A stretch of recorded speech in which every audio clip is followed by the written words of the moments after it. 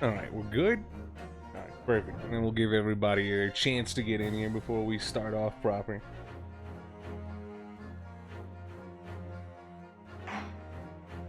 I didn't even click on. I clicked on Discord. Hey, okay, whatever.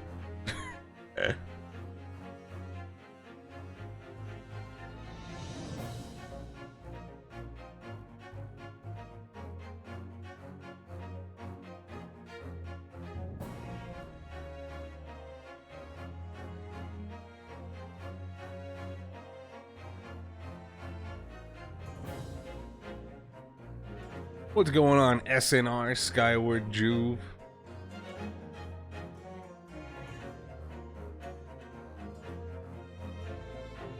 I just want Gina to be happy. She's a good kid. I think she's got a really cute design.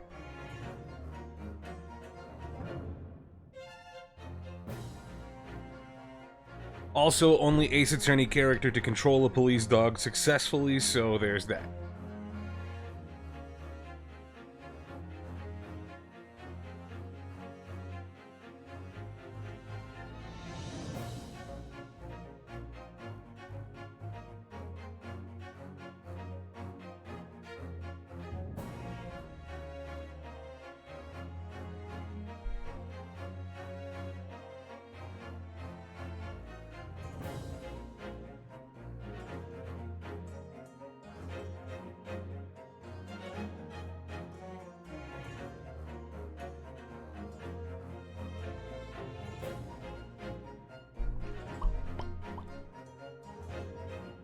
I think honorable mention goes to Iris, but Iris is too dangerous. She actually makes weapons of mass destruction.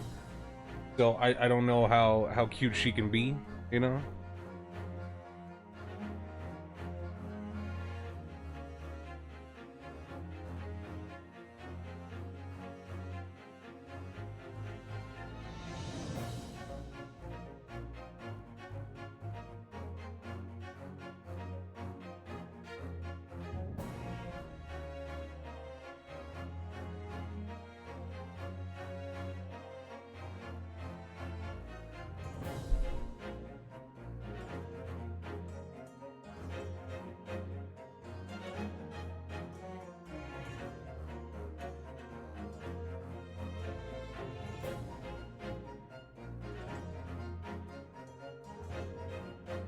Shout out Pearl also. The two things that I'm really sad about with this game is that I'm gonna be robbed of interactions of these future characters, right? Whereas like characters like I've said before that I really would like to see Gina and Kay interact, right? I think that would be amazing.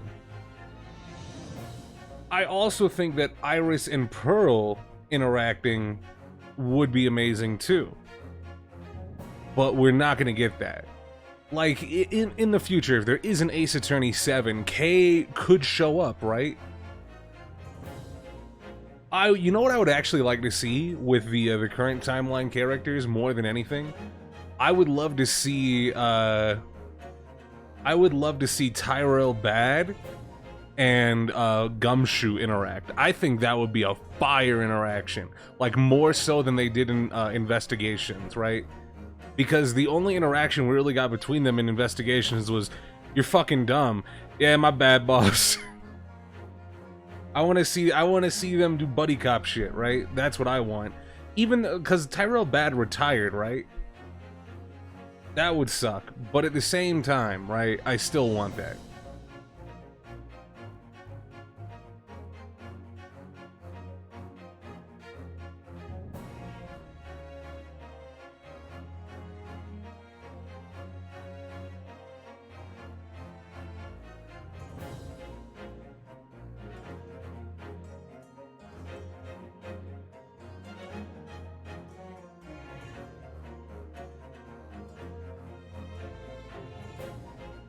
But yeah, I really would like to see the alternative timeline game where we have everybody together. You know, I want like a Spirit of Justice, but time shoe fuckery.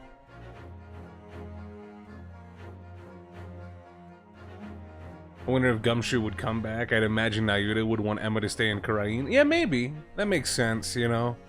And we also would need a detective or some form of investigator in Karain, just in case, like, they're like, yeah, we're trying to start up our judiciary properly, so we need a lot of shit, right? We need people to do investigation process, so the defense actually has a chance here now.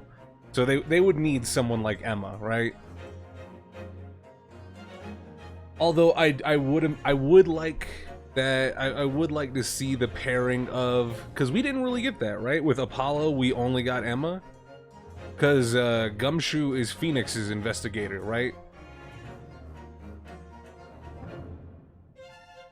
Yeah, exactly. I would like to kind of see the swap, right? Where Phoenix gets Emma and Apollo gets Gumshoe. I think that would be cool. That would be a nice swap.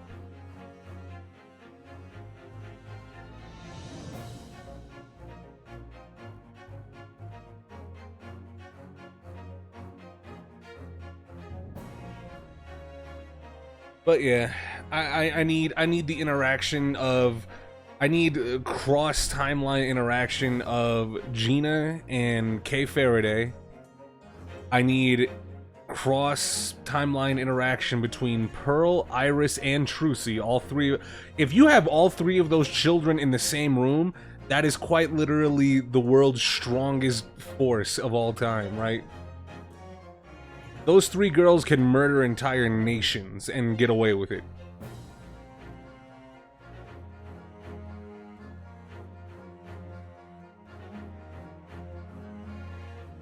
Alright, but I think I've dawdled long enough. Quick recap, I mean, we didn't really end up going through too much. The only thing that really happened after a lengthy court session last time is we found out, we found the witnesses that apparently came and stumbled upon the scene of the crime on Fresno Street. Sandwich, who we've seen before, it's Beppo, you know. But he's going by Beppo Sandwich now. We found him, a fireworks saleswoman by the name of Venus, and a gossip seller by the name of Gossip, who, upon a lengthy investigation and interrogation in the court, we found out was the recently missing spouse of Mrs. Evie Vigil. It was Mr. Daily Vigil in disguise, who said that he and Gregson were working together to solve a off-the-record case in that apartment on Fresno Street. So while I was wrong, well, rather I was right about him, like, not having a job and him getting paid by the judiciary, it was a little bit off. He was getting paid by Gregson to help him continue investigation, right? Which, good guy Gregson. Gregson's got a really big come up, I guess. Depending on, because I assume he was investigating the professor killings, because it said that everything on the board that they were investigating was in relation to the Reaper. The thought put forward by Kazuma and the prosecution was that this was the Reaper's hideout, right? So it seems that there's a little bit of investigation going on into why is it that every case that Baroque Van Zieks prosecutes, people end up dying unless they flee the country, right? So it seems that he might have been on the right track and somebody ended up killing him. And we also found that the gun that was found at the scene of the crime ended up belonging to someone that was part of the judiciary 10 years ago. Whether they remained a part of the judiciary or they were exiled from it, they left, whatever the case may be, it seems as if the gun has more ties to the people involved in the professor case long ago. So I put out the notion that it might be Clint Van Ziek's gun, you know? as he was a prosecutor, and it would only make sense for them to try to pin the blame on Baroque if, oh, this is the killer's hideout, you were using your brother's gun to commit the crime because you were trying to get revenge, right? That makes sense to me, at the very least. But we also do have the notion of, they brought up the fact that Jigoku didn't have to go through a thorough search on his way to Britain, and I don't think that was brought up for no reason. Usually information like that ends up being relevant, but I can't understand why Jigoku would end up bringing a gun back to Britain for any reason, because he's kind of been like super low-key, you know what I mean? He hasn't really been doing anything, but I guess the only way for us to find out what exactly that gun's relevance is to this case is to continue. But what is going on? Quote Jose, Joe, Vowing, how you guys doing? It's time to continue episode 4, Twisted Karma and His Last Bow. And we ended with the judge going, yeah, we don't know shit. All we know is that the witnesses were lying. So we're gonna have to break for today. We got a lot of new information, so it looks like we're heading into another investigation phase. Starting off on the 2nd of November, 3:38 p.m. in Sholmes' suite. I still can't quite believe what just happened. No. I inquired with the bailiff after the court session was adjourned. It seems Mr. Vigil was taken to hospital to recover. Yeah, we ended the court session on a rather low note of making him remember the trauma that was him getting fired from from his job as chief warder and the events that led to it, with some very persuasive arguing and questioning coming out from Kazuma, kind of damaging the man's psyche. I believe last time we talked about it for a bit, SNR brought it up, but it was kind of like, this is what happens when you forcefully remove a black psych lock. We kind of shut his, we kind of shut him down mentally. Alright.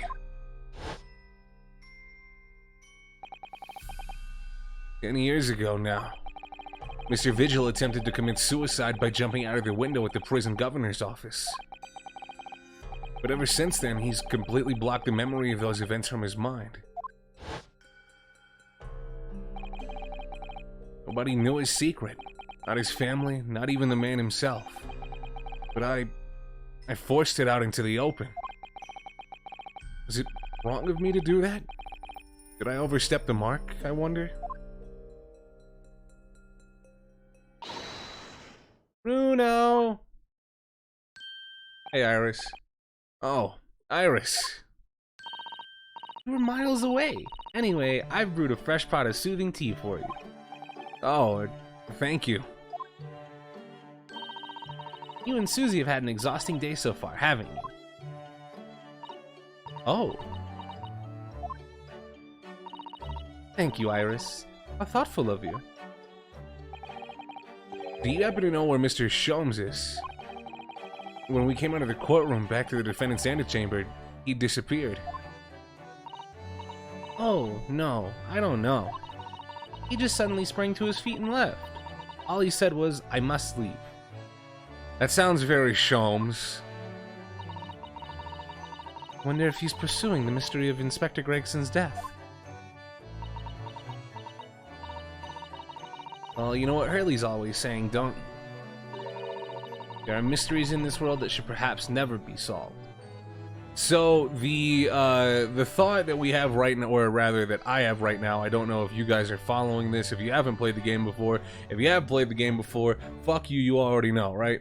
But the thought process that we've arrived to concerning Gregson's death is that he was killed elsewhere and stuffed inside of a trunk brought back to the apartment on Fresno Street.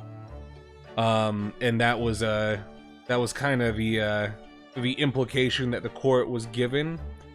with him missing his time of death, because in the autopsy report, which is not done by Dr. Courtney Scythe, instead done by Miss Maria Gorey. It's a fucking name, by the way. Time of death is not listed. However, we do have cause of death and caliber of the gun that shot him being standard issue for firearms for the members of the judiciary. So we kind of have determined that his time of death isn't noted either because, well, unless this person is also being controlled by Strongheart, then there's no real reason for them to omit the time of death other than they could not, like, lock down a time of death, right? Which doesn't really make sense because according to what we know, he was discovered shortly after being killed, as far as we know, right? So they would be able to track rigor mortis pretty appropriately, right?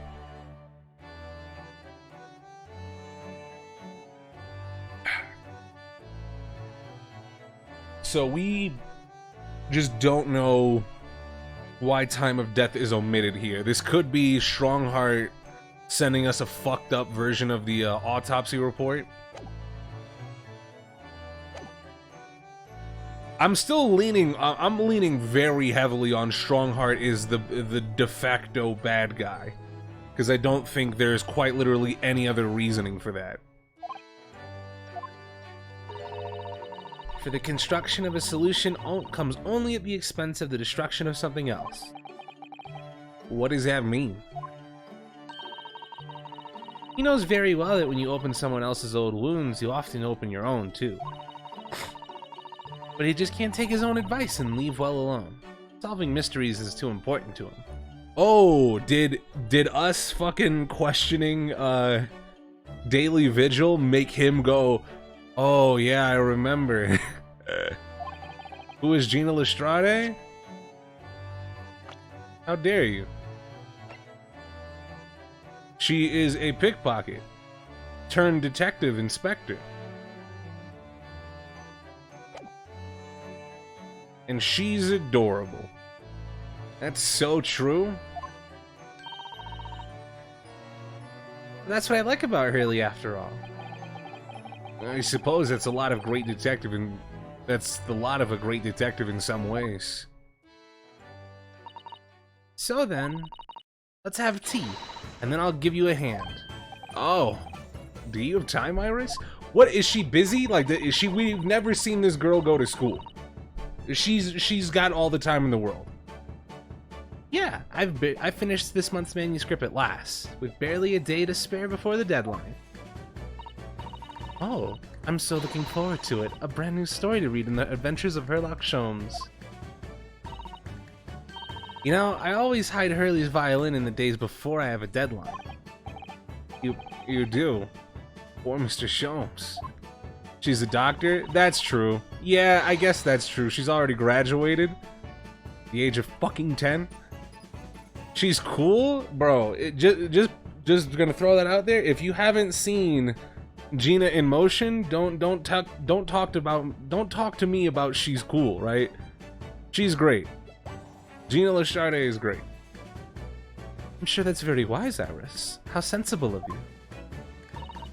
Now then, my dear fellows, let's make a plan of action before we continue our investigation. Very Sholmesian. Alright, what do you got for us? What kind of plan do you got? So, how did it go in court this morning? Well, we still don't know the truth about what really happened, but one thing's increasingly clear. Lord Van Zeeks definitely didn't do it. Oh, goody!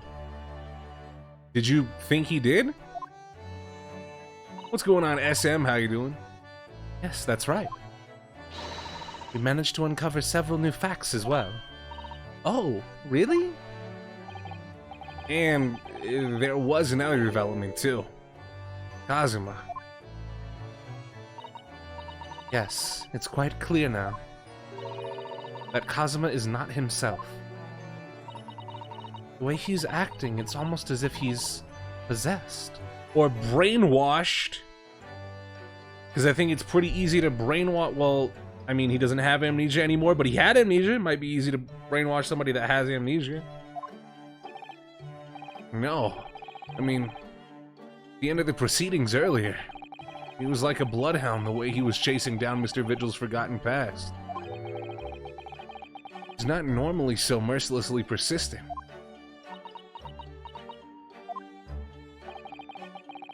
What's going on in his head, I wonder?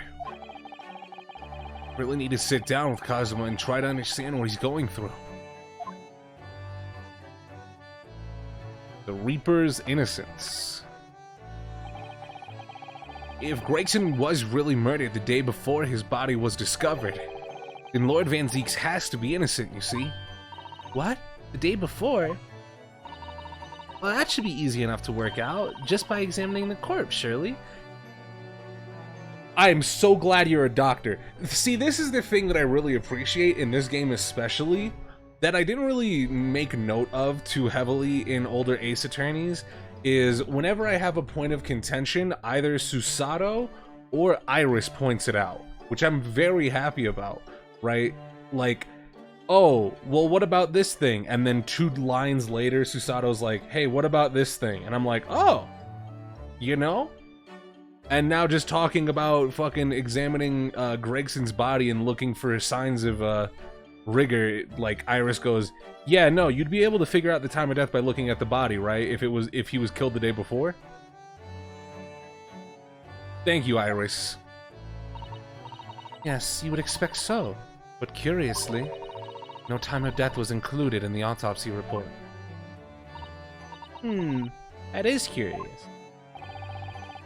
There are still unanswered questions about Lord Van Zieks, though, aren't there? Ah, do you mean?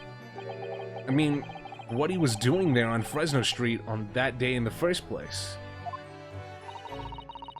Well, according to the man's testimony, he said he was investigating Inspector Gregson, didn't he? And it turns out that little room was actually the inspector's secret office. Ooh, that sounds like it has all the makings of a wonderfully devilish plot. Bro, Iris does not care that people have died and have relapsed into a fatigued mental state because they remembered their attempted suicide. There's a story to be made out of this. Shout out Iris, let's fucking go. Also, is that sociopathic behavior?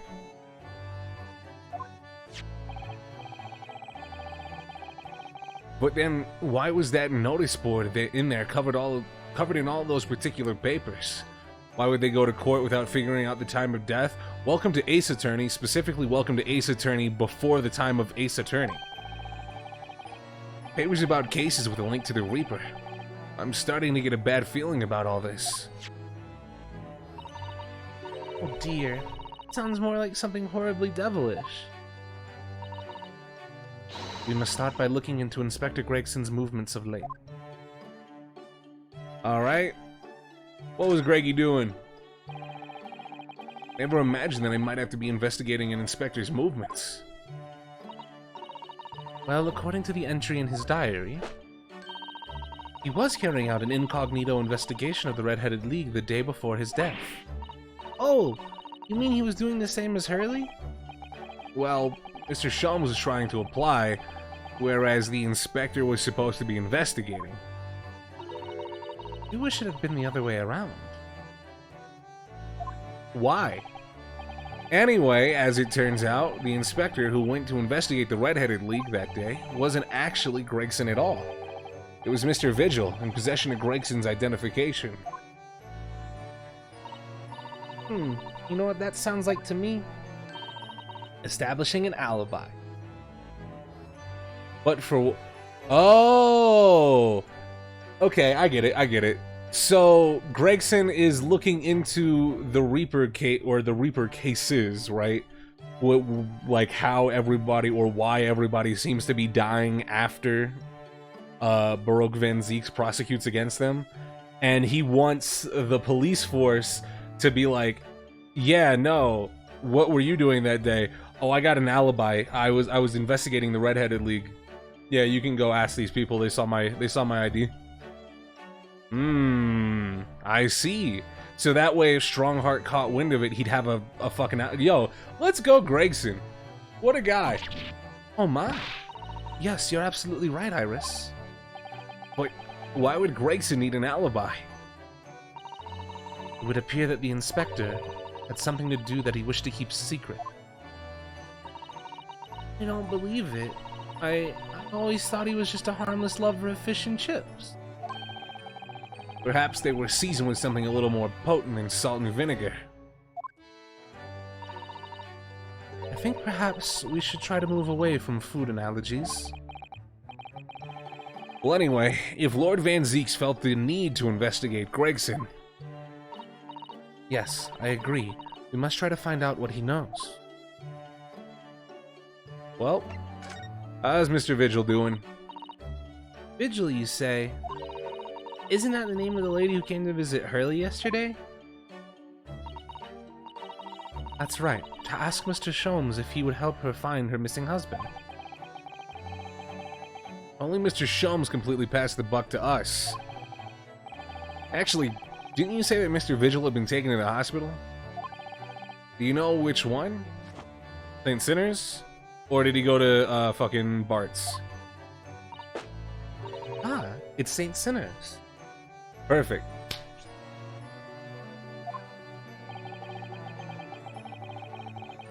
I'm starting to wonder if all the other hospitals in London have closed down. Okay. I'm glad they addressed it. I'm glad they addressed it. That's amazing, Bruno. You found the lady's husband already. Well, I suppose I have. By accident. And 10 years ago, while Mr. Vigil was the chief warder at the prison, he was responsible for overseeing the professor's incarceration. No! So when the convict escaped, he was held responsible and immediately dismissed. Sometimes I really don't want to grow up. That's how it feels, honestly. There's more. For 10 years after that, while he was ostensibly working as a peddler, he also had another secret job. He was paid by Gregson to be his stand-in, to impersonate the inspector. To impersonate Gregsy? But why? I have absolutely no idea. Ginny was right. I'm starting to think all adults are up to no good now. Including you, Runa. Iris, what the fuck? Hey, that's not... What did I do? I haven't paid anyone to impersonate me. That means he has ties to the professor and Inspector Gregson, though. So I do think we ought to pay a visit to Mr. Vigil, don't you? Back to St. Sinners, then.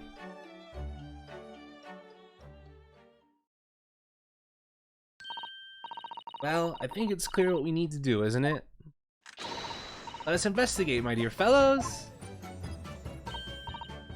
Oh, Iris! You're even more enthusiastic than usual today. If anyone has anything to hide, my special Wilson shooting iron will shut the... Why are you bringing that with you? That water pistol? It's stuff full of a piping hot extra special blend of mine. She has it filled with tea.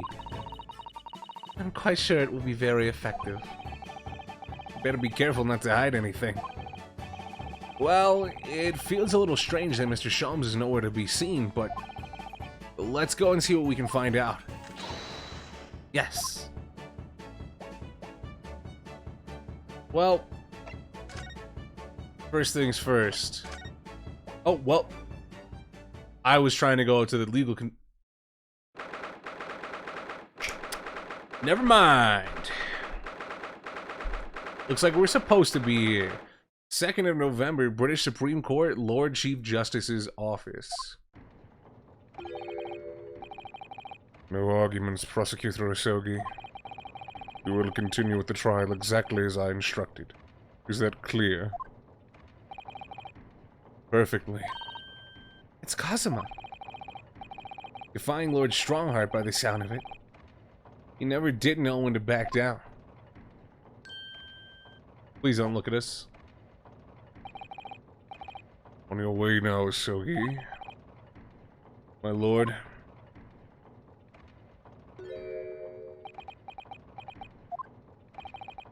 Kazuma. And there he goes. Off without saying a word. Yes. What are you doing here? Actually, we came here on... I was trying to go upstairs, and I ended up walking all the way here. Very weird. But now that I'm here, hoping to ask you a few questions, if you wouldn't mind. I wanted Van Ziek's trial concluded today. But Prosecutor Asogi's unwelcome inquiries are going to make it longer than necessary. Unwelcome inquiries? As a result, I'm losing even more precious time. Currently 2 hours, 55 minutes and 41 seconds. 42, 43... Then we must resolve everything before 3 hours have passed, Mr. Naruhodo. In a miraculous not even 5 minutes. Anyway, I can't let the man's obvious bad mood put me off. I need information. Well, I guess we're supposed to be here. What you know about Van Zieks?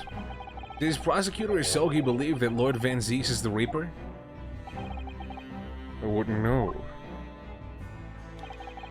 It was 10 years ago in that fateful closed trial that Lord Van Zieks made a name for himself among the judiciary. But the next trial he fought, he lost. It meant the ringleader of a criminal organization was acquitted, thanks to the jurors being under duress. But that's awful. The man's freedom was short-lived. He lasted just 3 days. Yes, let me see. He died in a rock slide at his place of work, I believe. Correct. That was the inauguration of the Reaper of the Bailey. And people believe Lord Van Zieks was responsible. He was brought to trial himself, but it was shown to have been an accident. So he must have had a solid alibi then. Nevertheless, the mysterious deaths continued. In total, 16 persons perished in unusual circumstances, ostensibly at the hand of the Reaper. That's a long run of coincidences. Well, the Reaper's true identity may well be revealed by this trial. And the impact that revelation would have on the British public cannot be understated. Is that why it's a closed trial? I don't think it's that for that reason specifically. Precisely.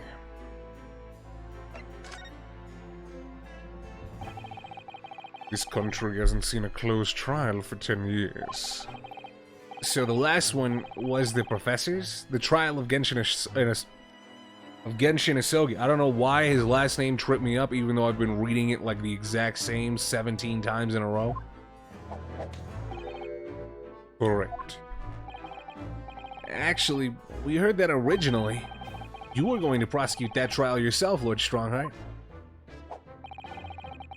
Van Zieks entreated me to relinquish the prosecution to him, that he might avenge his brother's death. And here we are 10 years later, with the son of the man Van Zieks had condemned, now looking to avenge his father's death in the same way. Do say that what goes around comes around. However, it would seem that the new young prosecutor is harboring some ulterior motive as well. Kazuma is? I'd like my organization to run smoothly in the exact manner that I prescribe. As with the giant clock in here, I won't tolerate a single cog being out of step with the others. Ah. So that's what all these gears are about in here. If the young man refuses to mesh with the other parts of my great machine, I will be forced to take steps. It's good. I don't think pedometers were invented as of this time period, but yeah, taking steps is a good thing. But what do you mean? Not something with which you need concern yourself. In any case, all your questions will be answered tomorrow.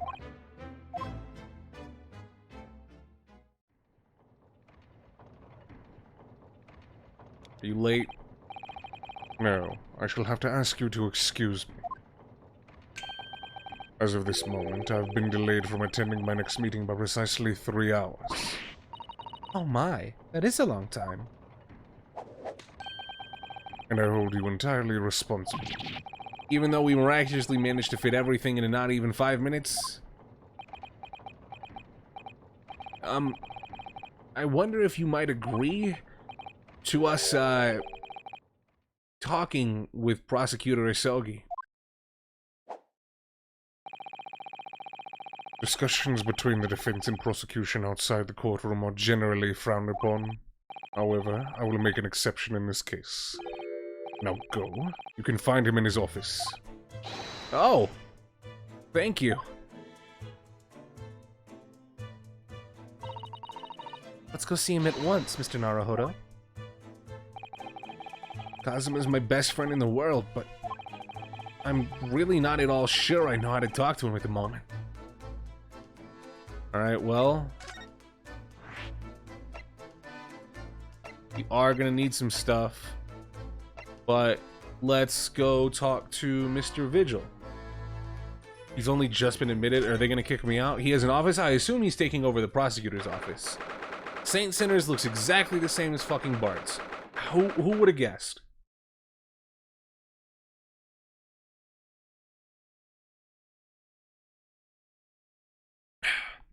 The only thing it's missing is a rat. 2nd of November, St. Sinners Hospital, Ward 3. Oh. Well.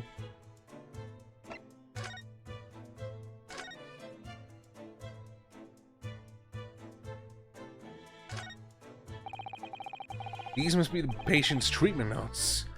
Let's see. Tendency to jump from windows, remember to place cushion at base of wall outside, or just board up the fucking windows. What the hell is wrong with you? Aren't we a story up from the ground here? Oh dear, poor Mr. Vigil.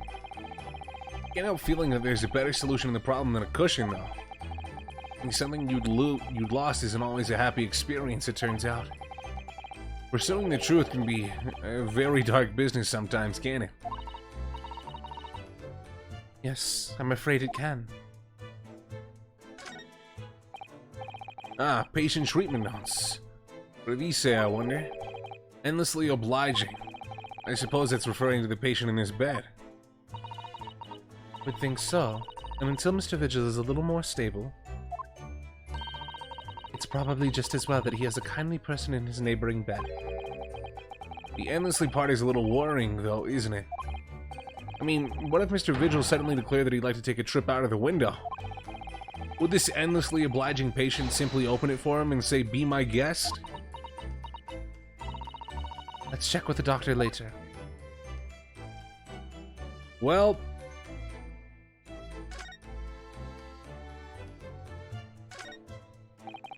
what's going on, Ayame? This notice caught my eye before, actually. I suppose it's some sort of slogan for the ward? A cheerful welcome message, perhaps? Let's see. Pay with good cheer, leave with good cheer. Well, look at that. We're spot on, Mr. Sato. It's full of cheer. Wonder how many discharged patients pay their medical bills with good cheer, though. Twitch has pop-up ads now? I think it's had pop-up ads, unless you're, like, sub to the channel. Wink. Once I had a very painful injection when I fell ill with a cold. I felt awful already. So why did I have to suffer the sting of the injection as well as the bill? I yelled at the doctor. Oh dear. What terrible treatment. Alright, so we don't go here yet. What's going on though, Ayame? A memesy, Mrs. Bacon, how's it doing? How's it going? How you doing? One of the two.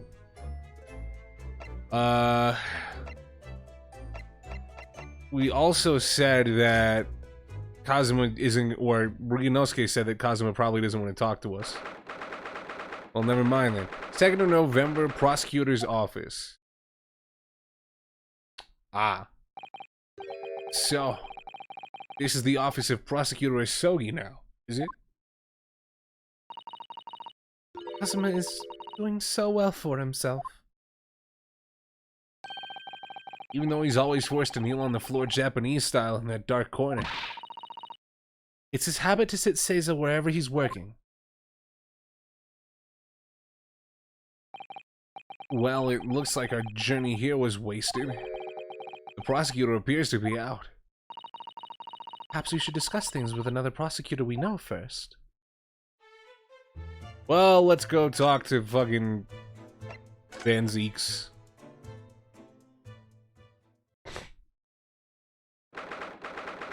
There we go. Finally! 2nd of November, local prison, cell 1. Lord Van Zeeks is reading, look. And Iris is wearing her going out attire. I like this outfit. Doesn't seem like he wants visitors, does he? But he must have noticed that we're here, surely.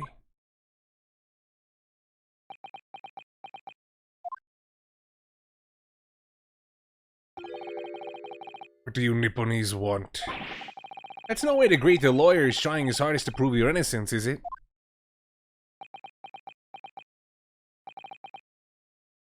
Perhaps not. Hmm?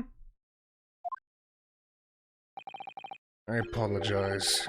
So, what can I do for you, Mr. Naruhodo? Lord Van Zeeks speaking earnestly. Oh, the fog will lift over London for the first time in months tomorrow. This does feel very, very strange.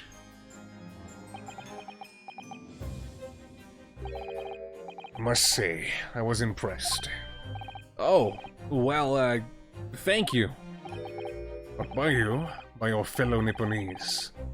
Your prosecutor friend. Oh, I see. Yeah. Sardonic, don't you think?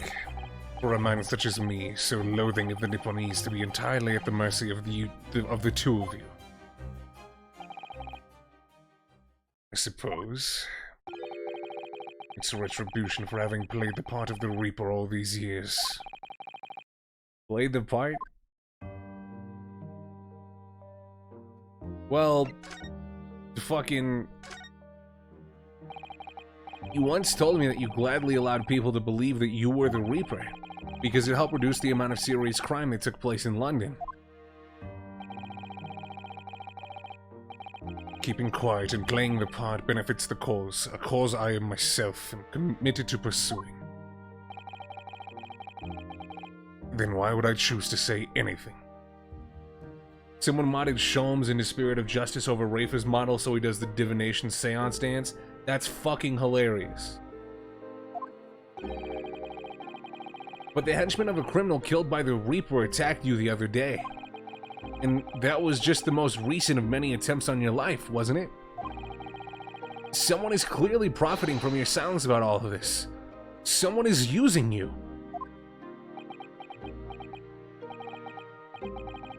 Believe me, ever since the Reaper first appeared, I've been doing my utmost to expose him. Or rather, expose the organization. Ah, it's a whole organization. It's inconceivable that all these accidents were orchestrated by one man. No, the Reaper always appears to have very accurate information about the accused in each case. Almost like he's the fucking Lord Chief Justice or something. I don't know. Which can only mean somebody at Scotland Yard is involved. Someone you can't mean. It's taken me many years, but I finally identified the central figure in the Reaper organization. Tobias Gregson. No, it wasn't Gregson.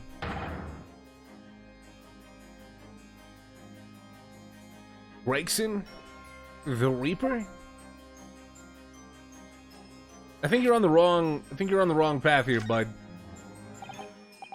So, the reason you were investigating Inspector Gregson is because you intended to expose him as the Reaper?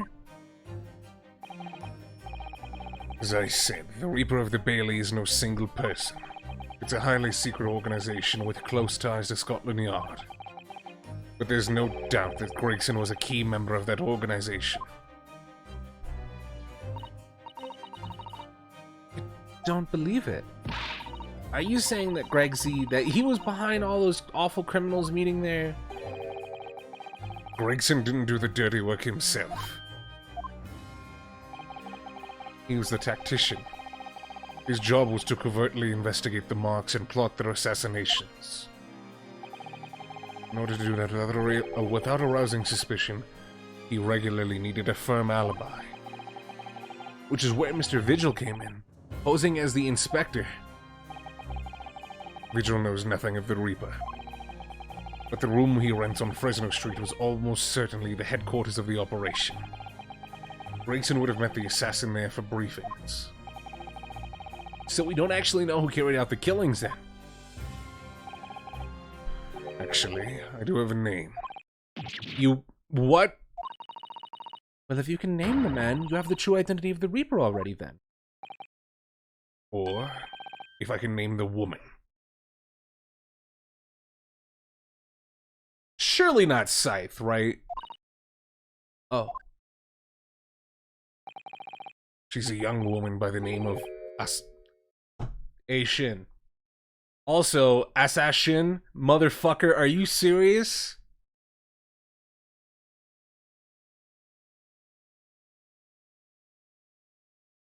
Assassin? I'm gonna throw up. Wait, what? Shin? Miss Assassin. The true name of a terrifying killer I only know too well. She came to Japan posing as a visiting student and murdered Dr. John H. Wilson.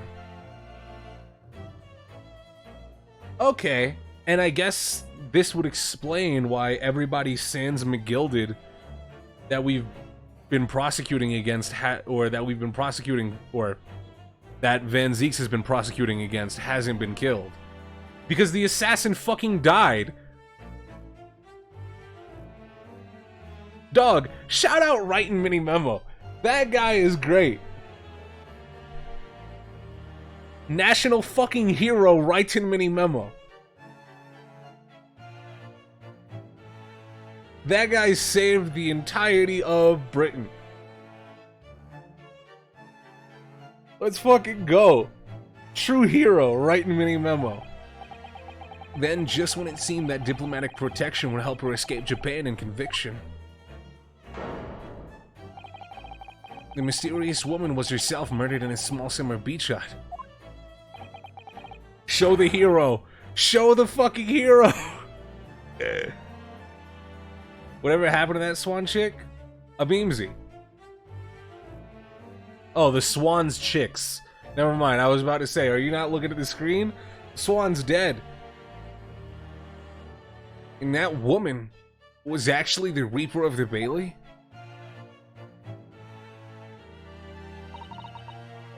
Mr. Naruhodo, this perhaps isn't the place to discuss. No, of course not. We can't mention it here. The fact that she killed Dr. John H. Wilson. Because Iris doesn't know, and it's very likely that man was her father. Assassin. I should let father know at once. Yeah, I agree. Oh, please don't tell me this is gonna come back to fucking Jigoku knowing. Oh, that would fucking suck. I really don't want Jigoku to be bad. I really don't. That would fucking suck. Because now I have 2 points of contention to look at him and go, why the fuck are you doing this? Before it was just, hey man, this random gun that nobody knows whose it is just happens to coincide with you not having your bag checked, and now it's, oh, well, you know, the British assassin who you were going to let go back to Britain?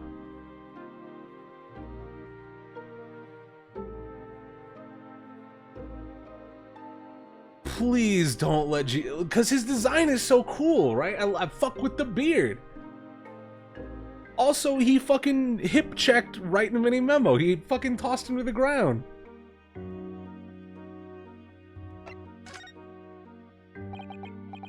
I like that judge design, man.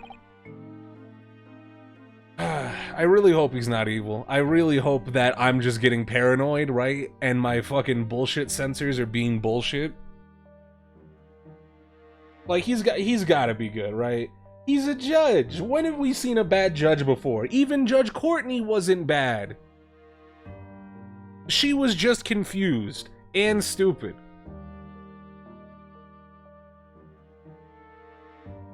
Kazuma, isn't it? Kazuma Sogi.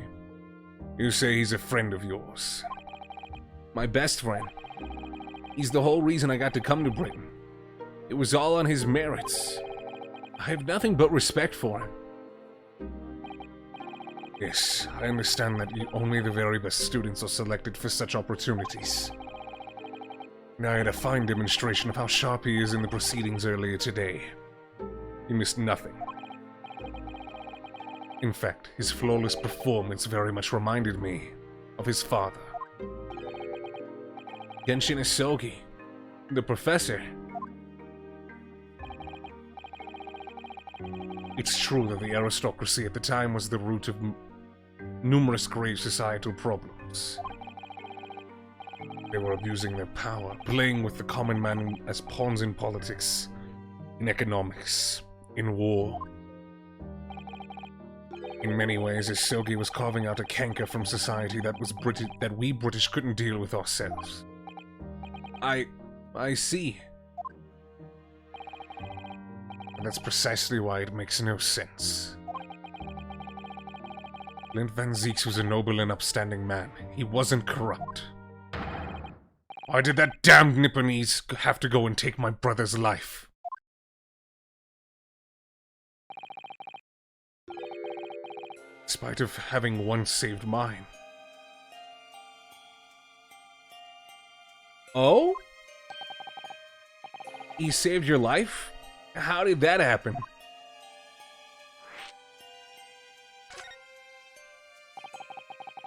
It was 10 years ago on a foggy night. What was to be the professor's final strike had sent a wave of panic through the capital. So Clint Van Zieks had already been killed at this point then. Genshin and I were walking down some back streets at a late hour. Of course, at that point I had no idea the true nature of the man at my side. All of a sudden...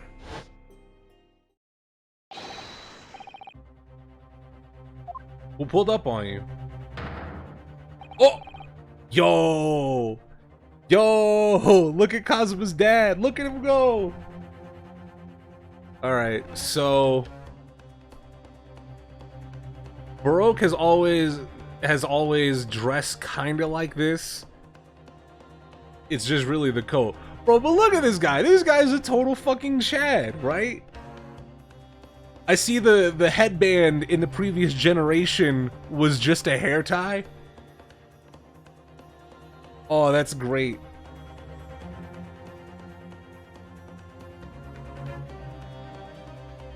Fucking... I imagine he's standing still, there is no wind, and this is just happening. Fucking Karma's there, too. There's a lost... Is this a lost dog poster back here? With our assailants were armed with pistols, their faces obscured by scarves. Clint was not only from noble heritage, he was a brilliant prosecutor as well. The scum of London hated the sight of him, and they had no sympathy for his younger brother either. I'd been targeted several times before already. It's Van Zieks, alright, we got him. I could hear them murmuring amongst themselves. I knew they were after me. But just when I thought my time had come.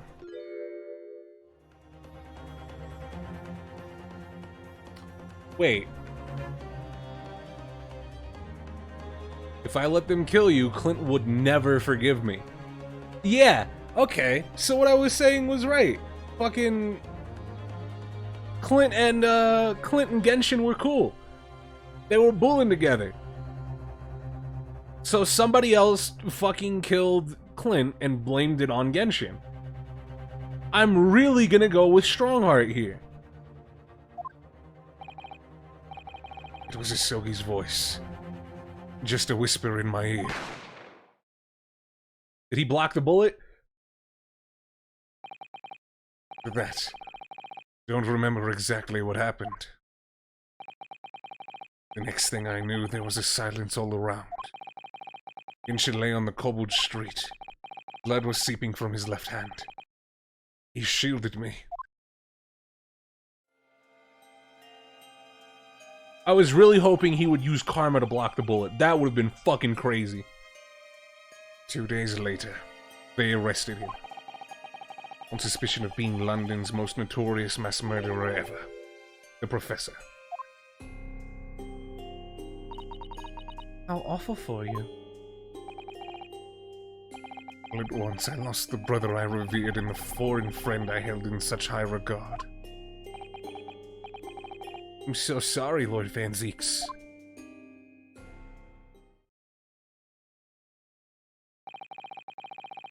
It's the end of my miserable tale. Never thought I'd recount it to anyone. Well, thank you for confiding in me. The Professor, the Reaper, and Inspector Gregson. I wonder just how intimately related they all are. Still can't quite believe that Gregson was essentially the Reaper. I still don't buy this. I feel like... Nah, man. Nah. Gregson came through in the end. I can't believe it was Gregson. Giving assassination orders to Giselle Brett. Mr. Naruhodo, let's go and inform my father. I'm sure our government will want to hear about this new information. Dog, imagine Jigoku's just sitting there mean mugging, just like, yeah, I know. I'll fucking cry. Oh, that means I get to meet your daddy, Susie. Hooray! I've been right here, Iris. Yeah, alright. Let's head back to the Great Waterloo Hotel then.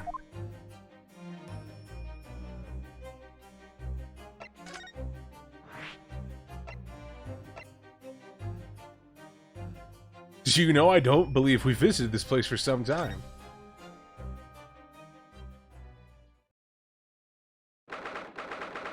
Grex even said it himself that his pay had doubled and he was a legend at the yard. He would have zero chance to turn to crime.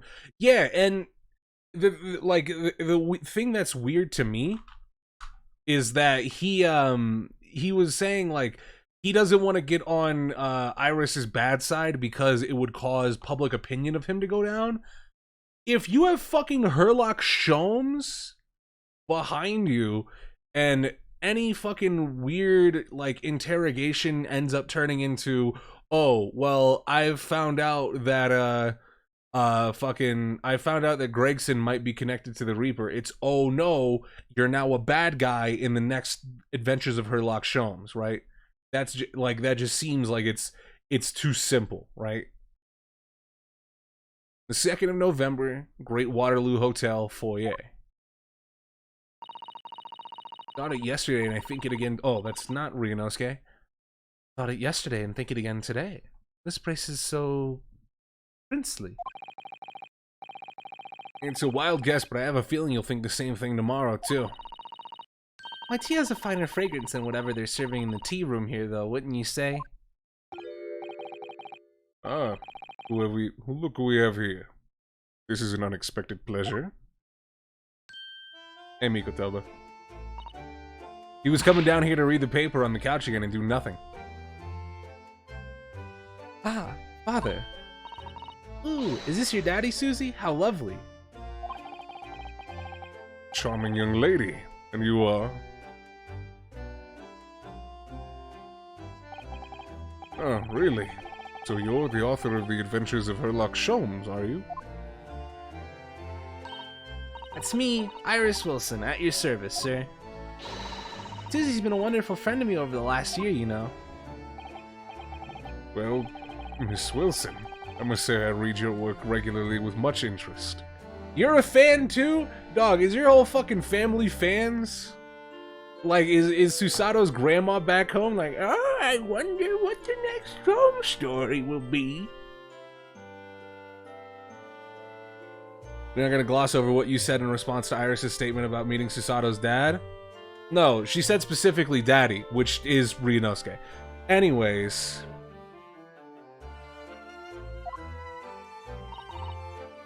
Iris actually lives with Mr. Sholmes, you know, Father. Is that so? Well, perhaps that goes some way to explaining that bright look in your eyes.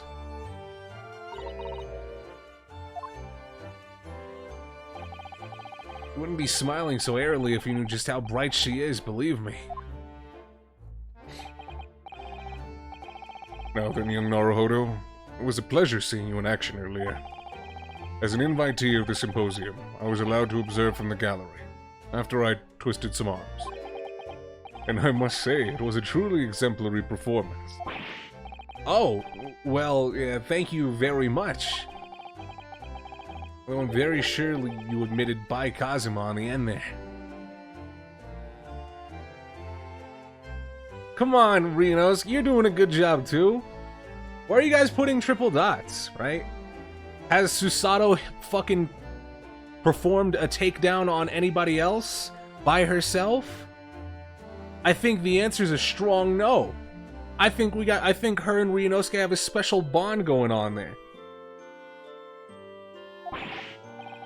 No, please don't misunderstand. It was you who impressed me. Really? You didn't miss a step against Asogi. And we all know how capable he is. Really, to have matured into such a fine defense lawyer in less than a year is quite extraordinary. It's very kind of you to say so. And really nice to hear. What I saw in court today confirmed what I'd been hoping for. The favor I mentioned yesterday, Naruhodo. I trust you haven't forgotten. Oh, no, you did mention something, didn't you? First, we have something to report, Father. Of course. Shall we take tea while we discuss the matters further? I wonder what Judge Jigoku was... I don't like this.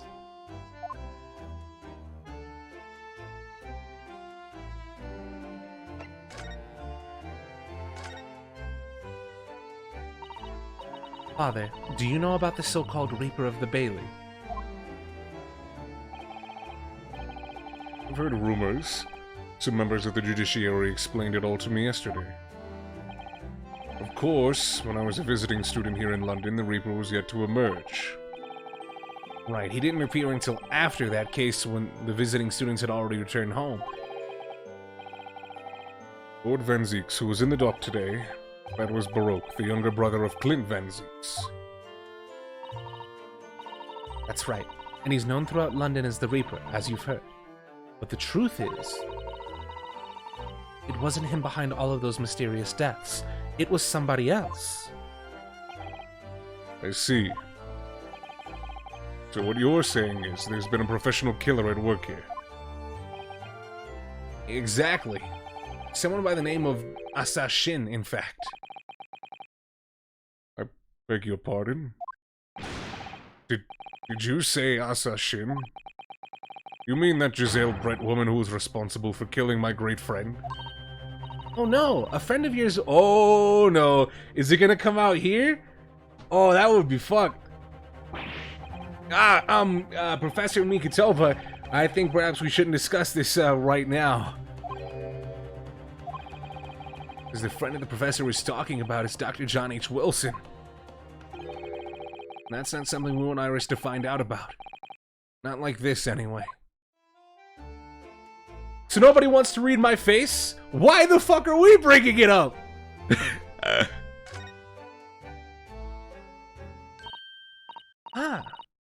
I've just remembered something. Biscuits. This hotel has the most delicious-looking biscuits. That was rather out of the blue. She's doing this deliberately. I think I'll go and see if I can purchase some. Wonder, would you like to come too, Iris? Oh, yes! You just try to leave me behind.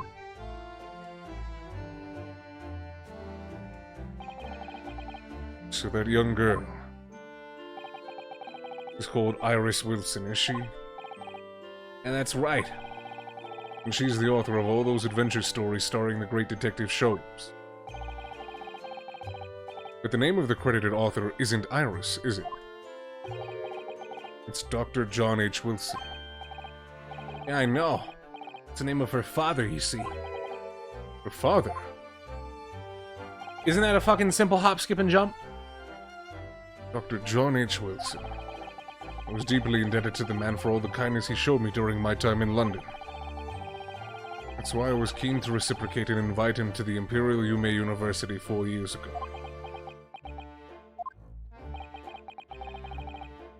But he was murdered last year by Giselle Brett. Why? Why would the hand of the Reaper stretch all the way to Japan? Iris knows nothing about that case.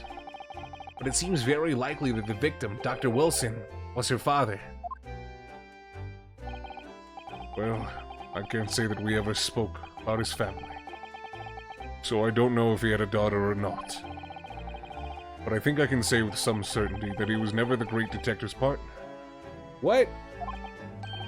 So, it could have been another Dr. Wilson, you think? Well, John and Wilson are both common names, after all. Still, it's probably best not to mention this to the young lady until we can be sure. That's what we thought, yeah. We're back! With cinnamon biscuits. Oh, they smell delicious, Iris. I think cinnamon will go very well with the tea they serve here. Don't you, Susie? Yes, I'm sure you're right, Iris. Also, that was fucking mad fast. Did you guys have to buy them, or was it kind of like a fucking continental breakfast type beat where you could just go and pick them up if you're a member of the hotel? That'd be kind of crazy. Alright, where the fuck is the judge? I haven't seen Judge Jigoku for a while, have you? Don't be evil, man. Come on. That guilty is still ringing in my ears. No, now that you mention it, I haven't seen him since this morning either. I suppose since the symposium's opening was postponed, he'll have gone to explore at the Great Exhibition. That reminds me of something you mentioned yesterday. About Judge Jigoku having once been in the dock himself. Ah yes, it was all tied up with that accursed trial. The close trial of Kazuma's father. Sashiro was trying to mitigate Genshin's guilt, so we took the stand to testify. But he got a little carried away and, actually managed to break the witness stand. Oh my. He also said some contemptuous words about the British Empire, for which he was charged. Oh, although it's worryingly easy to imagine him doing that. Well, it was alright in the end. He was acquitted and we returned home to Japan together. Goodness. Ah yes, talking of Sashiro, I have a copy of the photograph we all took together here yesterday. Please. Look how nice it is. The other one was in color, though. You motherfuckers. Oh, speaking of fucking color in pictures, does anybody remember that fucking thing where we were remembering the black and white or the sepia picture in the first trial of the first game, and then we had to remember the blood there? Remember how that never fucking came up again? Where we had to remember details about the fucking the sepia picture in color. Kind of crazy how that never came up again, and now we're being presented another sepia picture that we were present for. Certainly seems a shout we've arrived in Britain. I fucking hate it here. Oh my god. Doesn't this... Okay, so for some reason Jigoku's evil, right? But why?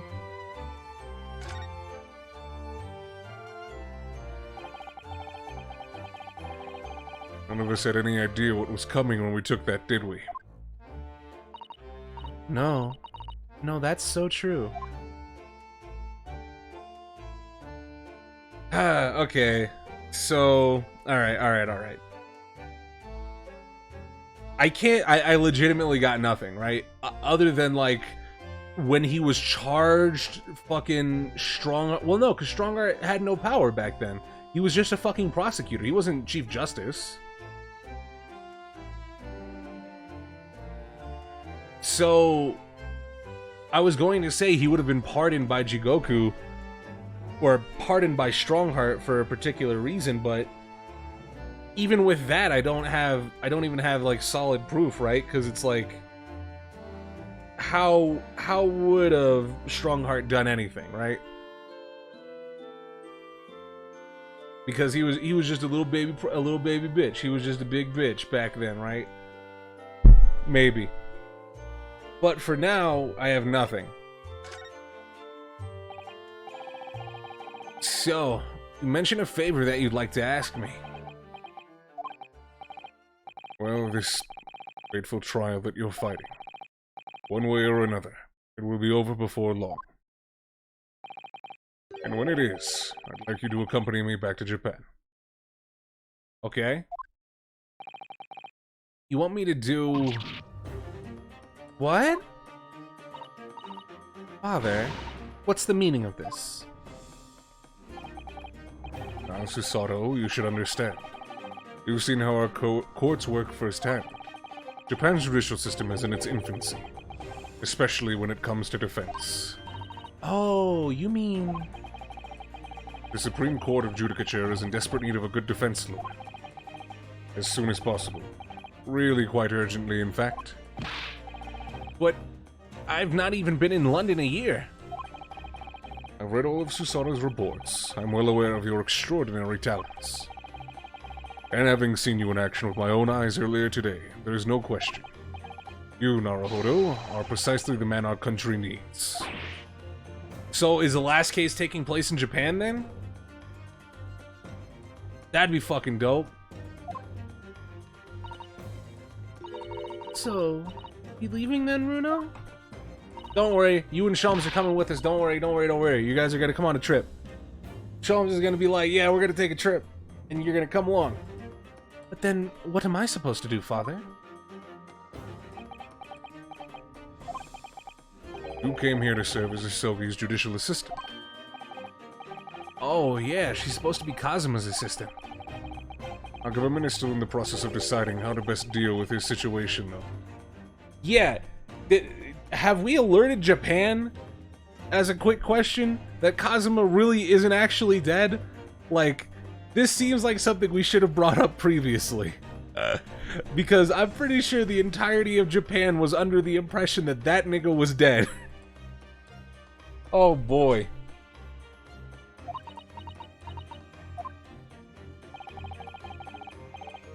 Always chosen your own path, Susato.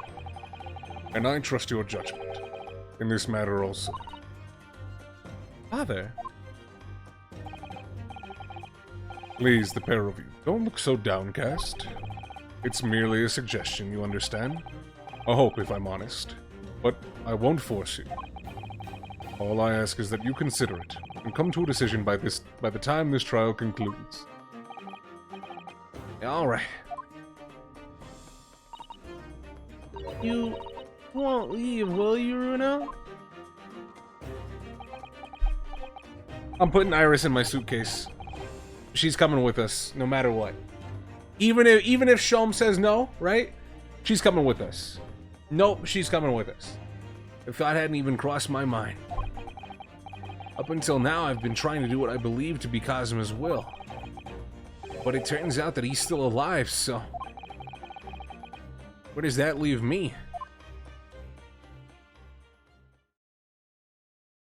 I'm not leaving Iris behind. We gotta go. Well, if you'll excuse me now. I need to telegram government ministers and the Japanese police with his information about Asashin. Of course, Father. Thank you. I look forward to next month's installment, Miss Wilson. Oh, good. And please do come to Baker Street sometime, won't you? We'd love to entertain you. Entertain is probably the most accurate description that you could give. Right? We could just have... would that be fucking weird? This game just ends as, oh, and so Herlock Sholmes moved to Japan. So we're probably gonna end up staying here then, right? At least for, like, the good portion of it, right? Can't believe we're kidnapping Iris? Is it really kidnapping? She wants to come with us. We're not gonna leave her behind. What's going on, Kev? You missed too much? Ooh, yeah, we've been doing a lot. Best of luck for tomorrow, Naruhodo. And,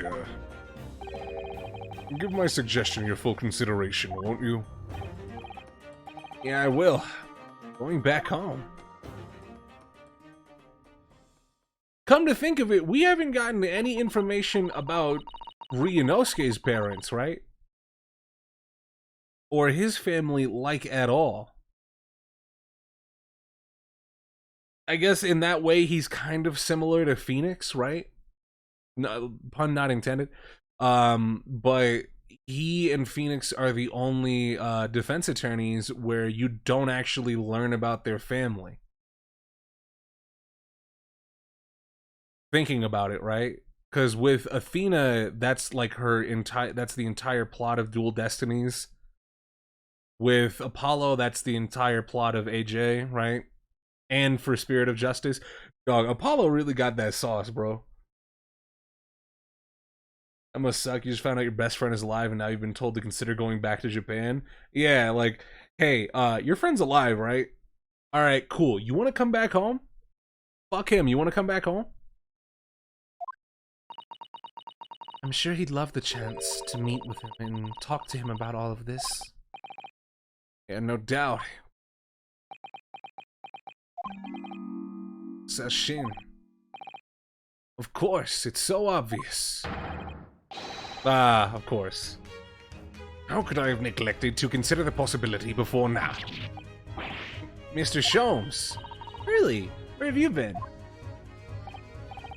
Why, I joined you all for tea, of course. What an extraordinary question. I didn't notice you at all. No matter, no matter. Anyway, more pressing concerns. Mr. Naruhodo. Oh, yeah? I must dispatch a telegram to your country at once. It is a matter of much urgency. To Japan, you mean? Tell me, to whom can I entrust the task? Quickly now, who? Ah, well... my father has just now left to send a telegram to the Imperial Police Bureau of Japan himself. I see. Well, he looked reliable enough for a bearded fellow. What is that supposed to mean?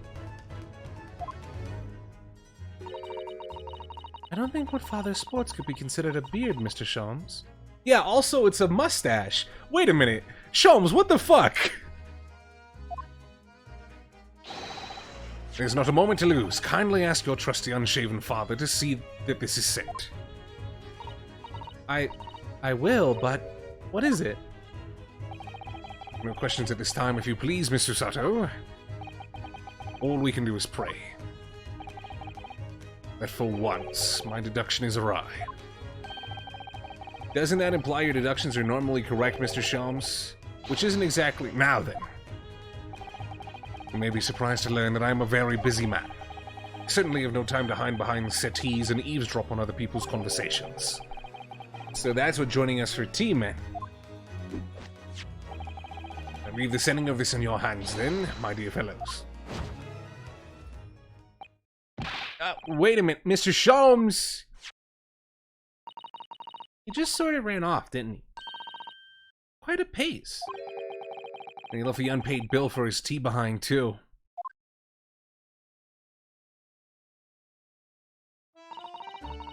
We must catch up with Father at the telegram office at once. And I'll run and call us a cab straight away. We're not gonna and there was me thinking everyone would be clamoring to pay Mr. Sholmes' bill. Do we just get to get fucked? Do I not get to read the thing? It didn't get added to the court record, right? So I can't really, like, can't really look at it. However...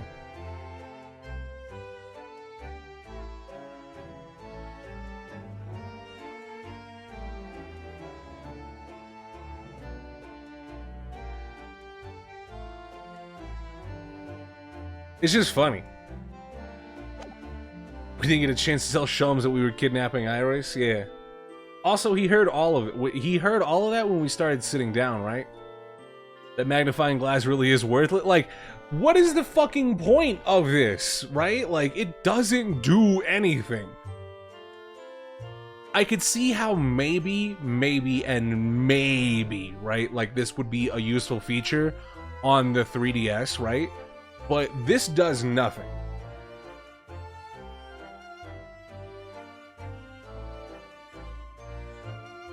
Although this is kind of funny.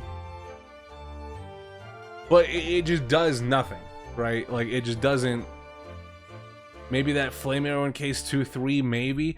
But even still, you can see the projectile, right? Like, you know something's moving through the air, right? That shit is not helpful whatsoever. Alternatively, where the fuck am I going?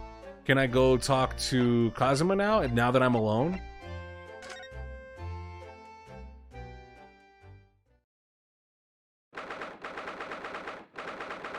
Second November, prosecutors off. We didn't get a time, so I'm gonna assume not.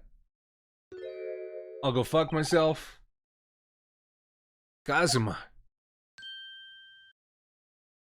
Hey, bud.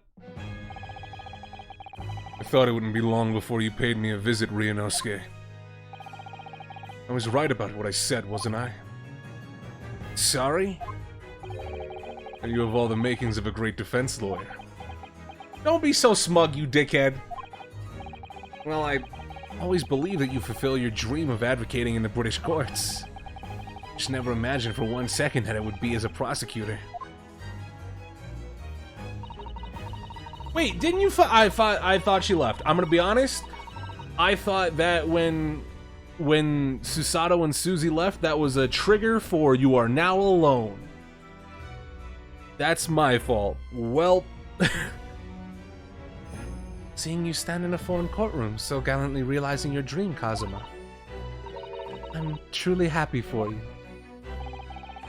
I'm truly thankful to you, Judicial Assistant Mikotoba.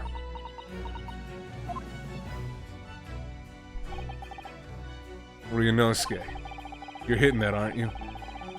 I always thought it would be fun for you and I to shake up the British legal system a little together. This isn't quite how I envisioned it, but... I suppose it's just another twist of fate.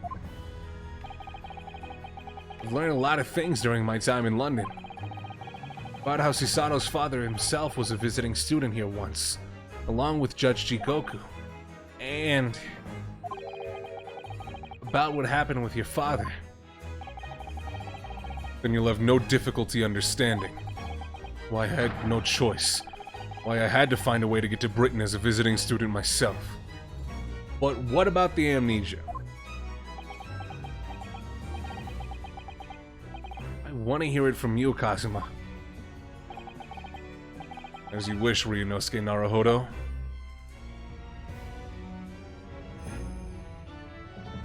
Hell yeah. Well, right off the bat. It's getting on for a year now, since what happened on the SS Burya. We were heading across the oceans from Japan to Great Britain. When a bizarre... Oh wow, 3 in a row? They're doing it today. When a bizarre serious... Wait a minute. This isn't your normal average typo. This is a pretty good one. When a bizarre series of coincidences? That's like autocorrect fucking you up. That's not even you just made a typo. I need that one.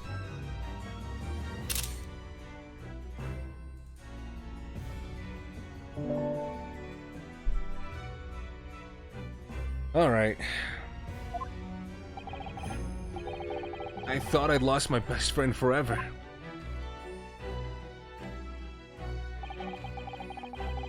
Must have been unconscious for a long time. When I awoke, I was lying on a bed. It was a narrow little room. There was a posy of flowers by the pillow. It took me a little while to realize that I was in the cabin of a ship. I slipped out of the room and headed up onto the deck. Were you already suffering from amnesia at that point? Yes. I didn't know what had happened or where I was. There was just this voice in my head.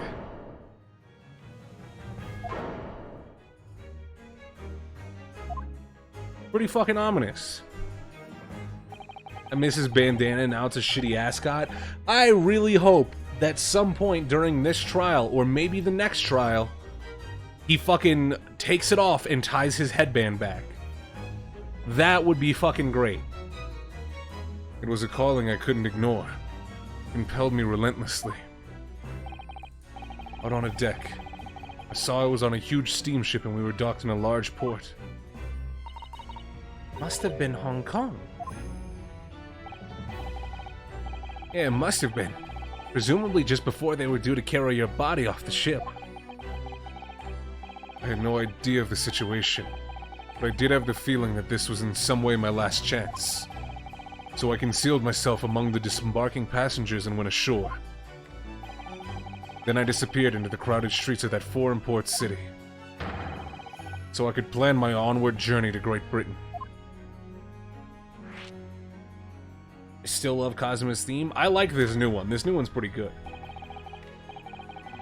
Just under a year ago, with all my past memories lost to me, I was left behind in Hong Kong. Everything was foreign to me. The sights, the sounds, the smells. My head reeled. I was truly at a loss. I realize now that I had escaped as a dead man, with nothing but the clothes on my back. No money, of course. Oh, how terrifying for you. Luckily, though, I had 2 feathers in my cap. One being your knowledge of English, I suppose? That's right. And on the back of that, I was able to pick up some work as a deckhand on a cargo ship. Eventually, after calling at countless ports, finally arrived at Dover. Must have been some 3 months ago now. The formidable tenacity of purpose showing itself again. I mean, the man had lost his memory and literally nothing to his name. But he still managed to make his way to London on the opposite side of the world. Of course, I had no idea why I'd moved heaven and earth to get here at that point. So, how did you end up becoming Lord Van Zeke's apprentice then? That can only be called an extraordinary stroke of luck, really. You see, I was stopped at the border because I had no papers. They took me straight to Scotland Yard. And by sheer coincidence, Lord Strongheart was there to attend a meeting. That's when the second feather in my cap came into play.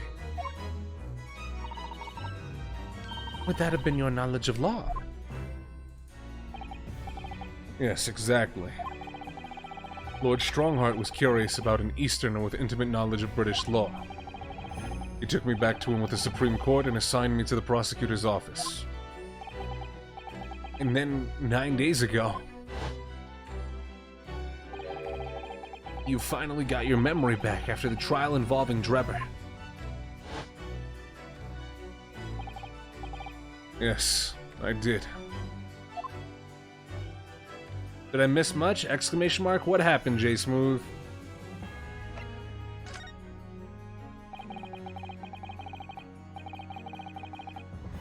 Ever since I first met you at Yume, you talked about your dream. Oh, there it is! Like my words, Ryunosuke. I'll be chosen as a visiting student and make my way to Great Britain someday.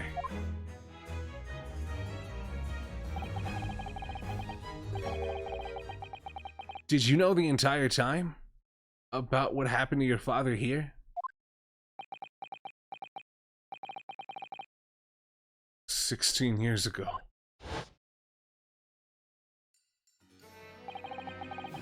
Bro. It's just genetic. When my father left on that exciting trip to Great Britain, I was just a boy. We took a photograph together the day before his departure. It's my last memory of him. But what I remember most about my father is his unswerving sense of justice. 6 years after he left, a gentleman called at our family home. He told me that Genshin, my father, had been taken ill in England and passed away. It was Professor Mikotoba, your father, Susato. Oh my. Ever since then, the professor was very good to me. Even helped to fund my university education at Yume. I'll forever be in his debt. But nevertheless, I just couldn't bring myself to believe what he had told me. Oh. Then one day, a letter arrived at our house from Britain. There was no indication of the sender, so I opened it assuming it was from an old acquaintance of my father. I read in that letter. Changed my entire life. Who sent it? What did it say? It said that my father had been a mass murderer, and the writer cursed the Asogi name.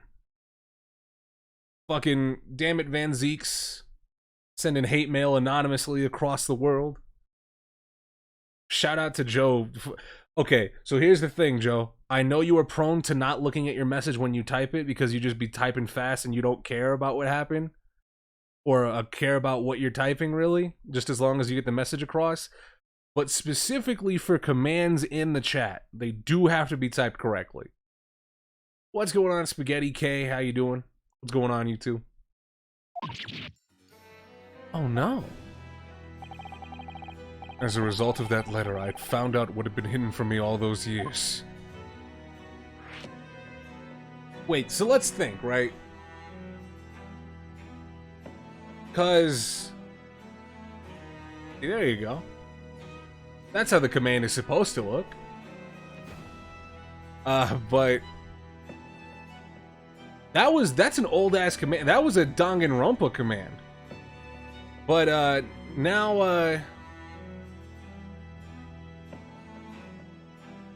with everything that we have, right? We have a lot of timeline fuckery, right? So, 16 years ago, right? Genshin, Jigoku, and Eugene Mikotoba all came over to England. They were here for 6 fucking years, and then the professor killings got investigated. Right? They got investigated, Genshin was executed, Jigoku and Mikotoba returned home. I was just making sure you spelled it right. You don't have to worry about me. That's you gotta worry about.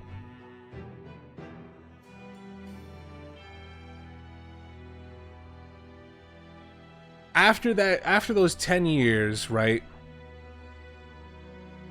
No, because even then, right?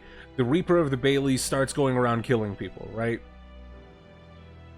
The real Reaper of the Bailey, not... Oh, also important to note is that I completely forgot about this fucking detail. 5 years after that, fucking Baroque stops prosecuting, right? So assumably the Reaper of the Bailey just goes into hiding, right? Just waits. Then last year, right? John H. Wilson is killed in Japan.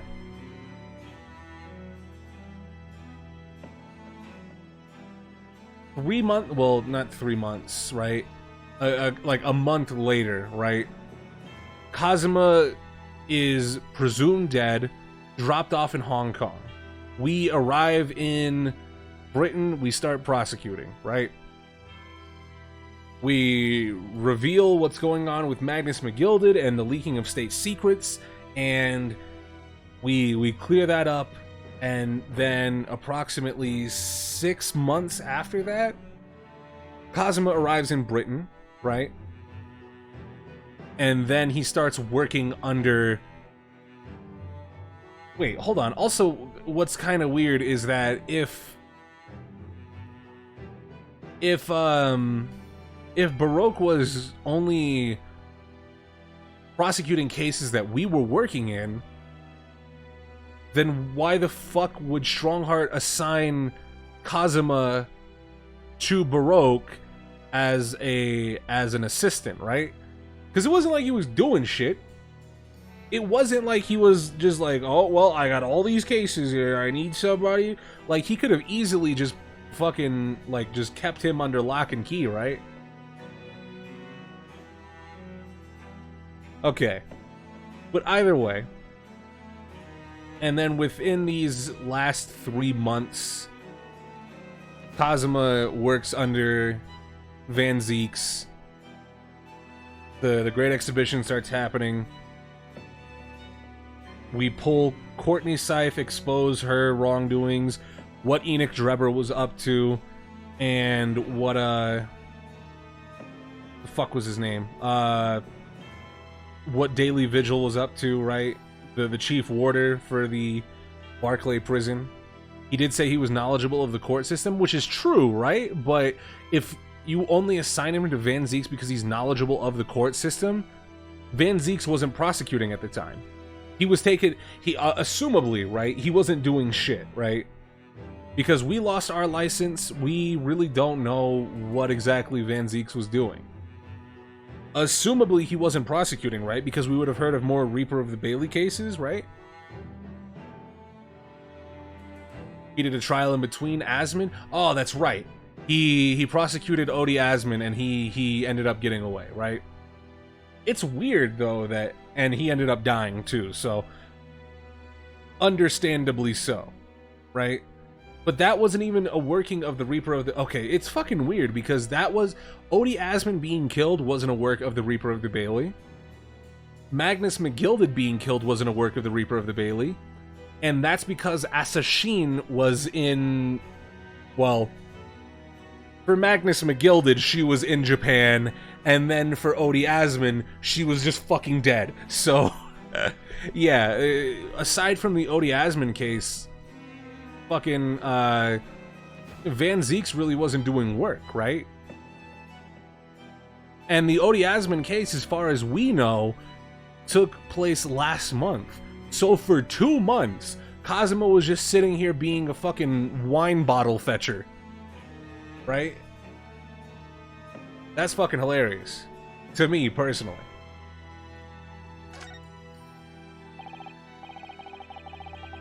Presumably, the letter was sent from a relative of one of the victims. If whoever had been a member of the judiciary... If whoever it was had been a member of the judiciary, he could have been present at the closed trial. The letter revealed that my father had been sentenced to death. Executed for being a killer. Yeah, wait a minute, hold on. Because the aristocracy wasn't allowed to the trial, because the trial of Genshin Asogi was closed off, right? So, whoever sent the letter had to be either a member of the judiciary and a victim, right? And a family member of one of the victims, rather. Or just a member of one of the victims that ended up finding out. But if somebody found out, you think this knowledge would have become public, right? So, while I shitposted earlier and said that it was Van Zeek's, right? The present circumstance leads me to think that it only could have been Van Zeek's, right?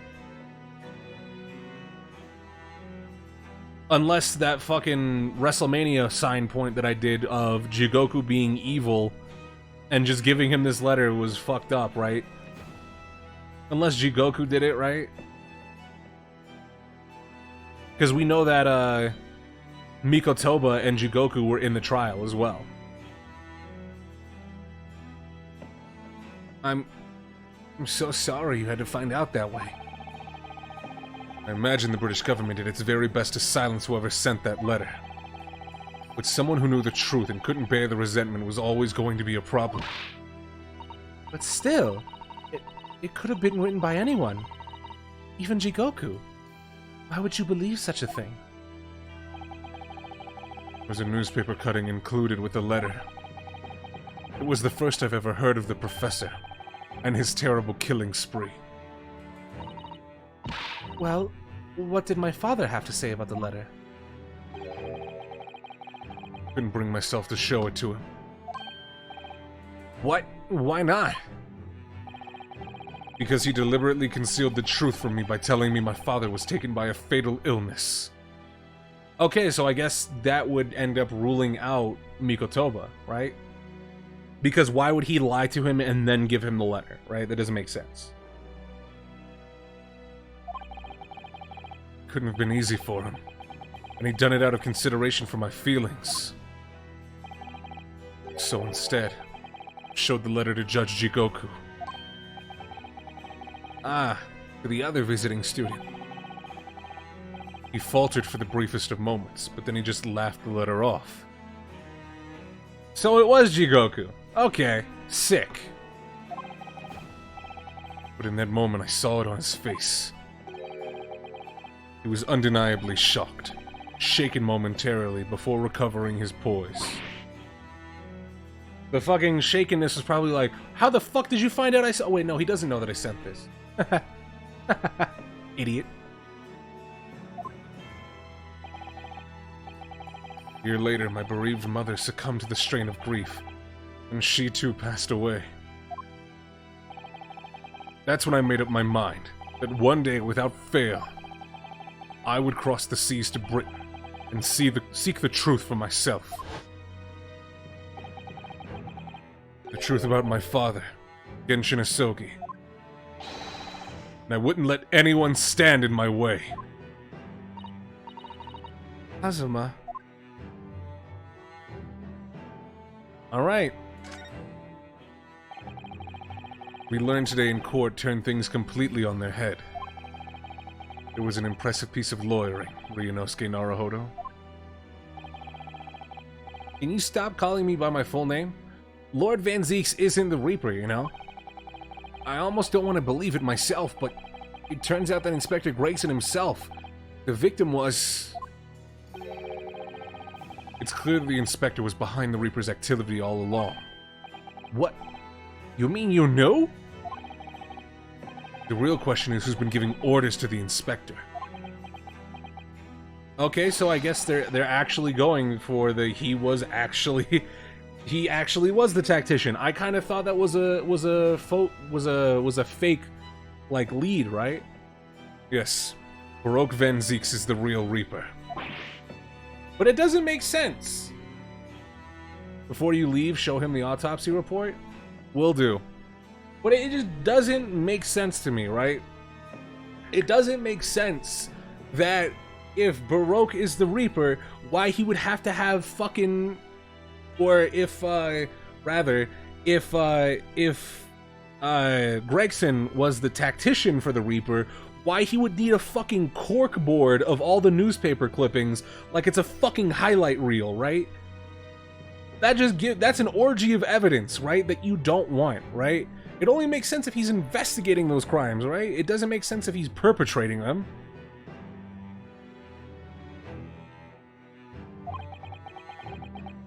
And I know that 10 years ago it was him who decided my father must be a mass murderer and sent him to his grave. No, He was merely seeing that justice was done as the law dictates. He's not to blame. Ultimately, it's people who condemn people. The law is just a tool that they use to do it. Starting to make a lot of sense. Hold on.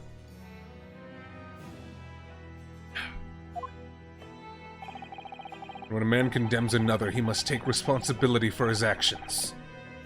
Of course he must.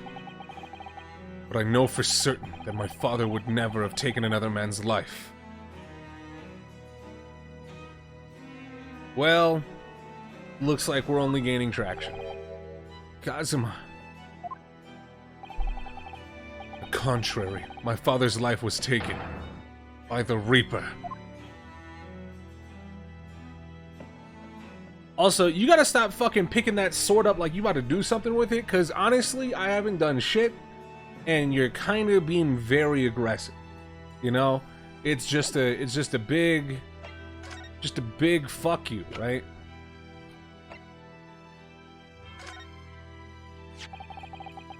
This came up in the trial, didn't it? As something a little dubious, I mean. The fact that no time of death was recorded on Inspector Gregson's autopsy report.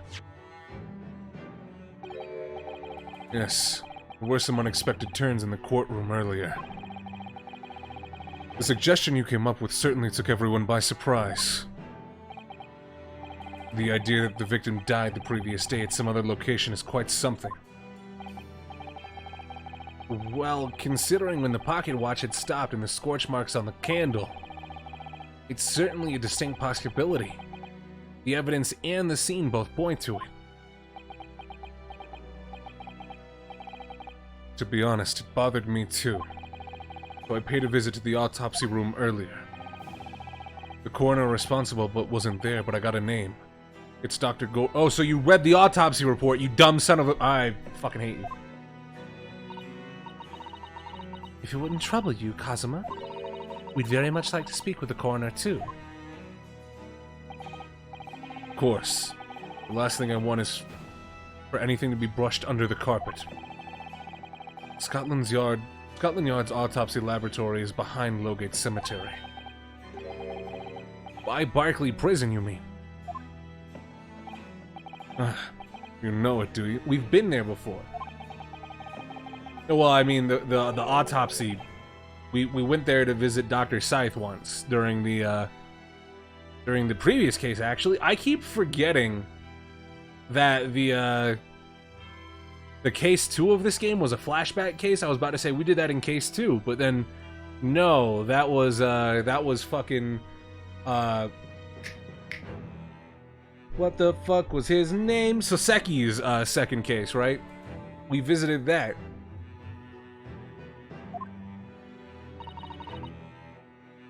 Kazuma. Well, thank you. We'll pay a visit to the laboratory later today. You can also show him his armband again for funsies. Oh boy. Oh, well, it seems like showing him the autopsy report was necessary. Ryunosuke. I want to thank you. What for? Stop picking it up! For this. Safeguarded the soul of the Isogi clan. Well, it is a famous sword that's been in your family for generations. My only slight regret is I never got the chance to draw it before I returned it to you. You want to do it now? We can cut up some of the stuff in this office. Karma is said to be forged by a master swordsmith during the Sengoku Warring States period. I come from a long lineage of warriors, many of whom were expert swordsmen. Well, then you're a chip off the old block, I'd say. This blade, Karma, is the symbol of the Isogi clan's honor and might.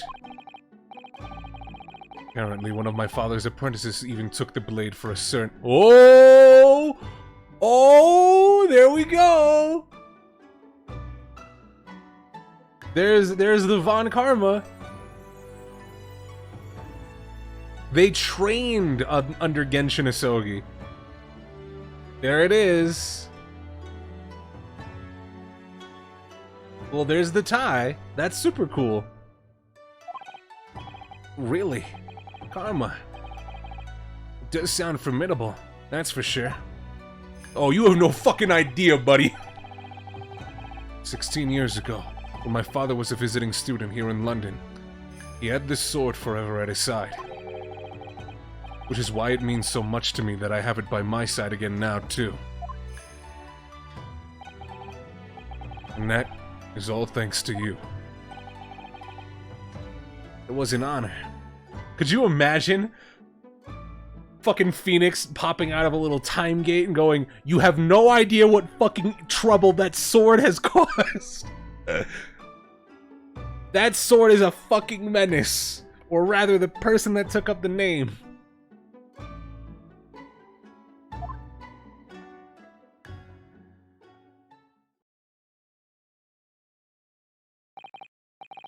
Now, I have preparations to make for tomorrow. Perhaps I said a little too much. Kazuma, you've changed. No, Ryunosuke. I haven't changed at all. It's you who's changed.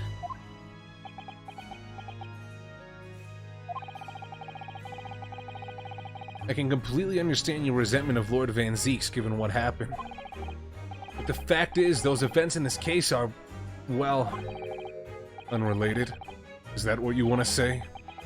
How can you be so sure? What do you mean? Never mind. That man is the Reaper, and it's for that reason that the Inspector was killed. I'm going to prove as much in court tomorrow. By whatever means necessary. Don't hold the sword when you're saying that! I can't let you do that, Star Fox. I know you'll do what you have to as a lawyer. But I'm sure I don't need to tell you that I won't be taking any prisoners in the courtroom. I'd expect nothing less. Until tomorrow, then. In the Old Bailey.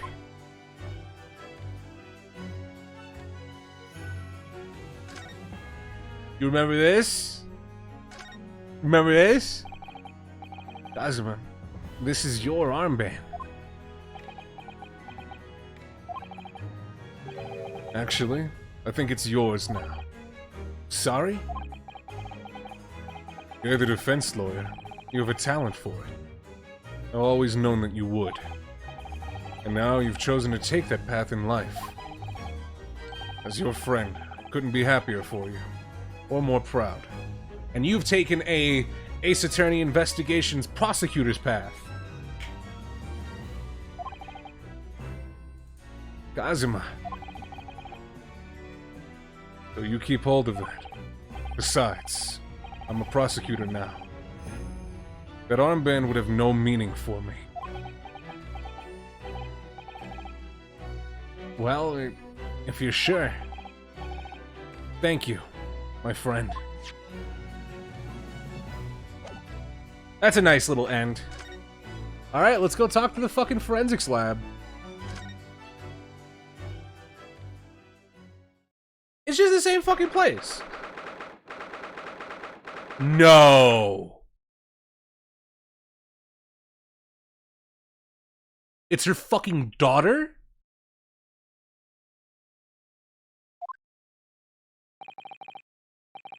This place really is creepy, isn't it?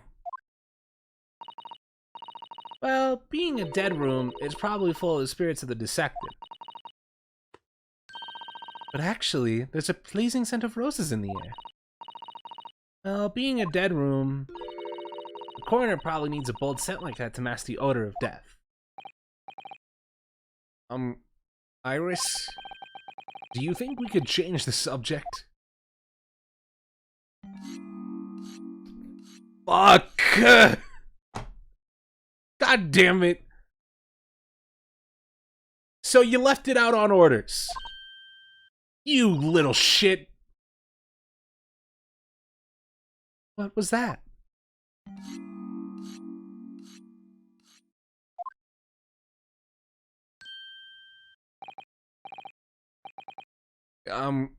Dr. Gory? And this makes sense that we didn't get her name before, right?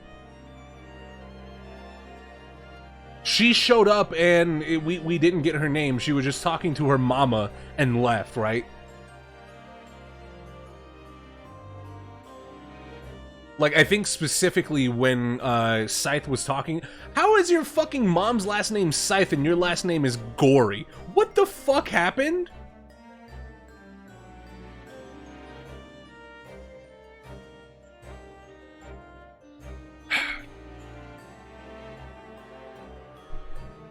I fell asleep and prayed it was Genshin because I was exhausted. I said it was, first name? No, her first name's Maria.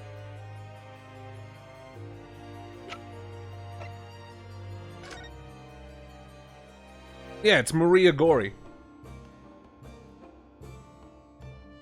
Her mom's last name is Scythe, formerly Stevens. Her last name is just Gory. What the fuck happened?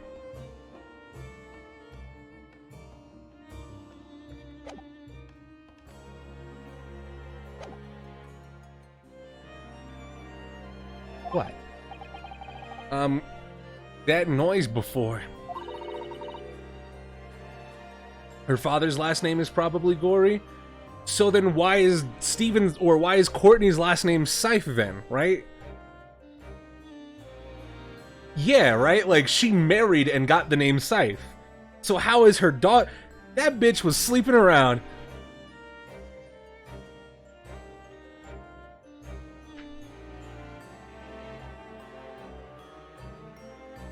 Courtney Stevens was getting dicked down by the entirety of London. Jesus Christ. I was sharpening my tools. I'd be dead meat if I didn't keep a perfectly keen edge on them. Right. When following the collagen fibers in the dermis, an expectedly sharpened scalpel cuts like cheese. Would you like a demonstration? Oh, yes, please. I'd love to see. And I think you'll do nicely. No, I wouldn't do nicely at all. I mean, maybe some other time. Was that a tut? Well, we came here to ask questions, so... Also, it's weird that Ryunosuke hasn't mentioned that he's seen her before.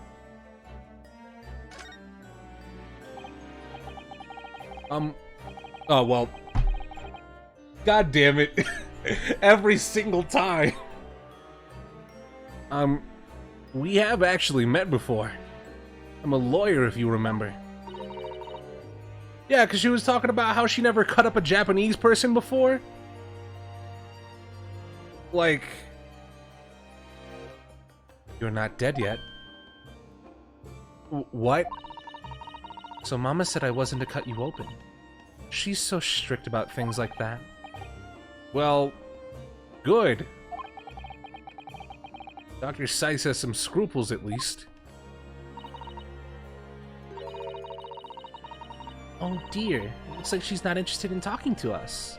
For the time being, anyway. For the time being? You mean until we die? I hope that's a way off.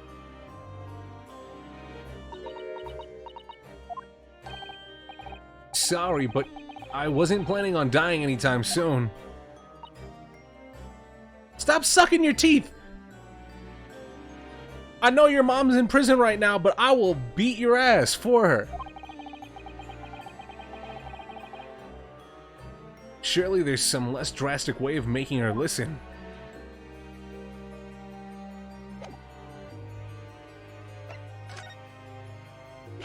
Hey, you little idiot. I can fix her?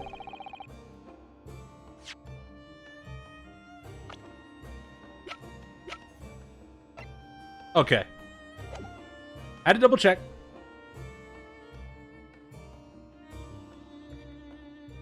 That was about to be some issues.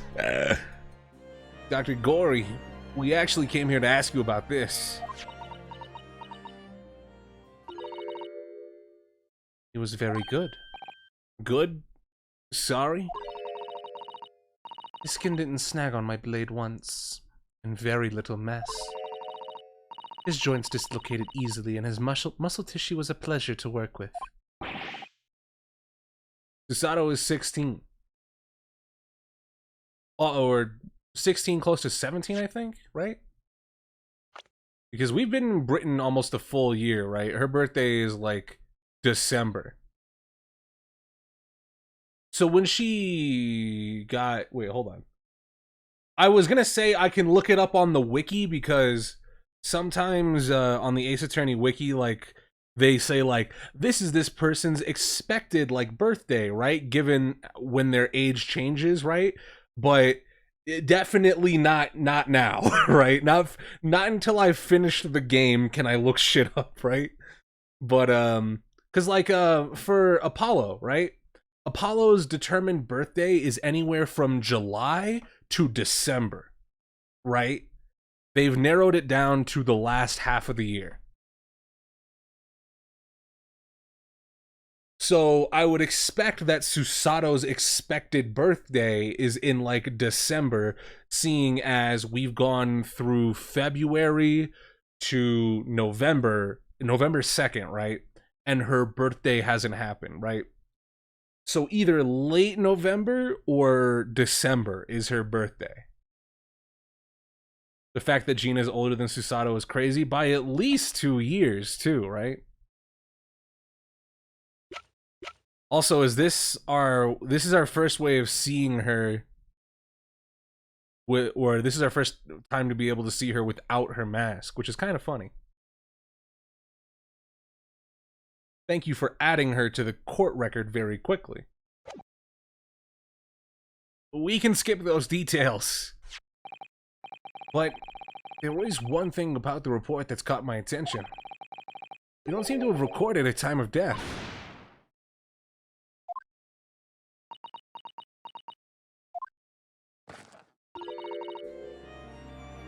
That's not my fault. Oh, that made me jump. And please, tell us what happened. It flips over to the same fucking thing. So, why doesn't this autopsy report include the victim's time of death? It's really the most crucial detail. I was told not to write it. Well, there we go. What? By whom?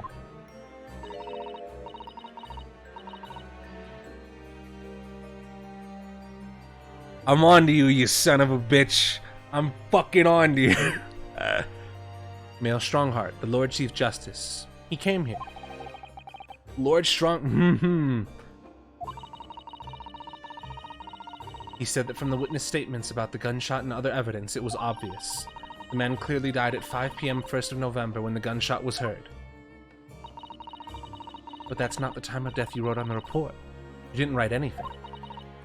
Was there some reason you didn't include it?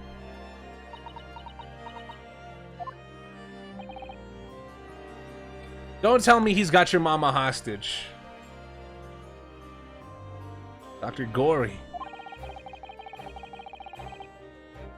Susato is 16, meaning she's the youngest character in the series to defend someone in court and win, too. Because when when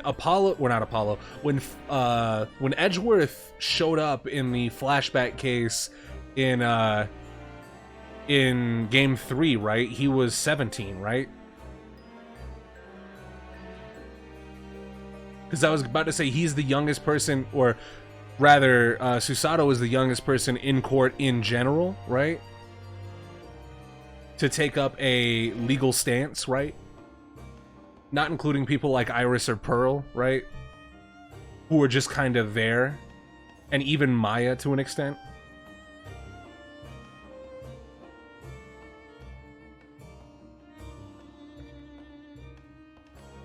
Because, like, I think Edgeworth was like 17. I know that Franziska was 18, right?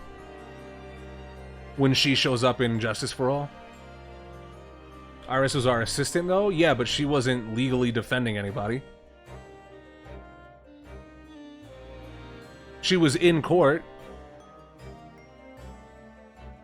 She also wasn't legally, officially our assistant either. I'm talking about people that either took the name of prosecutor or defense attorney, right? Susato is definitely the youngest, right, at 16.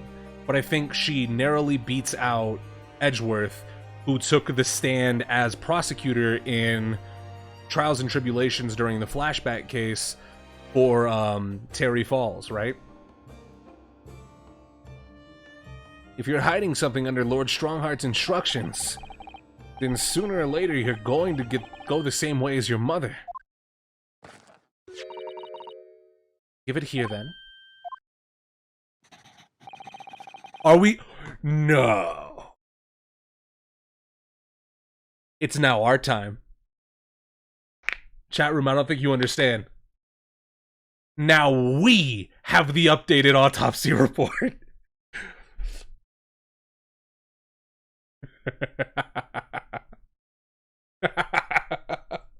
The power rests in our hands.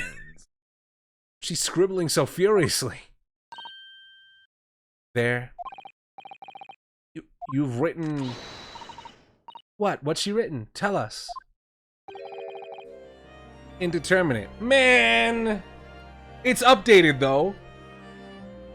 It's an updated fucking autopsy report. I'm taking that as a victory. Excuse my ignorance, but in Ace Attorney, you ever play as a prosecutor? You play as Miles Edgeworth. Real nigga extraordinaire. In both of his games, as a prosecutor, you also play as him during Game 3, where he takes up the stand for the defense because Phoenix Wright falls ill, right? Phoenix Wright gets like super hypothermia, and then fucking Miles decides, yeah, I'll do him a favor. And then he goes into the court in front of a Canadian judge against his sister-in-law.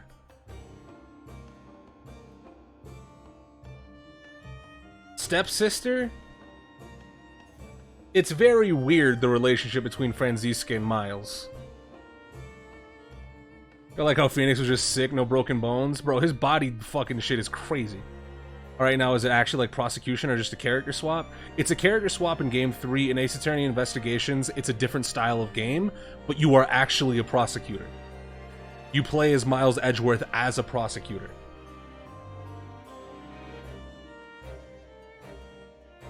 So it's a little bit different.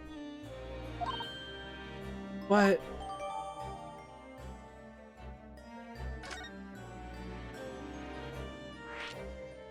I like how we were like, hey man, you don't fix it up, hold on, I also think that I have,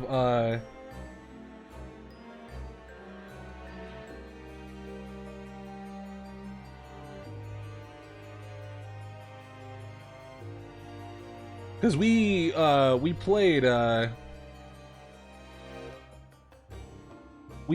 through Ace Attorney Investigations 1 and 2 on the channel. They should be saved and highlighted, but... Hold on. Let me see if I can go find that clip.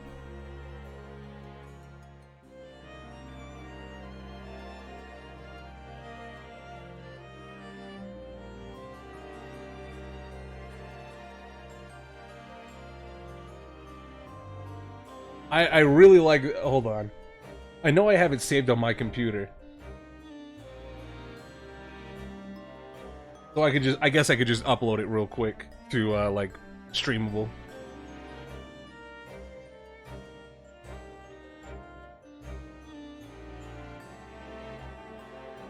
Hold on, where is... JRX?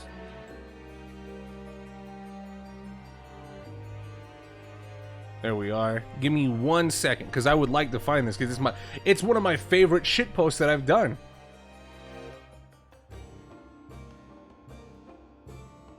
Where it would be in... Yes. There it is.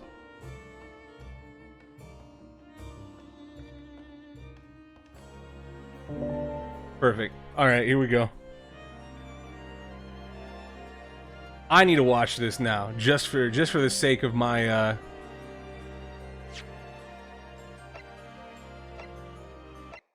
I need to watch this just for the sake of my amusement.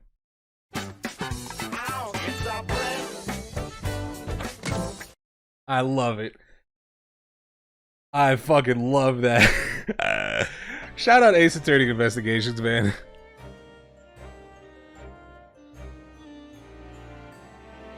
Yeah, I ended up tweeting that out, but I guess the tweet is lost to time.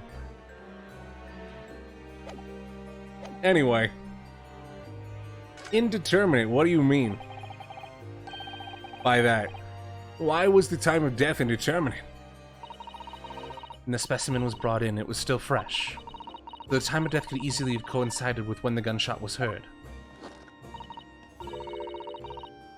But there was one small discrepancy. What discrepancy? There was some fried fish in the pocket of the specimen's overcoat. And that fish had started to rot. So he was dead for a while. Wait, what? What do you mean the body was fresh? What? If the victim liked fried fish, he presumably liked to eat it before it went off. Well, yeah. What are you really trying to say? It's possible that someone tried to manipulate the apparent time of death. Oh, okay, so his body it wasn't left out, right?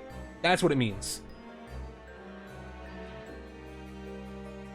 His the time of death was you can manipulate time of death by placing bodies either in a hot room or a cold room, right?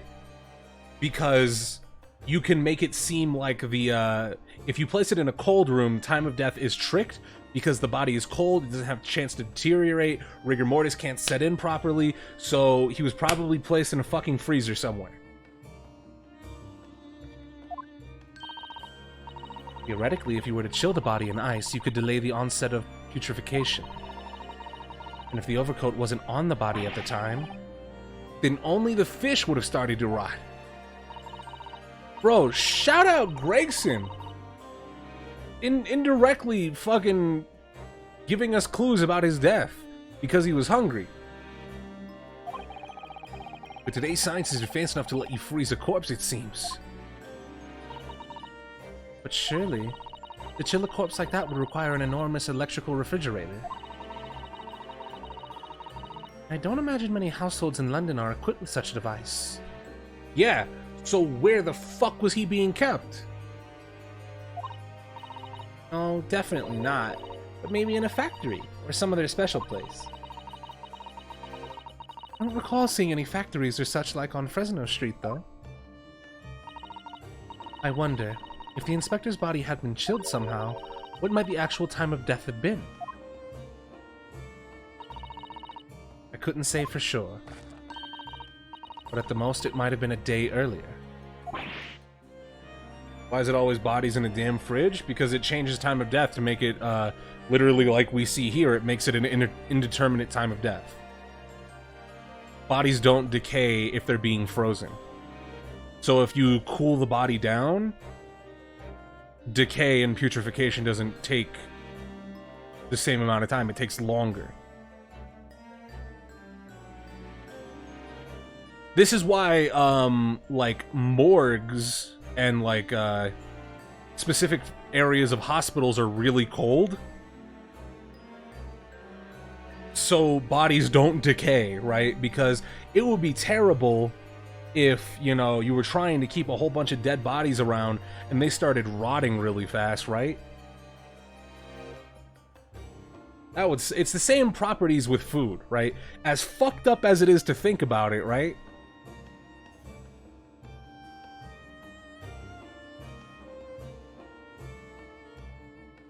This is why you, like, freeze meat and it can last a long time, right? Because it doesn't fucking decay, it doesn't rot. Have you ever wondered why meat in the grocery store is kept in, like, a refrigerated area? The more you know. No. In other words, it would corroborate your previous deduction, Mr. Naruhodo, that Inspector Gregson was killed the day before his body was discovered, at a different location. Did you inform Lord Strongheart of this possibility? He simply said that there were no electrical refrigerator of that size in the vicinity.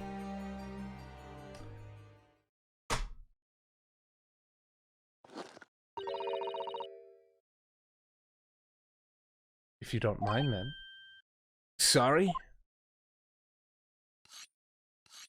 I've been on a high school class trip to a hospital to see dissected bodies. I remember the smell and cold temperature. Yeah, you gotta use, what is it? Is it ammonia? It's like ammonia, or it's some sort of chemical mixture that includes ammonia, and it has to be fucking cold. Because, surprise, dead bodies fucking smell, right?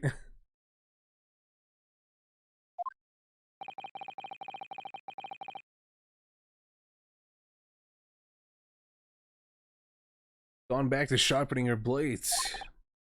Not now. My baby here might start to rust.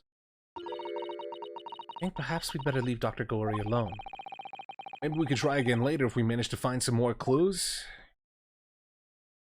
Right? Fuck do we go now? I would like to go to the... Yeah, let's see if Strongheart has anything to say about... Or he could just not be here, that's cool.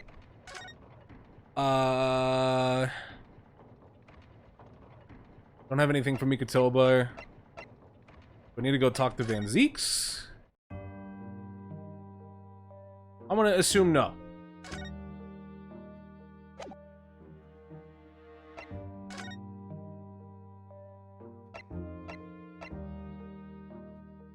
But yeah, like ammonia and formaldehyde really just will hide the smell of a not formaldehyde. Is it formaldehyde? Hold on, looking up formaldehyde. Give me a second.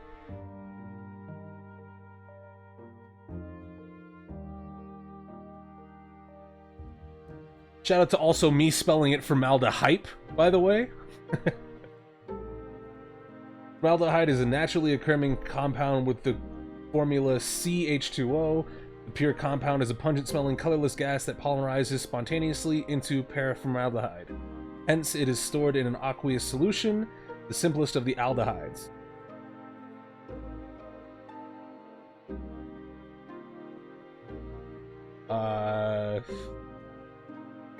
I didn't want to go to cancer.gov, I wanted to go to Wikipedia. Jesus Christ. It is described as known to be a human carcinogen? Jesus. Formaldehyde is a common precursor to more complex compounds and materials in an approximate order of decrease in consumption. Products generated from formaldehyde using resin. Textile industry uses it as finishers. Niche uses disinfectant and biocide. Aqueous solution of formaldehyde can be used as a disinfectant as it kills most bacteria and fungi.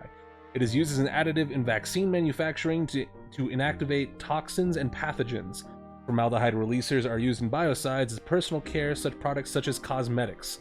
Although present at levels not normally considered harmful, they are known to cause allergic contact dermatitis in certain sensitized individuals. Using drug testing, an embalming agent. There we go. Formaldehyde preserves or fixes tissue cells. The process involves cross-linking of primary amino groups. The European Union has banned the use of formaldehyde as a biocide under the Biocidal Products Directive due to its carcinogenic properties. Countries with a strong tradition of embalming corpses, such as Ireland and other colder weather countries, have raised concerns. Despite the reports to the contrary, no decision on the inclusion of formaldehyde on Annex 1 of Biocidal Products Directive for product type 22, embalming and taxidermist fluids, has been made as of September 2009. Well, I'm glad we all learned something today. I didn't know that it was fucking illegal.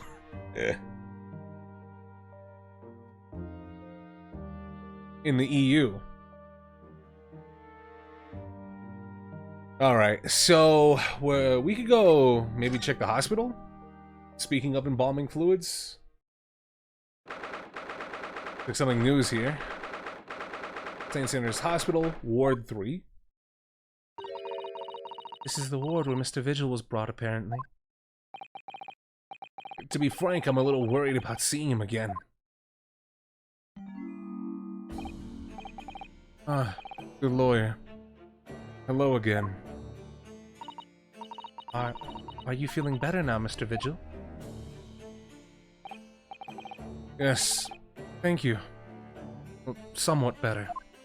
I'm so sorry to cause you to... I mean, it was because of me. Welcome to the family, son. Free my guy Van Zeeks. That's for certain. What's up, Ayame? Back for the 11 months. Thank you very much for sticking with the family and the continued support. Appreciated. But yeah, definitely free the guy.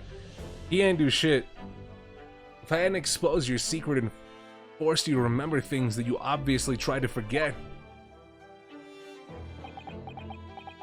What do you mean, question mark?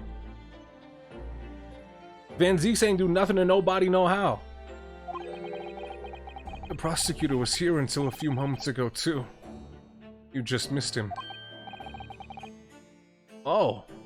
Kazuma beat us to it. Oh, the text didn't pop up for me? What do you... Oh. Oh, no. He said much the same as you. He was very apologetic. But the truth is, I brought all of this upon myself. Please, don't think like that. Keeping it from Evie, my wife, all these years. I've carried out a sense of guilt. I've carried such a sense of guilt. But that's not the worst of it. Over time, I obviously came to deceive myself as well. You mean about your dismissal? Looking back now, I'm beginning to think that perhaps Inspector Gregson didn't stumble across me by accident at all.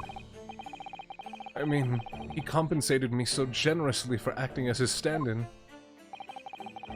He was clearly concerned for my well-being and doing what he could to help. So perhaps Gregson knew what exactly had become of Mr. Vigil all along then. I'm sure this is just desserts for 10 years of lies and deception, but... It wasn't me that helped the professor escape 10 years ago. It wasn't me! I swear it! I swear it's true! Oh, Mr. Vigil. I'm sure you'd rather not dredge up even more from your past at this time, but... If possible, could you tell us exactly what really happened and dredge up more from your past? I want to. I need to get this all off my chest. I just want someone to tell me what I should have done.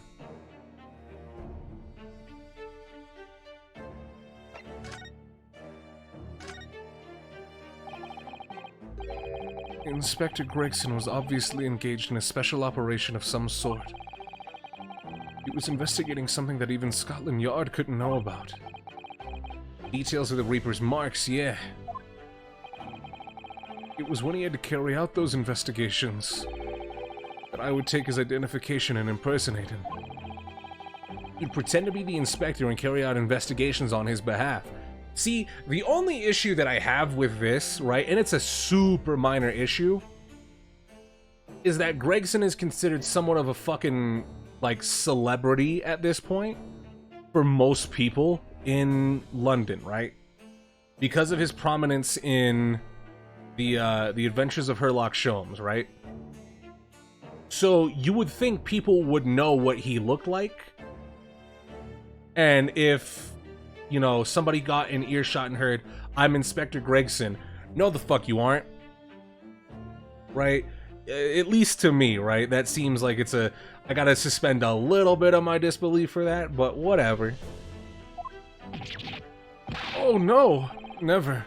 A common street peddler couldn't possibly carry out a proper police investigation. All I would do is go to the specified location and make a little hoo-ha. Ayo? Just something to leave an impression, so everyone there would think a detective called Gregson was here. So, that's what you were doing on the day prior to the incident? Yes. He asked me to make an appearance at the park on Lime Street for the Red-Headed League event. So, as usual, I flashed the inspector's identification around and was very vocal about my presence. But then you were taken prisoner by those red-headed fraudsters. Yes. So, you would always make a point of showing Gregson's identification and generally being loud? No, generally smoking loud. That's what the inspector asked me to do, yes. Well, that's one way of becoming a legendary detective, I suppose. Not a good one, though. Do you still not trust Vigil after last stream? I mean, unless he's coming clean now, right? Like, he's very, like, my initial impression was that fucking, Strongheart, I'm gonna stop saying fucking, just watch me. My initial impression was that Strongheart was having him kill Gregson to cover up anybody discovering his involvement with the professor killings, right? But now that we've got the basic confirmation that he was working with Gregson, it's a little bit different, right? Vigil has kind of cleaned himself up, right? As far as my mental standing of him goes, right? As much as I go with, hey, yeah, the plan is a little bit silly under scrutiny, right? That's just me being an asshole, right? But yeah, no, after his falling out in court and everybody going, yeah, well, yeah, and that's kind of true, and yeah, that's pretty true. Like, it seems that he and Gregson were at least on the up and up together. And without Gregson being alive to go, no, he didn't. He wasn't doing that. He was a bad guy, right? Like, I really don't have anything else to say to that. So, it seems like my initial suspicions of Vigil are wiped, right? If anything, I feel like Jigoku is, like, super suspect. Given the fact, like, my only thing right now that's not making me say Jigoku is the 100% the man that did it is A, right? The only couple things is A, we don't know whose gun that was found at the crime scene, right? And without having a serial number to identify it, all we know is that it's a member of the judiciaries, and without knowing whose it is, Jigoku is just one possible answer. However, my issue with it is that why the fuck would he have been given a gun, right? Was he given a gun when he left the country, right? Was he given a gun by Strongheart as he was leaving the country, right? Or is it just somebody else's here in England? Secondarily, we have no idea where Gregson's body was being kept in that freezer, right?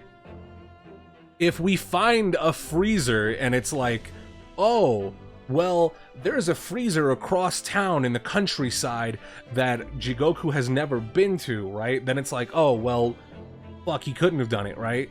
But if it's like, oh, well, in the shipyard, right? There's a fucking a meat packing plant, right? And it's got some big freezers in there, you know? And it's like, well, Jigoku would have known where it was because he arrived via boat. He would have seen it in the shipping yard, you know? So that way it would have been like, then maybe. Basically, the contingency for me 100% locking in Jigoku as the murderer is finding out whose gun that is and finding out where the freezer is. At which point I will go, yes, it is Jigoku, but until this point, I have no idea. He's the one I have the most suspicion of, but I can't really work out his involvement. Well, I mean, I've worked out most of his involvement, but with Gregson specifically in this instance, right?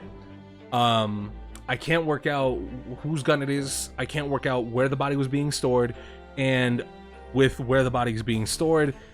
Can't fucking figure out actual time of death, right? Because we don't know. Obviously, Jigoku's going around doing his own shit right now, which is good enough cause for me to say that he's been going around doing his own shit already, you know?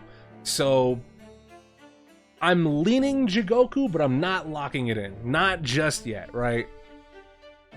Especially with the presentation of, what's the word? This piece of evidence. Us getting this as fucking court record evidence is making me very afraid. Right? Like, why do we get this picture? You know what I mean? You know, why is this evidence? Is this Gregson right here inside of this fucking trunk? Oh fuck, I just didn't Gossip say that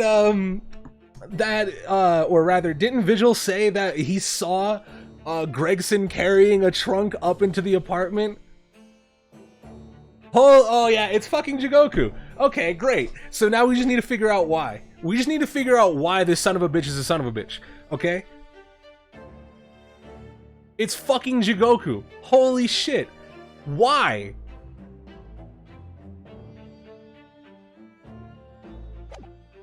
Guns are given to the judiciary as well? Yeah, I gathered that from the autopsy report, right?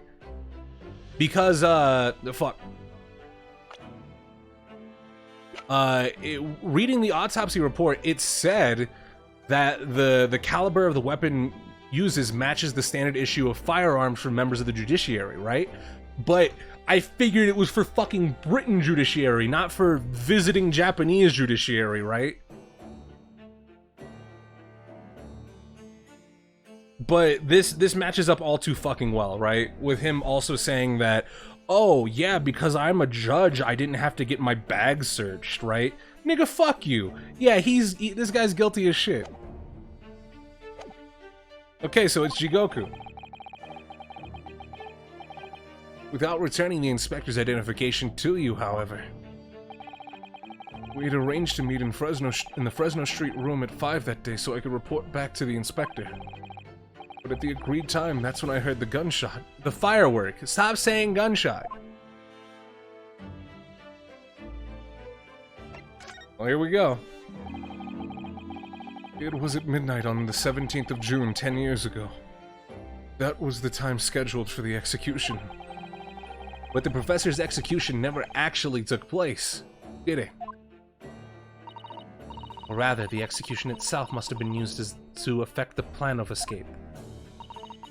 I hardly dare imagine what a chilling plan it was. Barclay was renowned for being the highest security prison in the country.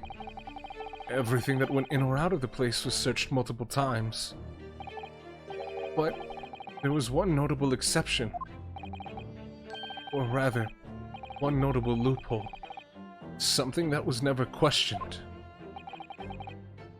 I have a feeling I know what that loophole was now. The coffins into which the bodies of the executed convicts were placed, correct? Yes. Once the coroner had confirmed the death of a condemned convict, the body was taken in its coffin for immediate burial in Logate Cemetery just behind the prison. The chief warder first had to sign the necessary papers. And after that, no member of staff was permitted to touch the coffin containing the body again. That seems like a dumbass stipulation, I'm gonna be honest. When executions took place, only the executioner and the coroner were permitted inside the chamber. I would wait in the adjacent room for word that the condemned convict was dead. That's also dumb as fuck. Don't you think you want more than 2 people confirming the execution?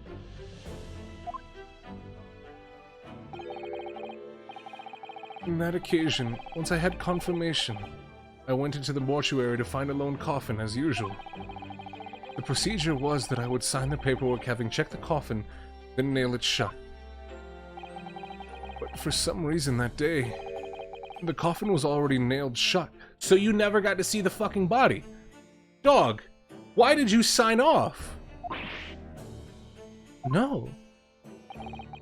I didn't think anything of it at the time. I assumed that my deputy must have checked the coffin and nailed it shut before I arrived. Wait, you had a... Okay, who was your deputy? Because you trusted him that much? So, you mean the coffin contained? Yes. I can only imagine that Asogi, having escaped his execution somehow, was alive inside the coffin. The coffin was then taken out through the main gates and deposited in Lowgate Cemetery. Presumably there wouldn't have been enough air inside to breathe for long. So in the early hours following the burial, somebody dug up the coffin again to set Genshin free. So Strongheart. So, okay. Is this all Enoch Drever's? Is this all Enoch Drever's fault? Right? Is it fucking, oh yeah, we'll dig him up, you know, and that way he can go free, you know? Oh, dumbass college student saw it, I guess we gotta shoot him. Bang, you know, is that what fucking happened?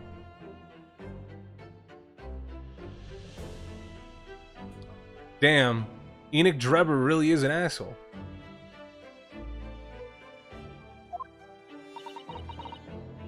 But in the end, he was fatally shot in the graveyard anyway.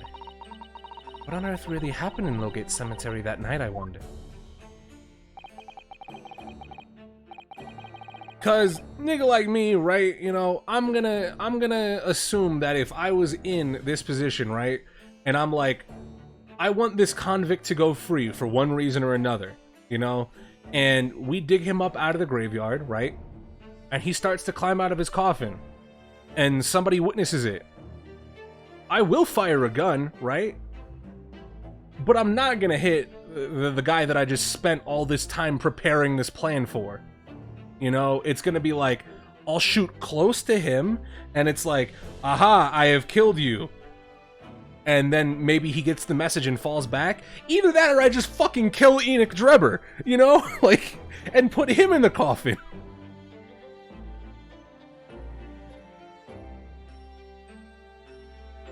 Right, this just seems... I have a feeling that this plan gone wrong could have been solved a lot easier.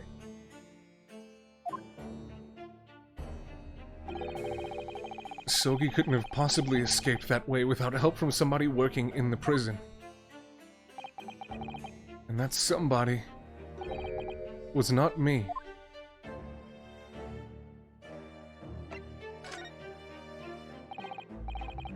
Obviously, you knew the man then. The professor, I mean.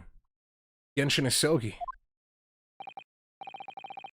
Yes, remember him well, in fact. Would you mind telling us what you know? Well, having been condemned to death as he was, any contact I had with the man was short, obviously. To that trial, which was carried out behind closed doors, attended only by elite members of the judiciary. They called for his execution to be carried out at the earliest possible opportunity. The outcome of the trial was set from the beginning, wasn't it? It was a time of delicate diplomacy when Britain and Japan were in the process of signing an important treaty. That meant this potentially destabilizing case had to be dealt with swiftly and discreetly. The man had less than a week in total. As I was the chief warder, I oversaw his short stay in the cells until his final hour. I remember being struck deeply by his noble character and incredible resilience. What do you mean exactly? He was a killer of many men, but he was always quiet and polite. He was a gentleman, and a man of intellect. In fact, I couldn't bring myself to believe what he had done, so I asked him one day. Those 5 members of the aristocracy whose lives were taken, were you really responsible?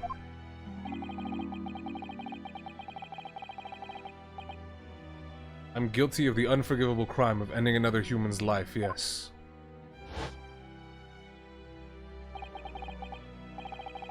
The following day, the closed trial took place. The verdict was no surprise. Guilty.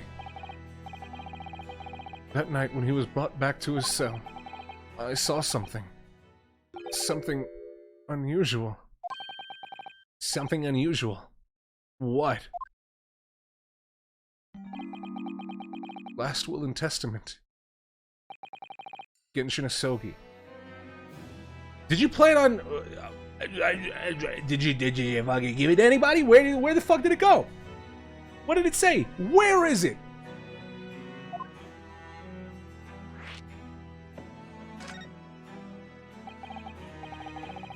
As I said, it was on the night following his trial, after he'd been found guilty.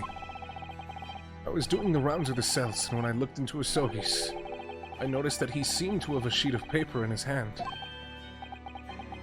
Ah, his last will and testament then, presumably. As soon as he noticed me, he hurriedly shoved it behind his back. Okay, so... Will and testament aside, right? I want to focus on one thing because I've been thinking about it. I'm guilty of the unforgivable crime of ending another human's life. Yes. Not people's, right? Another human's, right? The language is very ambiguous, or yeah, it's very ambiguous here, but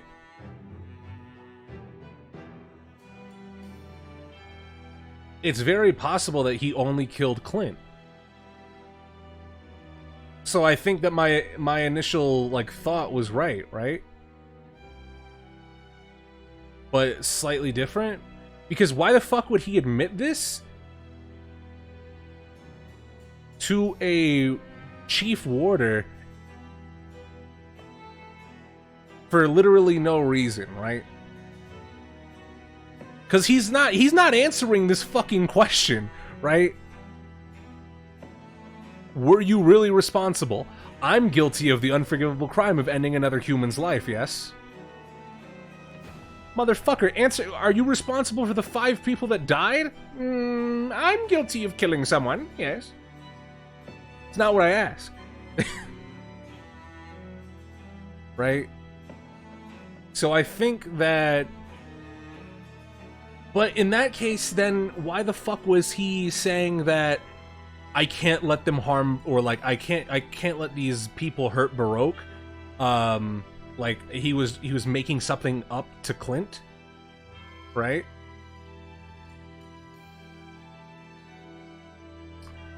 Okay, so let's read the last will and testament before I go off on, or hear about the last will and testament before I go off on this tangent. But why do you find that so unusual?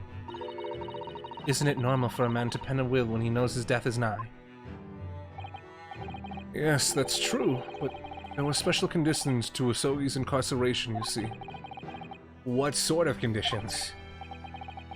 Well, even though he was held in a cell designed for condemned inmates, he was allowed to keep his personal effects with him, with one exception. Really? He I'm gonna assume the fucking katana. Is unusual, certainly. Of course, he'd been convicted of killing 5 members of the aristocracy, but at the same time, he was a guest in our country from the Empire of Japan. The powers that be were determined that his final days shouldn't be needlessly uncomfortable. That's nice, at least. And what was the exception you mentioned? The personal effects he was allowed. That's the point. He wasn't permitted to have... You guys let him keep a fucking samurai sword in prison.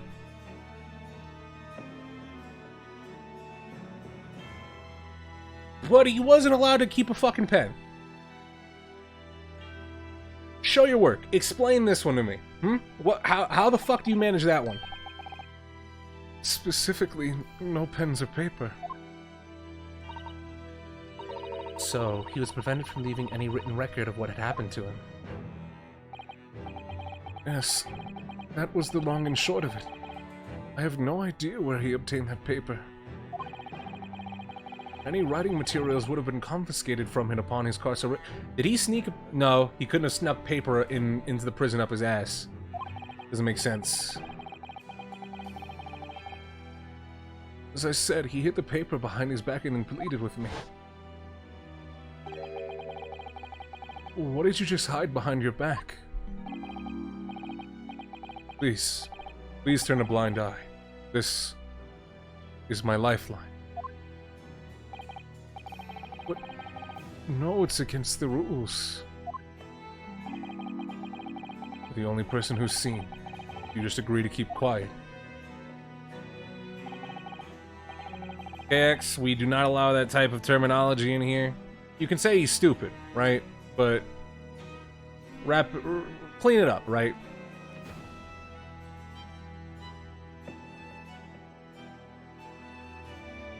All right then, but it's on that paper. The last will and testament. This will is the only weapon I have left now.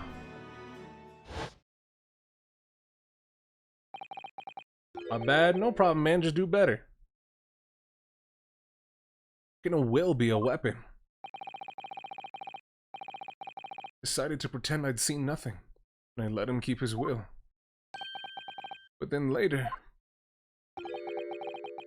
it just seems to vanish without a trace. What? What do you mean it vanished? Okay. Where is the fucking will at?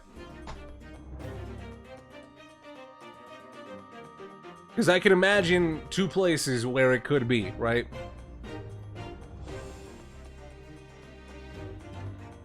And I can imagine that, again, the dialogue is very specific here for a reason.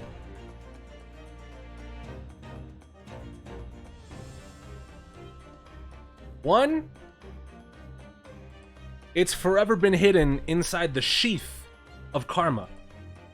Two, it's forever been hidden inside the hilt of karma.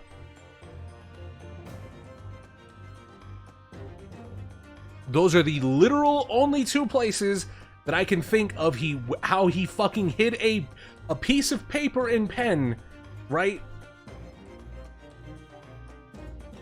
And then the how can a will be a weapon, right?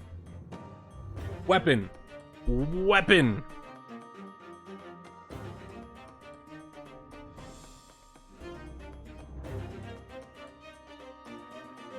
So we gotta get fucking we actually have, Karma is fucking twisted karma in his last bow. We gotta open the sword, right? Somehow, right? I doubt that it's in the sheath, right? It makes more sense for it to be in the fucking hilt, the handle of the sword, right? But it vanished. It would seem that isn't the end of the story of this mysterious will. Where the fuck did it go? I was the only person who saw Asogi's will, but somehow it disappeared. It was after Asogi's execution. Again, you guys let this guy keep a fucking samurai sword in prison.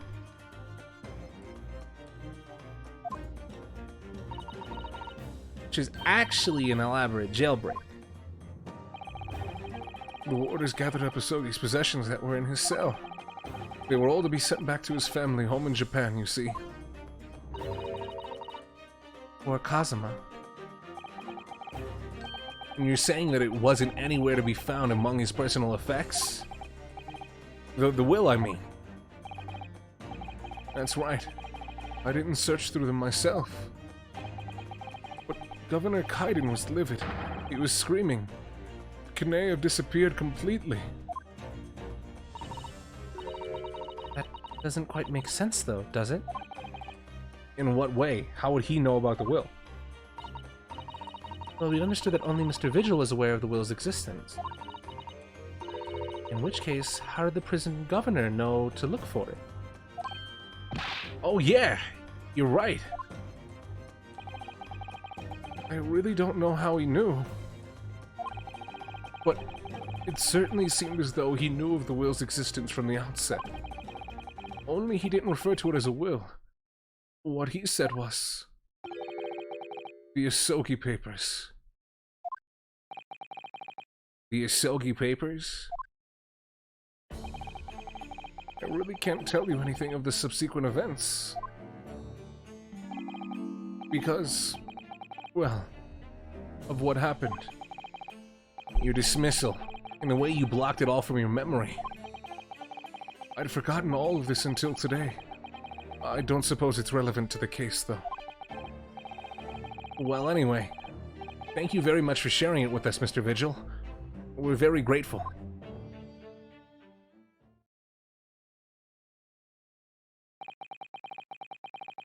Afraid there's really little more I can tell you. My wife Evie will be here shortly. So I do hope I don't appear rude, but I plan on fucking. No, not at all. Thank you again. But what will become of you now? Well, impersonating a police officer is a criminal offense, of course. I imagine that once I'm fully recovered, I shall be arrested. So sorry. Don't be, please. This was all my own doing. My trippener has Vigil been hung? Ask his wife. I always knew that this day would come. Well, I wish you well. Goodbye, Mr. Vigil.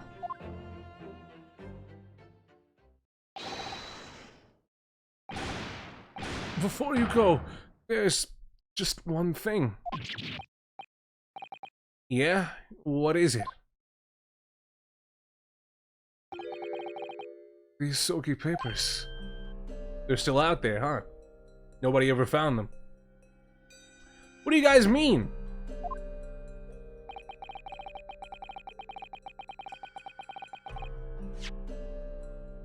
What do you guys mean, huh? I know a lot of y'all were acting real different when Evie Vigil was on screen. That's all I'm gonna say. Some of y'all were acting real different.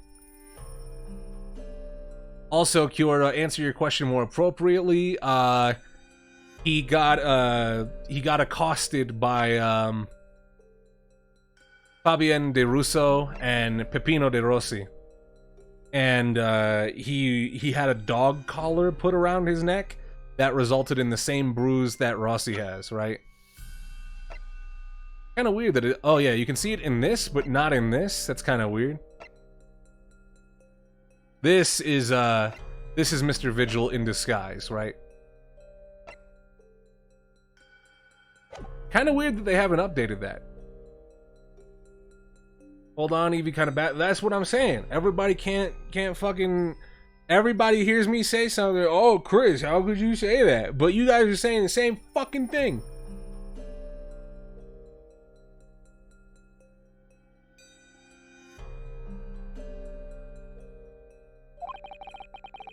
Presumably for some good reason. It's my understanding that their very existence is a closely guarded secret. If it became known that I'd remembered, well, it could be rather troublesome, I think. I understand.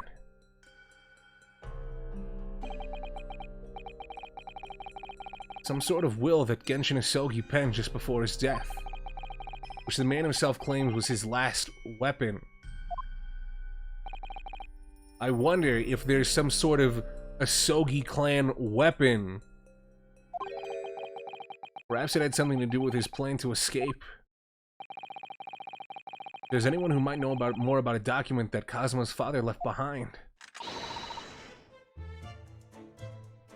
No, it wouldn't be Barry Caden. Wouldn't it be fucking Cosmo? I'm losing my mind. And we know precisely where we must go. Back to Barclay Prison. Is he doing the fucking suffering for success pose? on his hospital bed.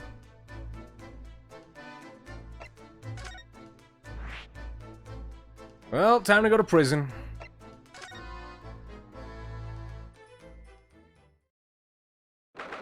Woody-hoo! 2nd of November, Barclay Prison, Governor's Office. You've been standing here the whole time? Oh, back again, are ya? Yeah. Hello.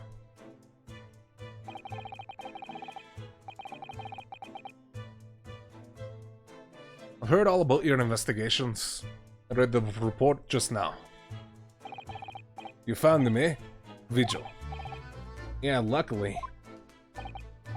Well, anywho, Larry doesn't work here anymore. So your case is not to do with Barclay. Wouldn't they like you to get out the wrong idea about that? Of course, yeah. Mr. Vigil stopped working here 10 years ago now, so... Promise me that you won't mention the Asogi papers to anybody. Literally within earshot, this group of 3 idiots. So where do we go next to ask about the Asogi papers? But he's just sitting there like, are you guys serious? You gonna go, I just specifically asked you. It's a very closely guarded secret, and now, okay. My wife's gonna be here in a minute, you guys go. No, we've seen his dismissal notice, haven't we? He was given the chop. Aye, Kimmer. You keen very well. So, how about the wee handcuff biscuit? Oh, they really are like little handcuffs, and as hard as iron, too. So, what's brought you down here today? Well, there's something else we'd like to ask you about, actually. Is that so? We believe there might have been a document that disappeared from Genshin Asogi's cell. Get pissed. Like, drop your tea. I think it's been called the Asogi Papers or something. Oh.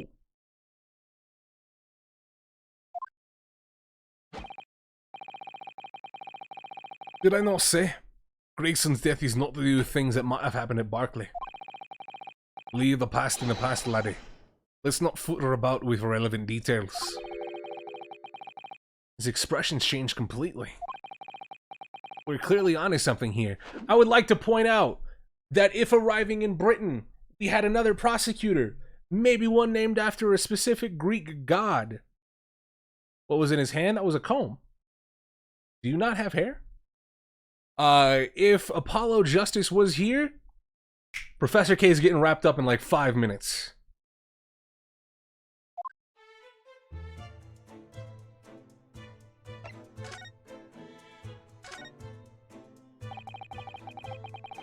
That murderer's botched execution and the whole miserable escape. They were Barclay's darkest hour, eh? A shocking embarrassment. Because the convict had a collaborator on the prison staff, you mean? Aye, for shame. The coroner who confirmed the death of the man after his execution, Courtney Scythe. No, Chris, when he had the cup? Oh, it's a handcuff biscuit.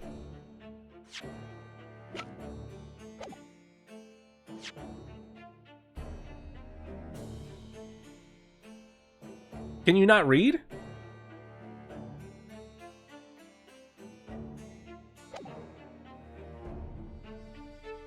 My chief warder at the time, Vigil, who was in charge of the whole affair. But Mr. Vigil says he didn't know anything about it. Rascal wouldn't he say otherwise, eh? More handcuffs? Oh, how could I say no? You can never have too much iron in your diet. Isn't that literally a cause of death? When Mr. Vigil was handed his dismissal notice as a result of what happened, he was so despairing he jumped out of your office window, didn't he? I didn't like to say, but that's just Vigil trying to get out of it. Do you not think he wouldn't have jumped from the shock of his crimes being exposed, eh? I do. You wouldn't say otherwise, though, would you? Of course, I can show no responsibility myself. I should never let him deceive me. Actually, There's barely anybody that kens what went on at the time now. With Gregson being murdered and Dr. Scythe forbidden from having any visitors. No visitors. Someone obviously doesn't want her giving anything away. Those handcuffed cookies have to be stale. Do you see how they break apart when he bites into them? They're not stale. They're as hard as rock. Well, we're not going home empty-handed. And I would nae dream of sending you packing without not. Come here, take a handcuff or two. Oh, it would be rude to say no. Wouldn't want to become an inmate. Suppose if there's anyone who might still ken about what happened back then, be that last from the forensic division, Maria Gori. Maria Gori. Aye, Scythe's daughter. She didn't have no more, just the one. But the wee bairns followed her mom's footsteps. Didn't ever see her without a scalpel in hand. Stay with metal in hand like Alakazam? Ah. And there's our reason to go back to talk to her, huh? How's he not breaking that cup? Gently. He's not doing the fucking Patrick Star, right? He's not firmly grasping. He's gripping it gently, right? He's like Detective Bad with his mirror. I was gonna say that because I mentioned Tyrell Bad earlier, I'm noticing like a little bit of a similar similar appearance between him and Tyrell Bad. But man, fuck, do I want Tyrell Bad back on the? I want him back in the game, right? Joe, just look at the message when you're typing it. My goodness.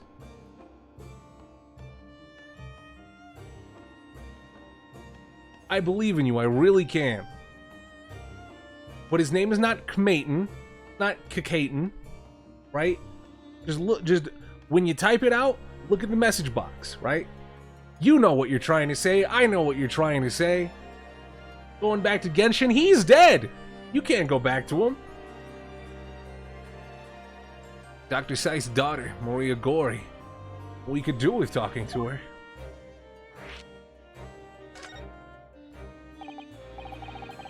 So, she's Dr. Scythe's daughter, but her surname is Gori? Aye, there is some family history, I'm sure, but I didn't ken the ins and outs about it. She grew up watching her ma work with the bodies of folks who died in strange circumstances. Decided to do the same with her own life. I can understand it myself. Perhaps she was driven by a deep respect for her mother. Perhaps. Anyhow, she was in charge of Gregson's autopsy, I believe. Right, and the coroner responsible for this incomplete report. Someone once told me that the wee lassie always loved her ma's stories about cutting up bodies. There is even a rumor that she used to listen to the funeral march as a lullaby. Well then perhaps her mother might have told her about the autopsy from the case 10 years ago. Aye, I'd say there's a fighting chance at least. After all, it was a life-changing case for all of us. We really need to speak to Miss Gori herself about this, I think. Well, thank you very much. I'm not happy about any part of this. Took years for Londoners to finally forget the whole professor business. Can you not get up on this, laddie? Stop asking pointless questions. Sorry. I don't like dredging up those painful memories for everyone. Can you not just stay away now? Leave me alone and then come back here, eh? Well, no. How do you come to ken about that, laddie? There is not many folks here, even in the prison, who have heard of those papers. Ah, well, I can't tell him Mr. Vigil told me. I'm afraid our sources must remain confidential, sir. Been led to believe that the papers are actually a last will and testament. Is that right? The professors, or rather, Genshin Asogi's.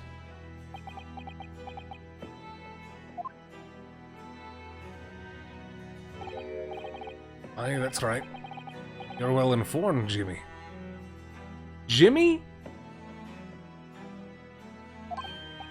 Oh, is that the end of the silent treatment?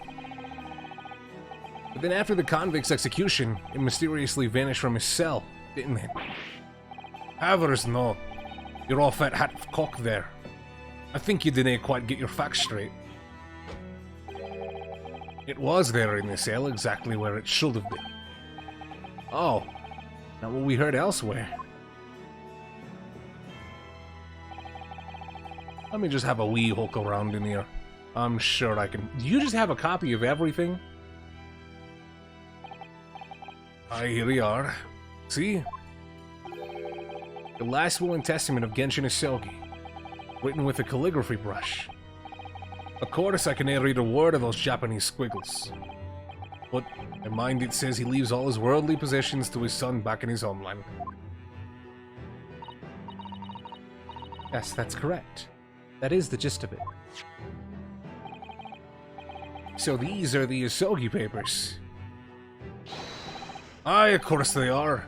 Papers written by Asogi, no doubt about it. There is no mystery here, laddie. That's your lot. After all the stramish of that slicer of an execution, we sent the man positions back to his clan in Japan, and that was the end of it. I just dropped a Rubik's Cube, and I'm so mad. Nobody else heard it, though. It caught me off guard, though. You guys ever get scared by something that isn't supposed to be scary?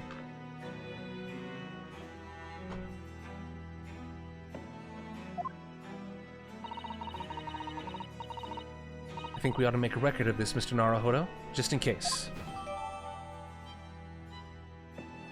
Is Kaiden Scottish? I mean, I would assume so. I can't do a Scottish accent. At least it wasn't your chair. Yeah, just a Rubik's. Maybe I should put the Rubik's Cube down.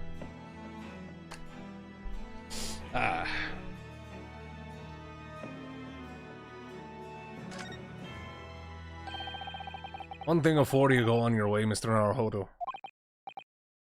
Oh, yeah? Papers are not to do with Gregson's death. I prefer it if he didn't make no mention of them outside this office. Or rather,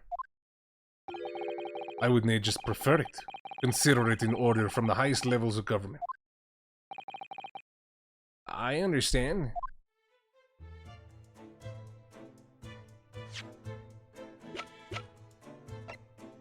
Understand that you're a bitch. I, Genshin Asogi, hereby request that upon my death, any and all material possessions and my wealth belonging to me in London be delivered to my son, Kazuma Asogi, in the Empire of Japan. It's with deep sadness that I accept my fate in this foreign land and the knowledge that I will never see my homeland or family again. But I regret nothing about my chosen path. So, let's go talk to the child, or let's go talk to the fucking idiot. The killer lady. The forensics laboratory. Taking a November forensics laboratory.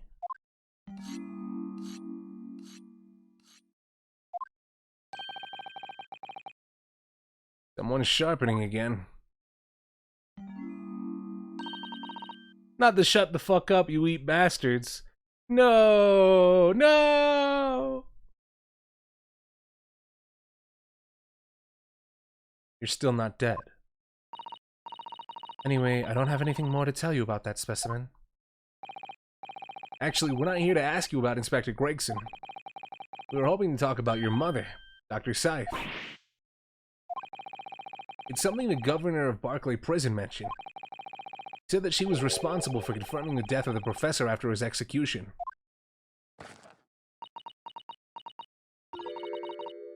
That's not all Mama did. Sorry?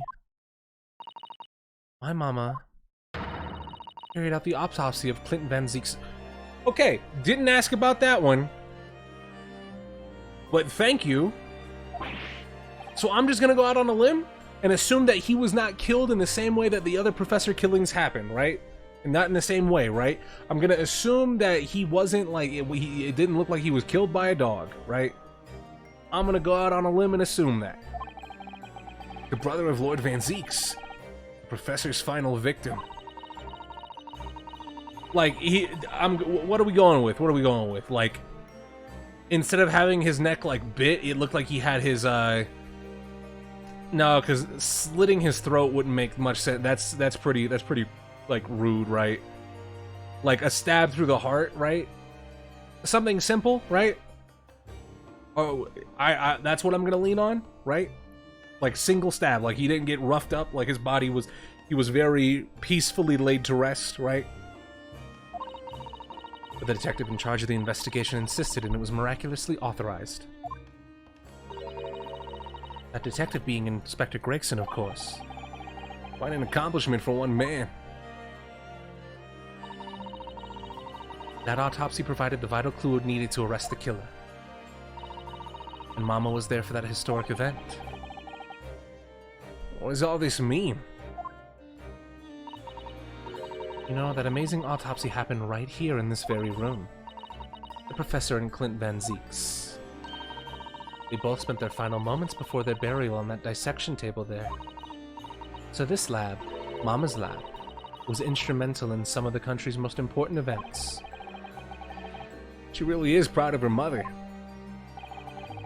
I wonder if you tell us more about exactly what happened back then, Dr. Gory. Here we go. I don't get the hype, right? What's so I don't get the hype around Maria Gory, right? Somebody's got to explain that one to me.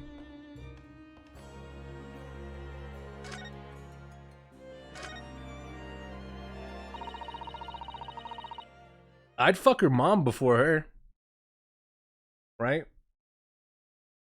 The professor's execution was Mama's first big case. She had to be in attendance at Barclay Prison execution chamber and sign the certificate to confirm the convict's death. This looks nothing like Celestia Ludenberg, right? I was gonna say Van Zeeks. Mama is the best coroner in the world, you know. I was so proud of her. The execution didn't actually take place. No, and worse still, Mama actually helped with the jailbreak. I didn't want to know. Oh dear, you found out recently, you mean? I believed in her, in Mama, but now I wonder if I'm starting down the same path as her. You mean because you omitted the time of death on this autopsy report? But that's because Lord Strongheart forbade you from including it. What's she looking like? I mean, I don't know if we'll be able to see her. I don't know if we're gonna see her again, right? I don't know if we can even see her in the court record. She's not there, right? Yeah, she's not. Okay. What's going on, young nipple? How you doing? Yeah, that's my feeling as well. There's no doubt there were powerful forces at play 10 years ago. The execution couldn't have been staged without a lot of people at the prison knowing about it. Obviously, the prison governor must have been in on it as well. The big man with the little handcuffs? According to what he told us, he was tricked by the chief warden. He says he knows nothing about it. What's going on? Speaking of knowing about shit, Waffle Kid sticking with us for the 10 months. Thank you very much for the continued support, brother. Thank you for sticking with the family. Appreciated. Of course he said that. I'd say the same thing. Just who was behind that jailbreak all those years ago? Alright, tell us, how was Clint's autopsy instrumental in arresting Genshin? Were you able to tell the type of sword that was used to cut him? Please don't be that simple. You mentioned the autopsy of Clint Van Zeeks. It was a time when carrying out autopsies of murder victims was very unusual. still not a practice that's observed in our country even now. It turned out that he was the professor's final victim, and when the autopsy was performed, Mama was present, although only as the secondary assistant. The person leading the procedure was called Dr. John H. Wilson. What the fuck? That's right, my daddy. There was one other person present, the primary assistant. He was a visiting student from the Far East, Jigoku. Fucking Jigoku, wasn't it? Wait, a visiting student? Must have been my father, Eugene Mikotoba. I had no idea Professor Mikotoba had been involved in something so important. Oh, I guess it wasn't Jigoku. But the outcome of that historic autopsy was the discovery of a vital piece of evidence that led to the capture of the professor. Mikotoba is the medical one? That's right. That's true. Yeah, that's pretty true. That's correct. I was saying Jigoku because he's the one I have like sus on right now, and it would only make sense that he's trying to cover shit up, right? But I guess that's not the case. I guess you would want the doctor of medicine inside the autopsy room. That makes sense. You happen to know anything about that piece of evidence? Can you tell us any more? And him and Wilson were friends, yeah. So yeah, that's pretty true. And yeah, that's true.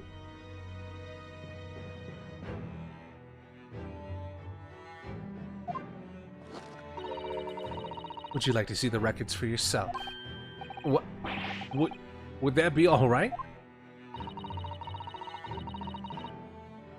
What's the point of keeping records if people can't look at them?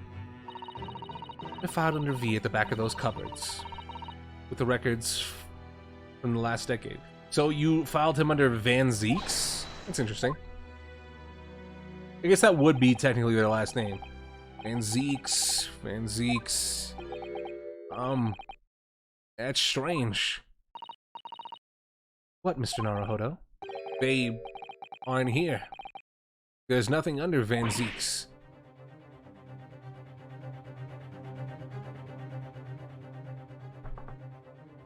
Damn, and you said Strongheart was here?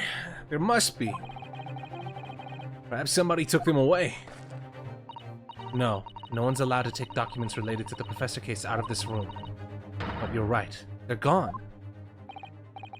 Well, when was the last time somebody looked at them? Do you remember?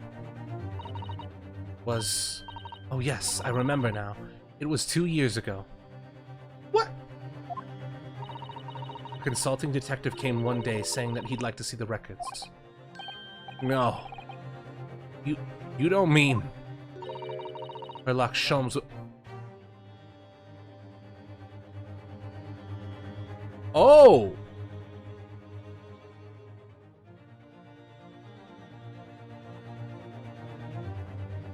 Where the fuck he at? Where the fuck he at? Sholmes? I'm gonna kill him. I'm gonna fucking kill him. I'm gonna fucking murder him. Where's he at? Where's he at? I gotta beat his ass now. Where the fuck is he at? Down, I knew that was coming. Do you think he stole the records? Oh no, surely not. Iris, that can't be right, can it?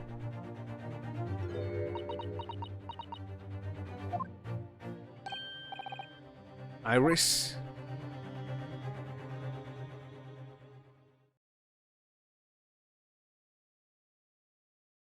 Where the fuck Freeze at?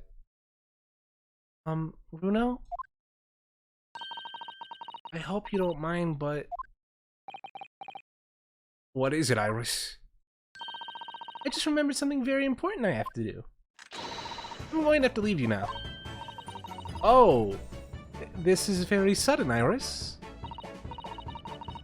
Well, we'll come with you too then. Oh, no. There's no need. You and Bruno can take your time here. Alright, for now then, good luck. How fast can she be? How fast can she possibly be? Wait a minute, little girl. Me? I remember now. You've been here before, haven't you? I Have you, Iris? Yes, 2 years ago, when that detective came. You were with him, weren't you? You were a living specimen then, too. That's the way it usually works, yeah? Was I? I really don't remember. Anyway, sorry, but I must dash. Wait, Iris. I'll brew up a pot for you when you get home. What's the matter with her? She's behaving really strangely all of a sudden.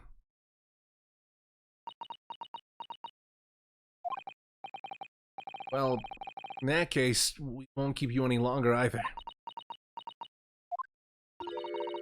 It's been quite a while since I had any visitors. This was really fun. But next time you come, I'd prefer if you were ready for dissection. I can't make any promises, sorry. But that Herlock guy, yeah, maybe. It's a bit strange that the records of Clint Van Zeek's autopsy have disappeared. But I think we've asked all we came to ask now. Where the fuck Freeze at?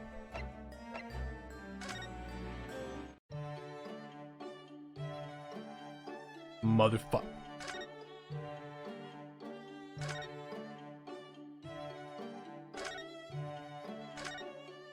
I know where you stay, nigga. You gotta come back here eventually.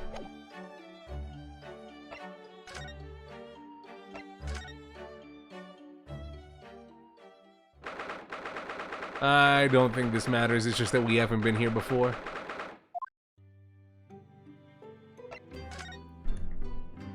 For this case, I mean. But I was told by a friend that there's an achievement for checking this every single chapter and every single time you can. This spade is still here, look. Please, Mr. Naruhodo, it's not a spade, as I think you well know. It's a shovel. It didn't take long to reignite that old argument. I have an idea. Let's give the implement a name, like Professor Hairbrain named his tools. Ooh, I never thought of doing that. From now on, then, let's call it Rianosuke. No.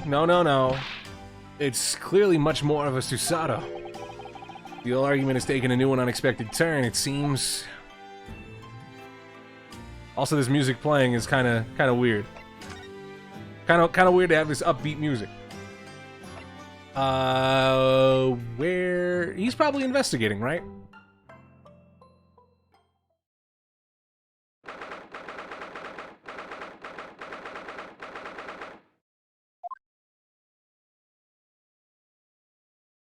Or not.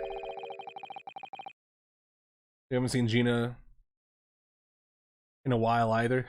I thought you were correcting it and saying we haven't seen Gina in us in a while either, and I was like, probably not appropriate for the stream, so that's a good thing, but the police are still busily investigating in here then. Gina's nowhere to be seen. Where is she? It has been blissfully quiet, hasn't it? Perhaps she's out investigating on her own, practicing what her boss taught her. Well, I expect she'll be back before too long. Shall we wait? I gotta go use the restroom real quick. I need to pee for a long time, and I kind of just have been, you know, dealing with that. I'll be right back.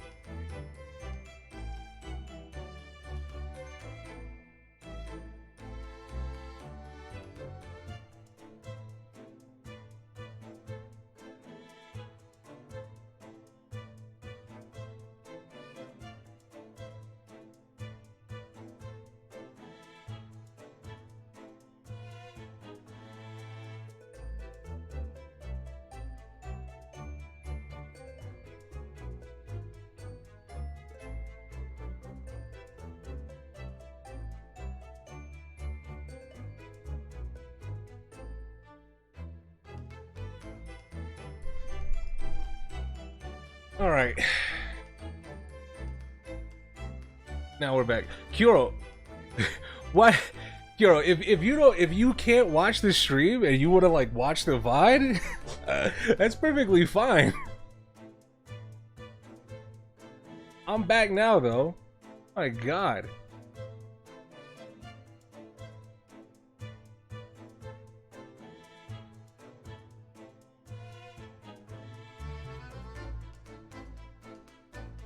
Called my dad. Look, all I'm saying is you've been saying, hey man, I didn't know we were gonna be playing Ace Attorney today. I wasn't here for this stream, or the last stream, or the stream before that. I've missed what's going on. Hey, why did you leave?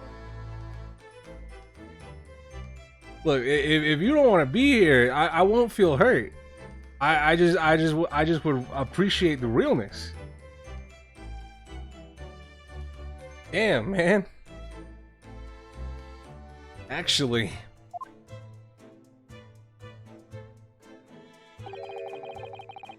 there's something different about this room since the last time we were here, isn't there? Should always use the time to investigate more thoroughly. All right, there's this little lunchbox, right? This little trunk wasn't here before, was it? Oh, it appears to be made of metal. It must be very heavy. I wonder to whom it belongs. There's some initials on the outside. Look. Or PG. Oh, it's Gregson's. That was Susato, by the way, not Ryunosuke. Let's ask one of the policemen if they know how it came to be here. Oi! What do you think you're doing? There she is. That's my trunk, that is. Hands off. Ina. Where were you hiding? I don't know, you leave something unattended for a few seconds and every Tom, Dick, and Harry's got his greedy eyes on it. Just a wild guess, Gina, but... What? Spit it out, Otto. Is it fair to say that you've only owned this trunk since this morning's trial? What are you trying to say? Come on, this trunk goes with me everywhere, always has. Where have you been the last year? Trying not to incur your wrath, mainly.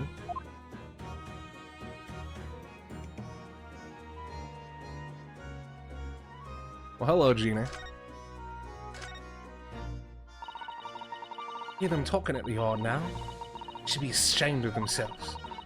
They're saying that it was the boss who killed all them bludgers. You mean the whole Reaper thing? Yeah. Apparently the boss was investigating stuff that no one else at the yard knew nothing about.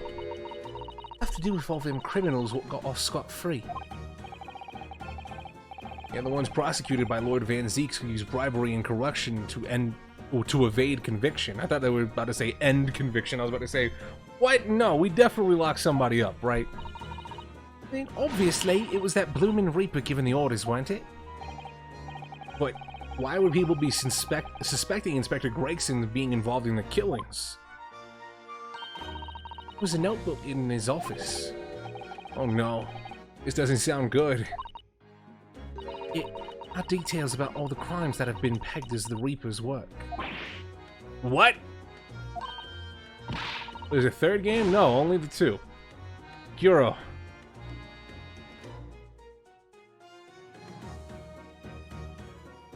We gotta deep breath today, Kuro, okay? I believe in you, okay?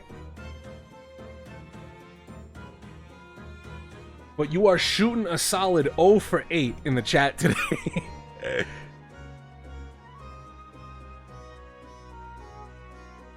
If you're not sure of something, this one you could have even Googled, right? This one you could have looked up.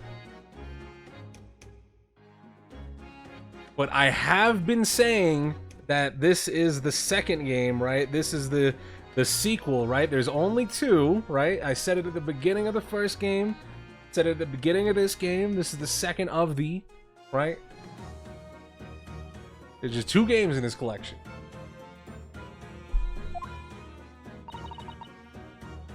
They wouldn't flaming let me. Because I'm just an apprentice, apparently. How can I watch the stream intensively and Googled? Well, there's a thing. You haven't been watching the stream intensively.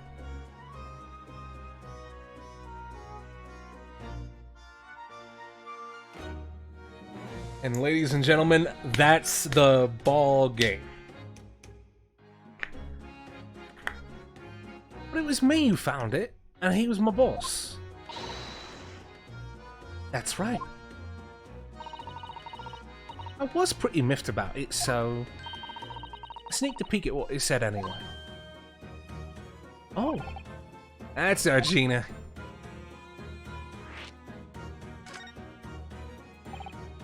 So, you managed to see what was written in Gregson's secret notebook anyway, did you? The way I see it, it's my right to read what he wrote. And what had he written, Gina? Dates, times, places, names, and a whole long list of them. All details about the bludgers supposed to have been done in by the Reaper.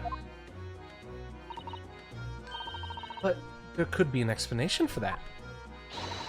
Perhaps it was a record of the Inspector's investigations into the Reaper's activities.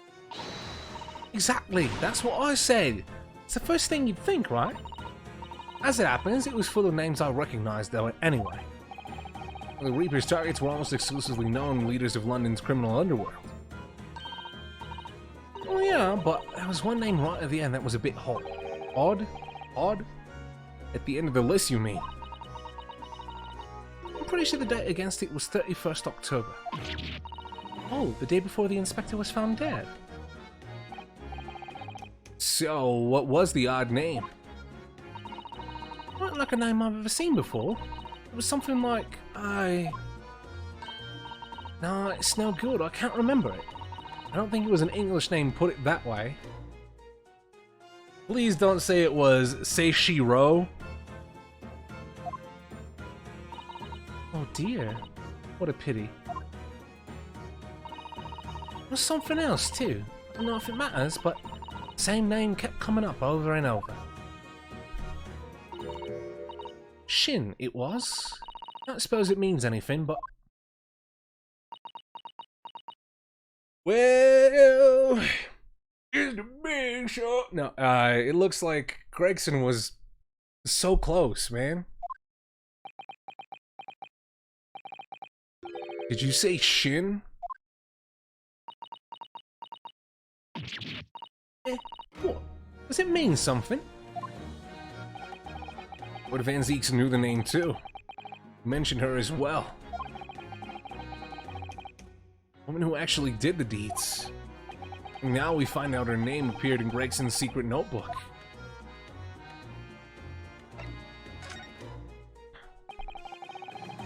We haven't seen you for a little while, have we, Gina? Well, of course not. I've been busy, ain't I? Investigating in that. Lads at the Yard are trying to trace the boss's movements the day before it happened. Day before? That would be the undercover investigation into the Redhead League, then. Only the boss didn't go, did he? You found some cove what was pretending to be him, didn't you, Otto? Yeah, it was Mr. Vigil who actually went to the park on Lime Street that day, posing as Gregson.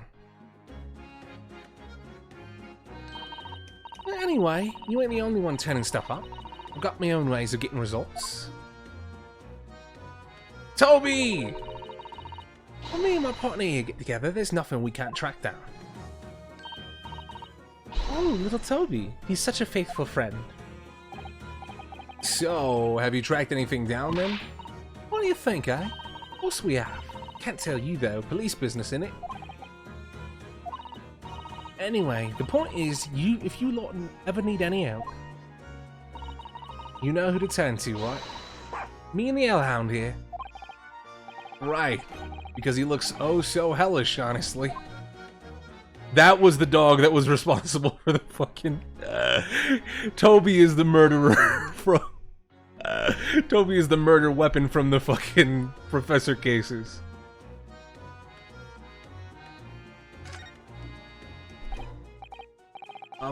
Gina, about your Hellhound there. Chief Inspector Toby, you mean? He's a pride of the force, he is. Japanese police dog means something quite different, and not altogether nice to those involved in crime. But here in Britain, it's a wonderful compliment, it seems. Or a canine, at least. It should be. After all, in the great exhibition case the other day, it was Toby here who managed to locate Drebber's workshop. Maybe it's time for another demonstration of what this super dog can do, eh? There's something the Chief Inspector could catch the scent of, I wonder. Well... Take that! Chief Inspector Toby, if you wouldn't mind having a sniff of this. Because we knew that, we know that Gregson wasn't, we know that Gregson wasn't wearing the disguise, right? He might be a little too keen, don't you think? Ah! Chief Inspector made short work of Gina there. Ah, look what he's gone to. Oh my. That trunk clearly still has a very strong scent. Of Inspector Gregson. In other words, it must have belonged to him.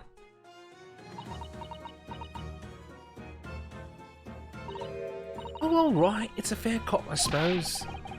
He nearly got away with it, too, if it weren't for that meddling dog. You always talk so proudly of Chief Inspector Toby's nose and what it can achieve. Did it not cross your mind that he might identify something that was right next to us? Yeah, that was a bit of a bloomer, wasn't it? That's enough now then, Gina. I think it's time you told us the truth about that trunk. I was thinking it was going to lead us to whoever was wearing the hairpiece. Because I thought that the implication was that Gregson didn't go to the Red-Headed League meeting, so why the fuck would he need the wig, right? It weren't like that. It just weren't. What are you talking about? I know it's going through that head of yours, but that ain't what happened. Gregson had the wig on his dead body. He had the wig near his dead body. Which isn't definitive, because, like, if we look at the picture of the corpse, right? Like, it's not, like, perfectly affixed to his head, right? If you ask me, and I'm pretty sure anybody else who's looking at this, this could easily have been planted evidence, right? You know what I mean? Like, does that make sense? Like, I see this and I'm like, that wig isn't really... He's not wearing the wig, is my point. So, presenting the wig, I was like, we're gonna get the person who was actually wearing the wig. Because it's clear that Gregson didn't go to the Red-Headed League meeting, right? Alright then, what did happen? Well, like I said before, we were trying to trace the boss's movements. Didn't I tell you have a whiff of the boss's overcoat? As soon as I'd done that, he went off like a shot. Straight to that sandwich. It was sandwich, not a bag of chips. No, nigga, sandwich. Beppo. Mr. Naruhodo, I believe Gina means the witness. Oh, I forgot about that sandwich. Oh, I guess this gives a different meaning, because I didn't really recognize it before, but I guess this gives a different meaning to hero on his sign, right? Actual hero, you know, like a sandwich. Yeah, he had hidden the trunk between them wooden boards of his. The boss's trunk. You mean when they heard the sound like a gunshot and all piled here? Exactly. He nabbed it from the scene. Goodness.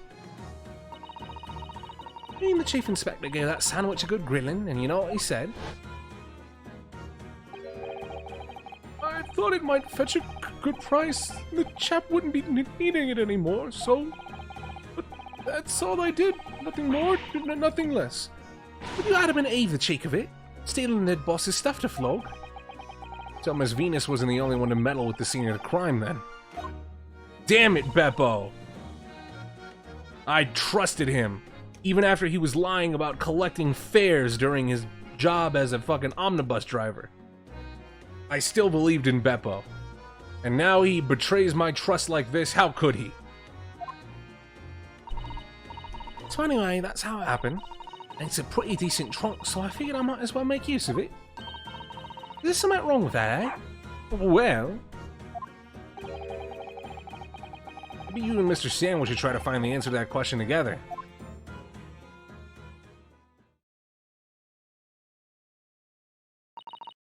I think perhaps that trunk should be turned over to the police, don't you? What are you on about? I am the police! Gina, if you wouldn't mind, will we maybe examine it? Yeah, alright then. Do what you want with it. Thank you. We shall make a detailed record of our examination and the evidence. Let's go Gregson's trunk! Who's hungry? What's the matter with Toby? First and foremost, fuck all that. What record eating kind of big? I'm sorry. What the fuck is that supposed to be? Have you seen this huge gash across the side of the trunk here? Isn't gash like British slang for... Anyway. Gone right through the leather and into the metal behind. For a metal chest like this to have been so badly damaged, whatever made the gash must have struck the side of the trunk with considerable force. Wonder how it happened.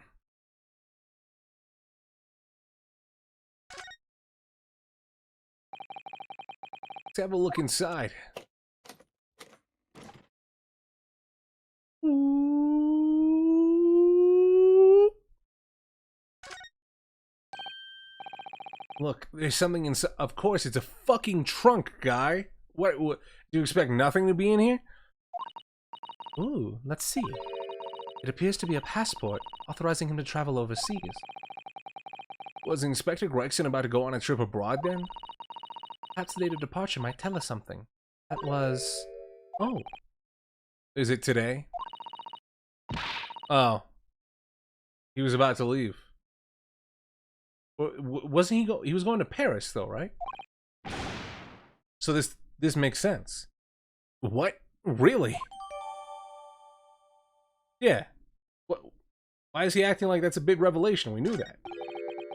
Nixon went to France the day before his body was... Oh, he had already gone to France. Never mind. This is important. I was like, yeah, we knew he was going to go to France. He was talking about going to France.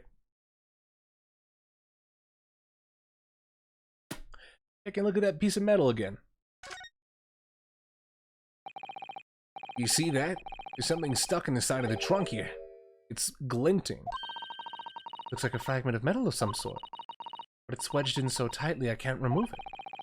Don't cut yourself. You better leave it, I think. I was about to say, we knew that Gregson was going to be going to France. He told us that he was going to be going to France with Gina. But here we are. And apparently he had already gone to France, so, but why? Also, did Gina not know about this? Where the fuck did he go then? Look at this dark stain here. Do you think it's ketchup? Yes, I'm afraid so. I think it's blood. No connoisseurs of ketchup. You were gonna say that. That presumably means... This is present at the scene when Inspector Gregson was killed. The most logical conclusion, yes? I think Gina's been carrying this around with her. Has she not fucking noticed? You didn't know any better, I suppose. It does look like a grease stain from all the fish and chips. Ain't no way. You see this and think it's a grease stain. Ain't no fucking way.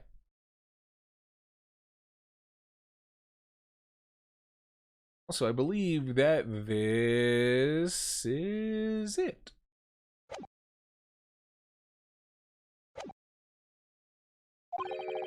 Why is he acting so aggressively towards me all of a sudden? Mr. Mr. Naruhodo, be careful. It must be the trunk.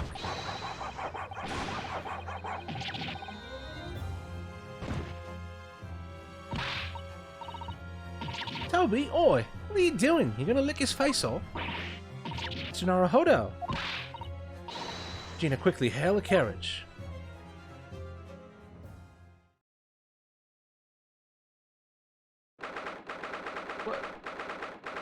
What?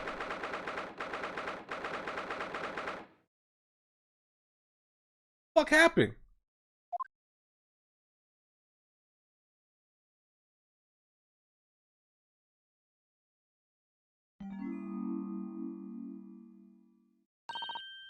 Oh, Mr. Naruhodo, are you alright?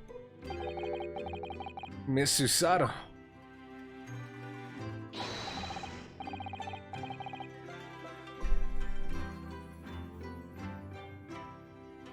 Why are you here?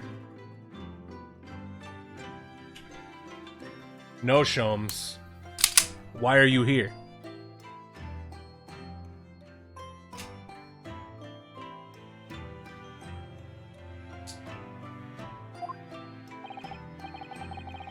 We're all to drop dead after a moderate licking by a small terrier. Most unseemly. What is or isn't seemly is irrelevant here, Mr. Sholmes.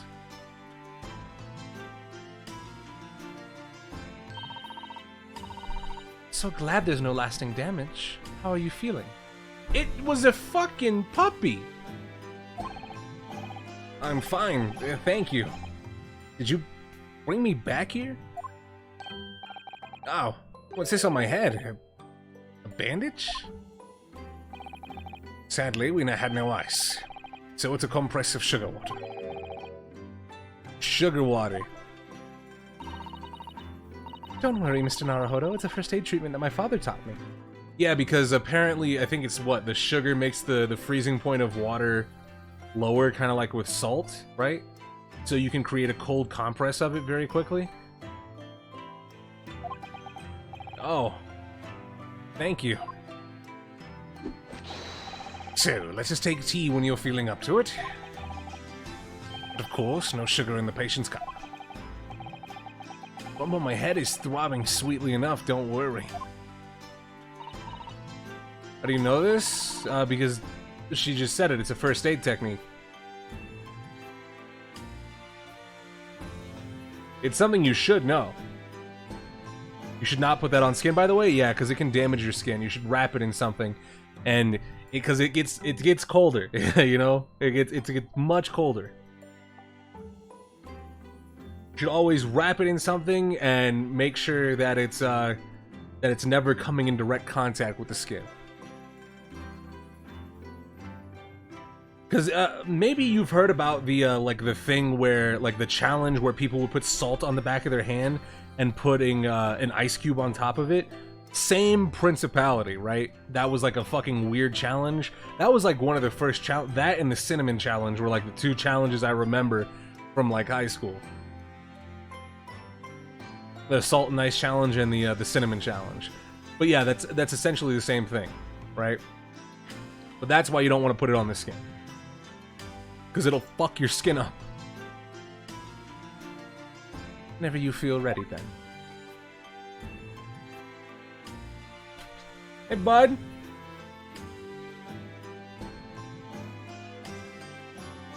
What's oh, well, fucking move.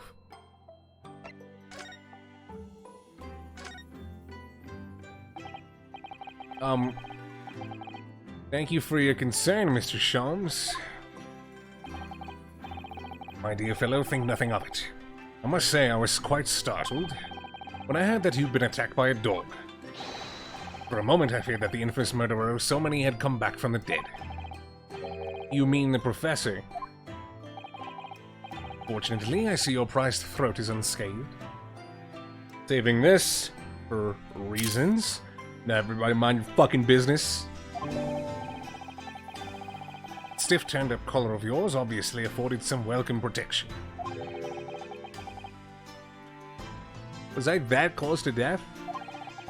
All I really remember is the dog licking my face over and over and over again. Well, if you wish to avoid such troubles in the future, a little mustard spread on the cheek should do the trick. I should think that would balance the sweetness of your bandage rather splendidly. No, dickhead! Where the fuck did you put the Van Zeek's autopsy?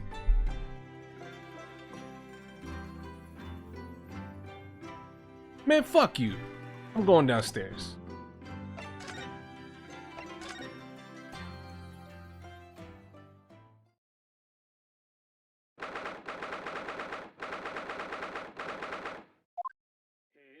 Mit dem Schwarzbiergebot, brodelnd wie ein Feuerberg, den Schlund es mir verbrannt, ach Hopfen deine Wut.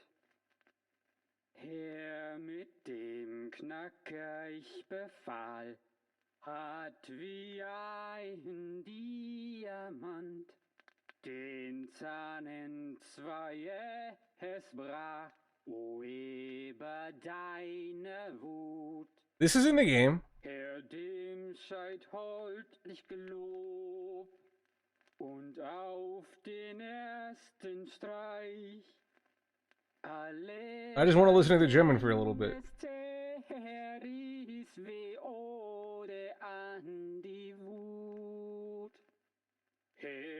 Alright. What on earth is going on in here? Am I having a bad dream? Ah, no. It's an old German folk song. Rather a fine rendition, I think. That's the least of my concerns. Iris? Iris?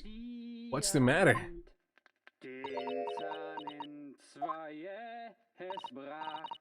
Who was that sprawling, that lax gentleman over there? You not recognize the mustache? Iris? Is she even listening? Excuse me, sir. I do apologize for troubling you whilst you're singing so merrily, but would you be kind enough to explain the situation? He's not singing. It's the fucking gramophone. Well, that worked. Calling gentleman and a young girl, a rather tantalizing juxtaposition. And one that appears to have incited the gods of deduction within me to find their voices too. Mr. Sholmes, do you mean... No. We're getting a fucking... Ain't no way we're getting a logic and reasoning spectacular here, right?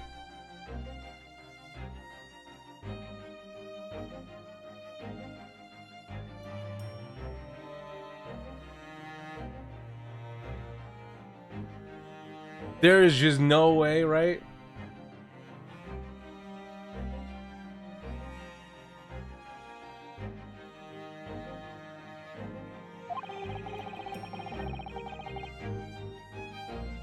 The strains of reasoning within me are playing now as a delightful duet. One melody sings of a reunion full of nostalgia. You can speak German? Whilst the other is a morose theme about the great secret you're trying so desperately to conceal, Iris. So it wasn't Sholmes who took it, it was Iris. You motherfucker. He's turned as white as a sheet. So as usual, you've instantly seen to the very heart of the matter.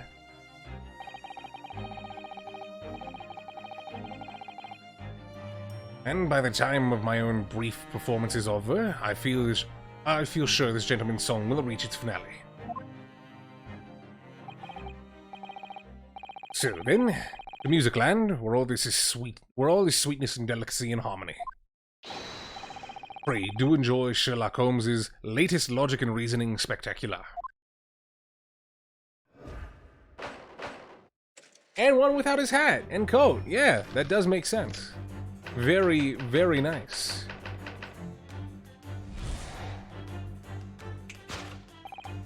Firstly, we consider the gentleman's nationality. Clearly, he's a German with no grasp of the English language. Do you not recognize his, Do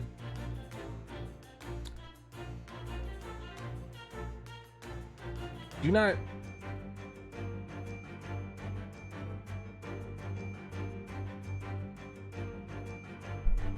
It's Mika Tobishomes. You've met him before?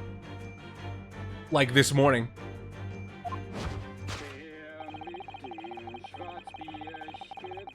As evidenced by the Germanic song he sings and his apparent inability to understand when asked to desist. I don't think I've heard this song before.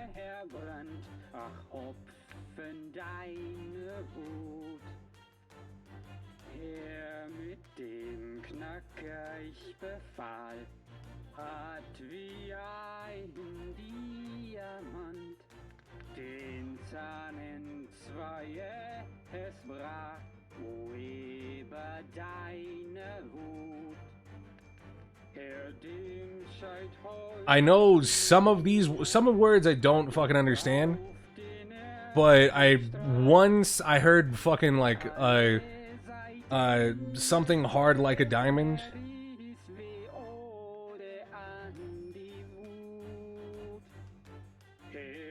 Ode an die Wut means a song of rage, or like an ode of rage, right?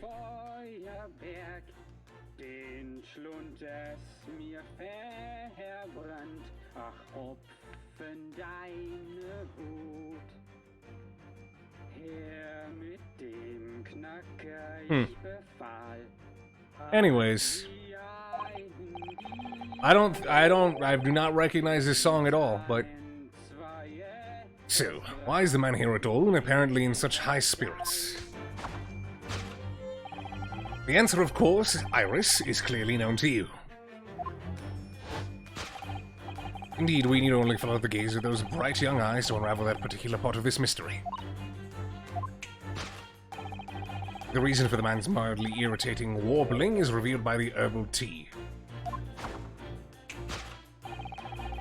You obviously offered our German guest a cup of your latest herbal blend. The tea's delectable flavor has made the man's spirits soar, and resulted in this joyful ditty tumbling incessantly from his lips. I eagerly await sampling the flavor myself, that I may join the fellow in a state of elation. You're wrong! You're fucking wrong, but I can't tell you you're wrong. Now to the next question. Who exactly is this gentleman availing himself so thoroughly of the settee?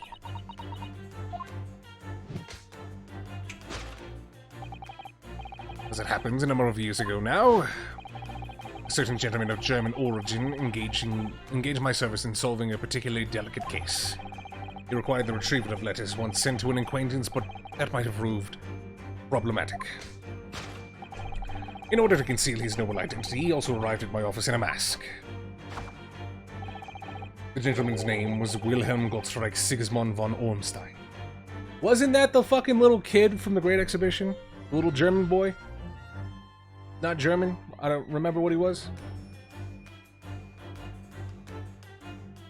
Wilhelm Gottschalk Sigismund von Ormstein, right? That was the little kid's name, right? We were calling him Will Bohemian, not German, that's the one. But point being, he was a little boy.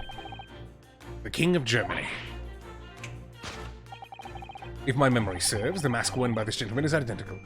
It's fucking Cosmo's mask. This is like the one where he's been the most off on, right? Yes, there can be no question, that mask belongs to the King of Germany. It would appear that His Majesty remembers the fine service I afforded him, and has decided to show his face again, mask and all, in order to express gratitude. A well-mannered monarch indeed. Wouldn't you agree, my dear fellow? This is great. I wish you could... I can't hide the text here, right? I would love to hide this and have both him and her doing the pose, right? The hands out pose. I like that. So, the identity of this masked visitor is in fact my former client, the King of Germany. Indeed, his son is currently in London as well, enjoying the wonders of the Great Exhibition.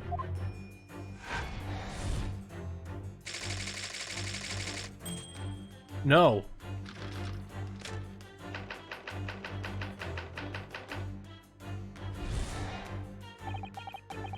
Which Which leaves us with one remaining imponderable.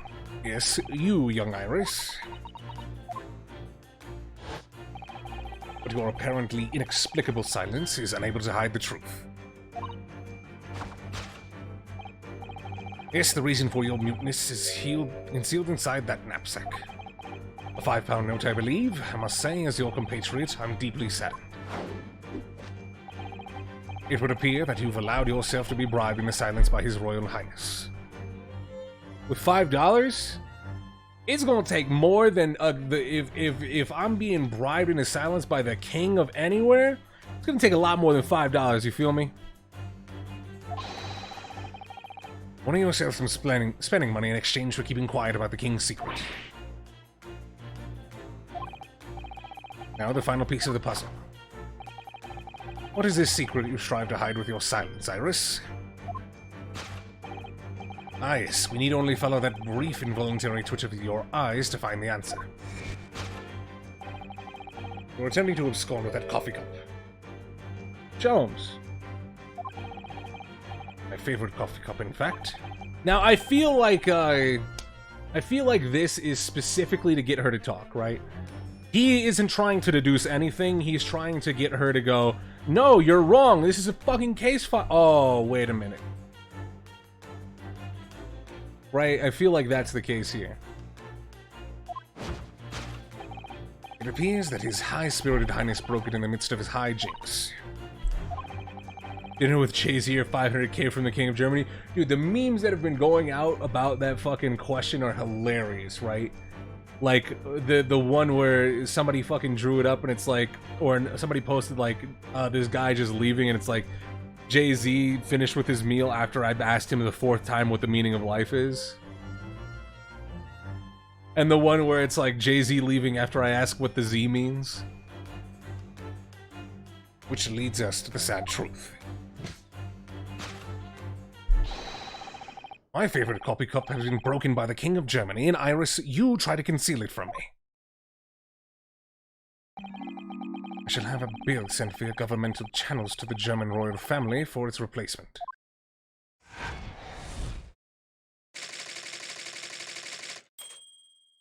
So I think that's the dichotomy, right? Because this is a logic and reasoning spectacular, but he's not on a case, right?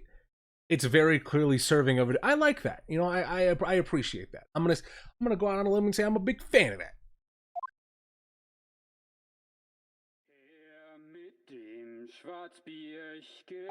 Fuck is that?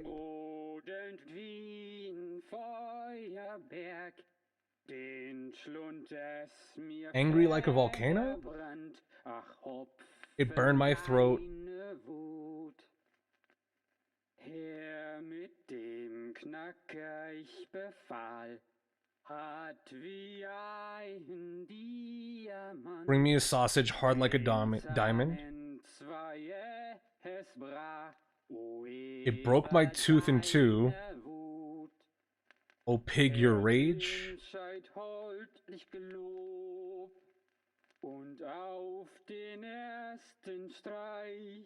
At the first stroke.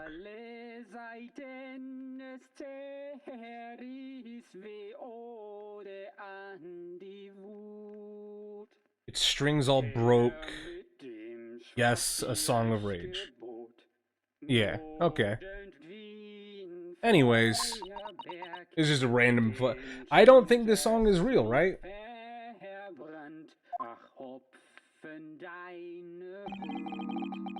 Your silence is well. The fellow's jovial warbling rather rings in the ears, does it not?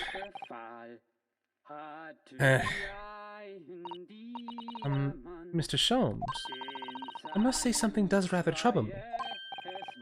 Pray, Mr. Soto, do tell. His Royal Highness doesn't appear to have moved a muscle since we've arrived. Ah. And you haven't said a word either, Iris. Mr. Sholmes has it all right, you might as well own up to it now.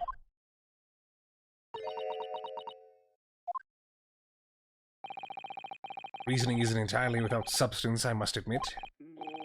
And one other thing, Mr. Sholmes. It's another grievance, Mr. Naruhodo? Surely not. Well, I actually read the story of that case recently. The one you were just describing. And according to that at least, it wasn't the king of Germany, it was the king of Bohemia.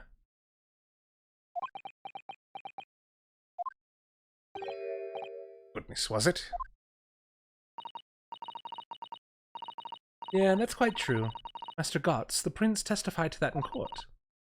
In his words, I have come to see the great exhibition all the way from my home in Bohemia.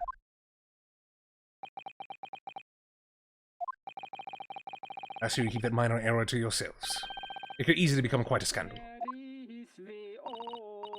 Believe, Mr. Naruhodo, that it's our turn now to make some corrections to a number of minor errors that may have slipped in. Yeah, even Mr. Shums is willing to admit that he might be slightly wide of the mark this time. Although it's clear that Iris is definitely hiding something.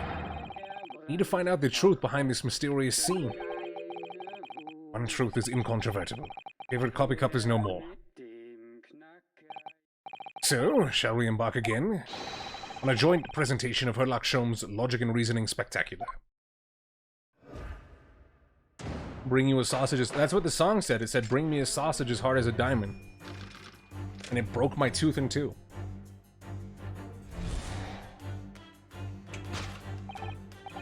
Alright, so... What was the thing? German... No, I don't remember the actual first text. A little AO indeed? I don't know.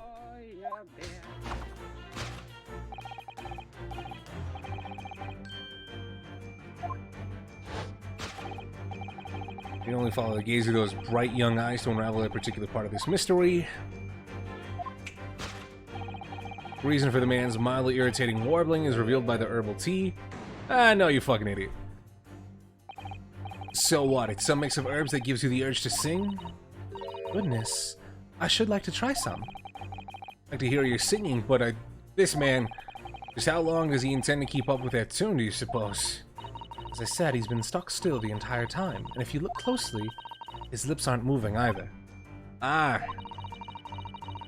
I'm not sure what's actually responsible for the spirited singing. You guys not see the fucking record player in the back?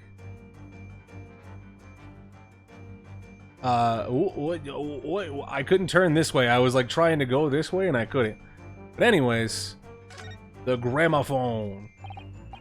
Wait, this is a gramophone, still rarely seen in our country. The sound certainly appears to be coming from the horn. But machine singing? That can't be right. Science and technology are changing the world rapidly, Mr. Naruhodo. What's right is changing too. It's too much for my brain. At least we found our answer. Take that!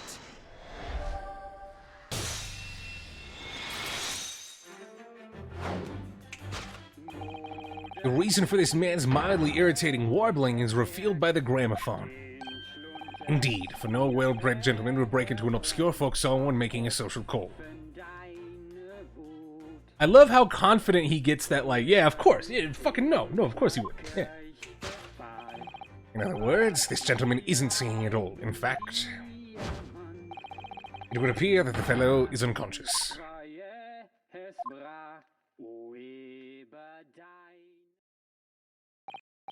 Ah, music seems to have stopped now. I ask you, Mr. Naruhodo, yeah? Why would I have purchased a recording of that gibberish? The fuck should I know? Well, never mind. On with the deduction. Who exactly is the gentleman availing himself so thoroughly of the settee?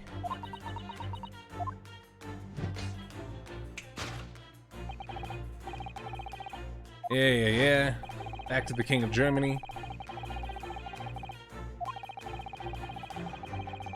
Also, isn't that the silhouette that they use for Watson?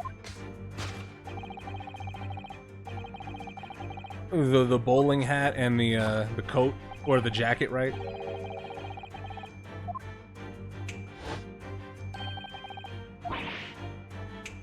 It's just Mikotoba? Okay. Because I've noticed that in the, like, the intro, like, cutscenes where it's Watson, or... take a shot, I guess, where it's Wilson describing what's going on with Sholmes, right? It's got, what's the word? Ba-da-ba-ba-da-ba-ba. It's got Wilson sitting there in a bowl.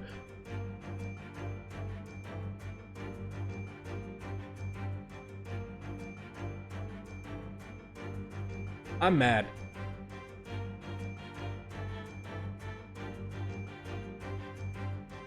I'm mad.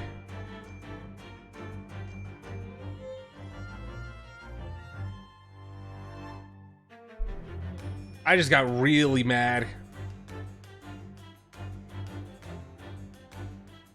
Because the person in the intro for all of the cases isn't Wilson, right? And we got told by Mikotoba that Wilson wasn't Sholmes' partner.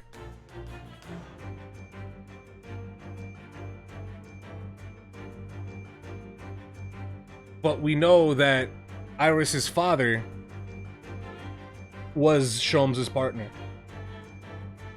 And she's 10 years old, right?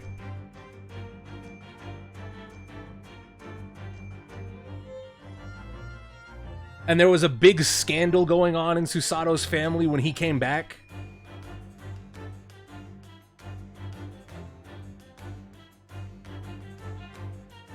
Her last name isn't Wilson.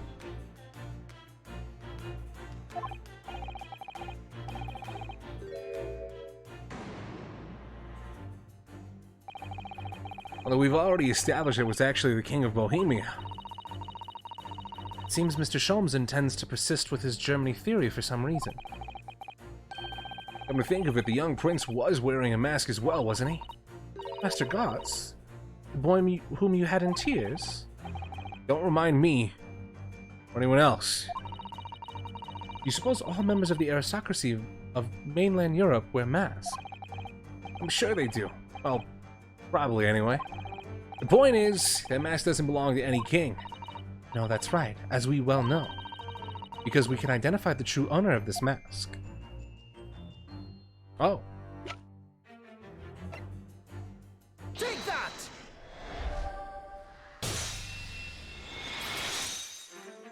Fucking Mikotoba was getting his fuck on in England.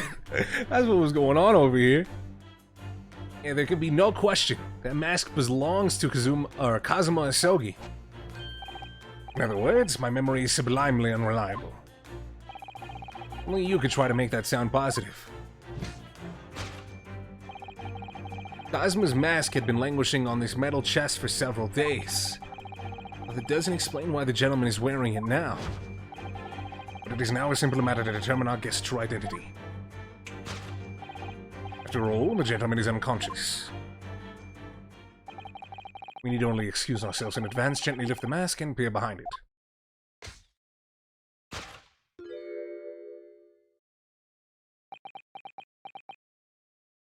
Also, the one thing that okay, and yeah, no, that has to be the case, because when we showed up at the Waterloo, and we had Iris with us, and he sees her, he jumps back, right? He's shocked to see her, right?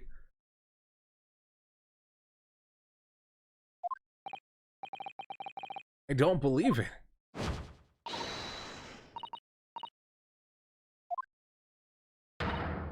Father. I'm afraid, Mr. Sutter, that you must be mistaken. No, I think not, Mr. Sholmes. Then it would appear that our logic and reasoning has once again revealed the truth. This mysterious visitor is my unconscious father, Eugene Mikotoba. Thank you for stepping in. This is super neat. I like that. Logic and reasoning?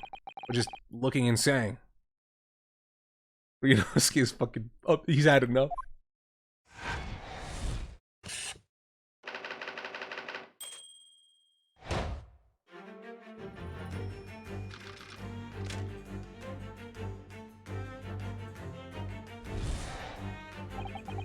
Which leaves us with one remaining imponderable. Yes, you, young Iris. And why is she so quiet?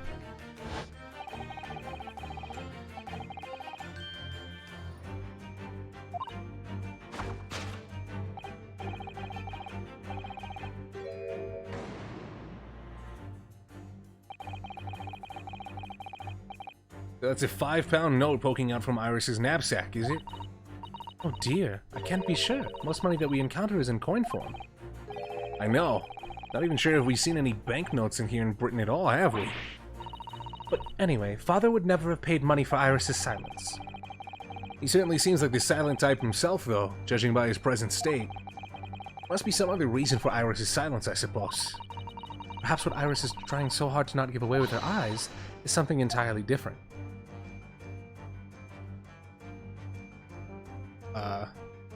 What?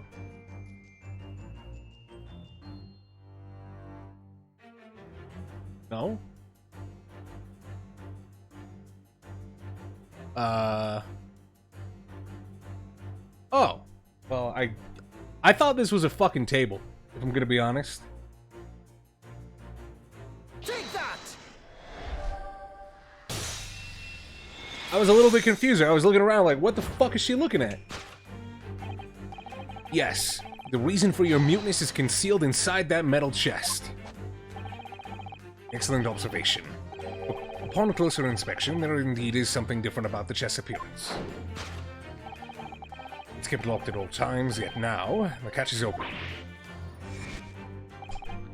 Evidently, this is something to do with your refusal to speak, Iris. But it's a simple enough matter to incite you to speak, I'm sure. Because I was trying to pivot the camera more so I could see the broken cup on the ground, right? Because I was like, oh, yeah, no, it's in the broken shards of the fucking teapot or whatever. I merely need to open this chest. I'm gonna assume this was mocapped. Here we go.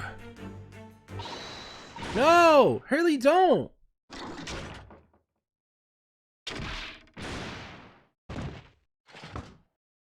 The same thing happened to him.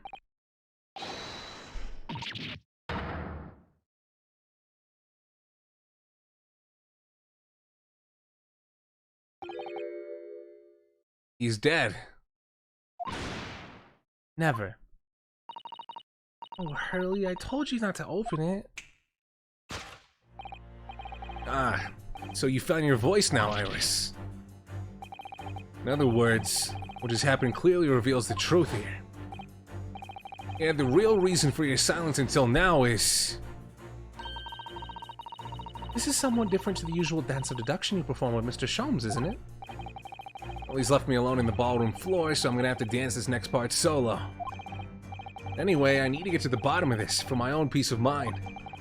Now then, Iris isn't usually the silent type, so... You mean you don't actually know the answer yet? Despite knowing point of the finger before. Mr. Sato? Sometimes a man needs to point his finger first and think later. That's a line to live by. Oh, well, if you say so. I think we'd better examine Iris more closely and try to rescue the situation then.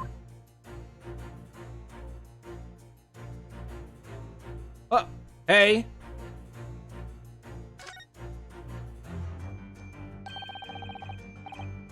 That's a key she's hiding, look. Sure that wasn't in her hands before, was it? No, you're quite right. It's appeared as if by magic. It's strange. Big old iron key. Where did he materialize from? Also, let's get a better look at it. Oh, it's so cute. I've noticed this before and I love it. So nice. But yeah, it has to be the key, right?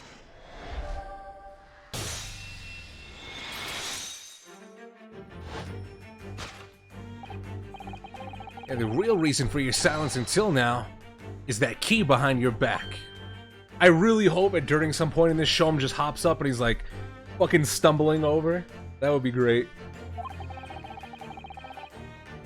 I'm mad that we didn't see Bandage Runo. No, the only bandaged person that we can ever see in Ace Attorney is Apollo Justice, because that guy is raw.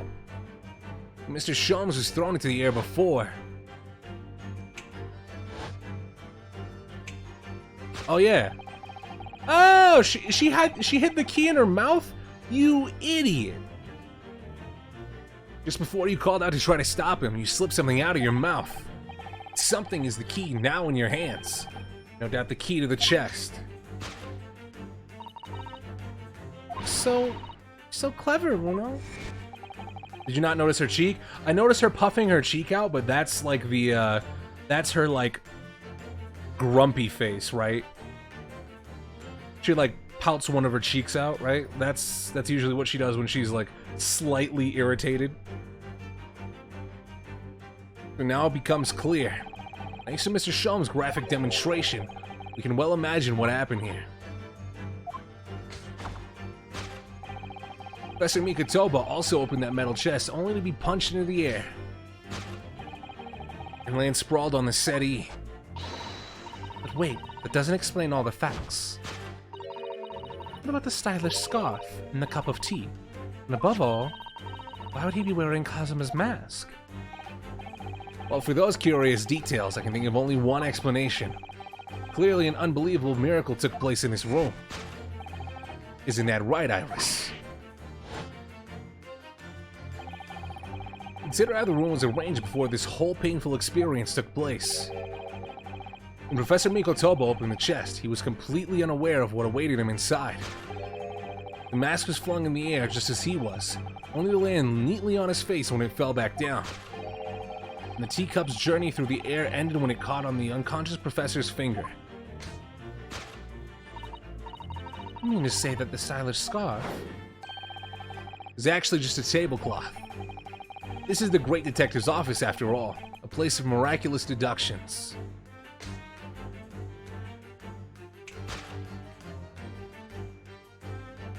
Yeah! Would you expect anything less?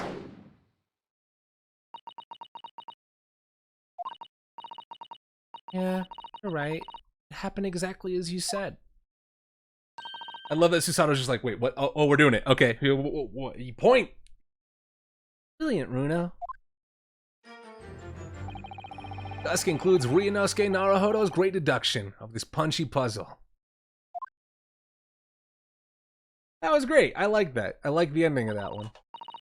So then, why don't I make a fresh pot of tea for us all? Objection! I like that. I really like that. I really like that. Admirable performance, Mr. Naruhodo.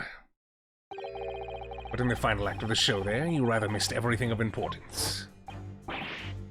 Mr. Sholmes, if you would cast your mind back to my earlier deduction... Iris, clearly you're hiding a great secret. Ah. She is? From the look on her face... Mr. Sholmes must be right. Whatever that great secret is, the cat isn't out of the bag yet. So I put it to you again. You are attempting to abscond with that coffee cup. So close. It really is a shame about Mr. Sholmes' cup. Must have been smashed when Professor Mikotoba opened the chest. Dear, so many things seem to have broken here. But now that the deduction has taken a different direction, Iris doesn't seem to be trying to hide the broken cup anymore. In other words, her great secret is something else. Let's put our observational skills to work here one final time, then. Is she trying to hide this?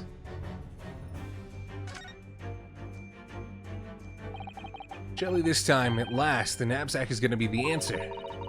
Really not sure why you're so intent on showing Iris's bag to be complicit in these events. Because it's a sizable bag, big enough for a sizable... Big enough to carry things around in, Mr. Naruhodo. That is what bags are for. So, the knapsack might never see the limelight, you mean? Really wouldn't like to say. I was trying to... Oh!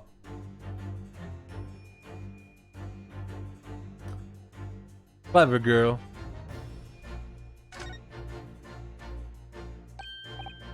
Ah, look! There. There seem to be more papers there. Is Iris trying to hide them underneath the tray? Insignia, Mr. Naruhodo. It's an official Scotland Yard document. What? Why would Iris have... We gotta ask her. An official Scotland Yard document? Take that!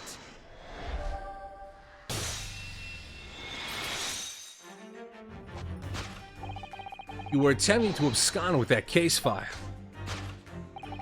Iris, as you very well know, nothing escapes the attention of a great detective. Oh no.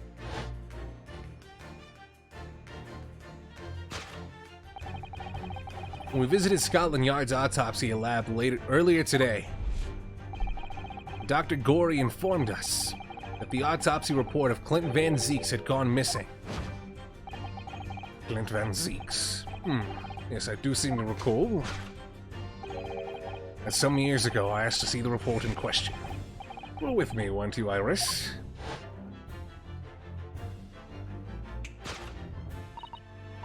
You mean it was you, Iris? So those papers you have there are... Sorry. Don't cry! Forgive me!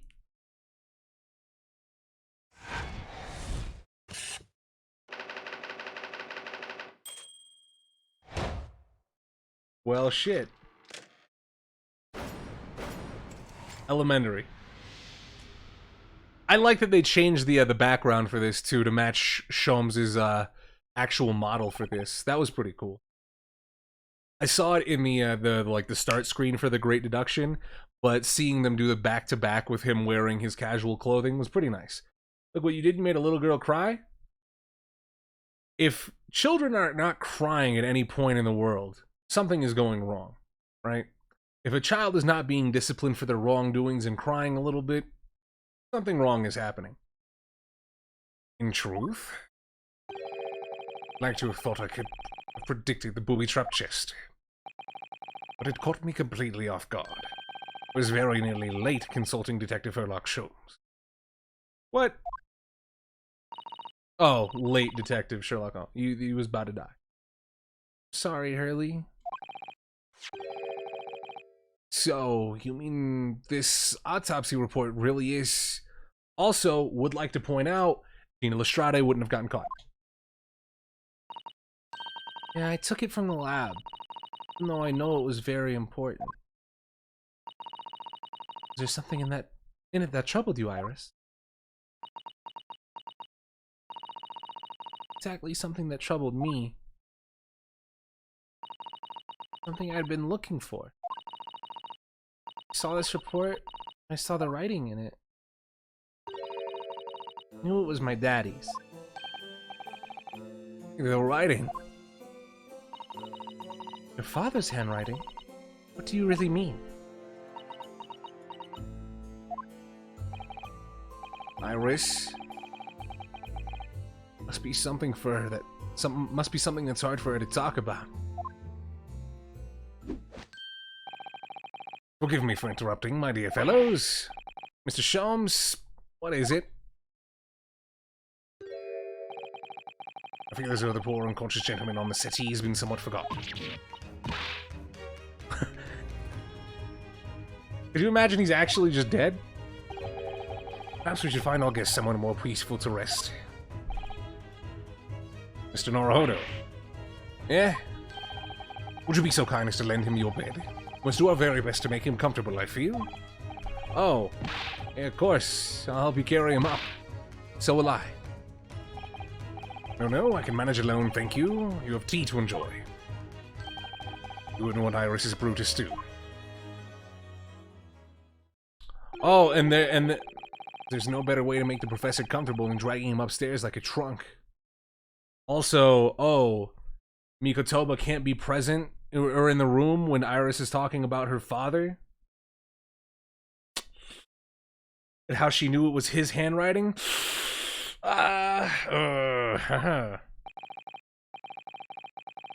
Wonder, perhaps that was deliberate. Maybe Mr. Sholmes is making himself scarce to give Iris the chance to talk more freely. We must use this opportunity to talk with Iris. Find out what is going on. Have we had this before? Would you like to tell us about it, Iris? About your father? Sure, I told you before, didn't I? But Daddy used to be Hurley's partner. Yes, that notes about all the cases they solved together are kept inside that metal chest.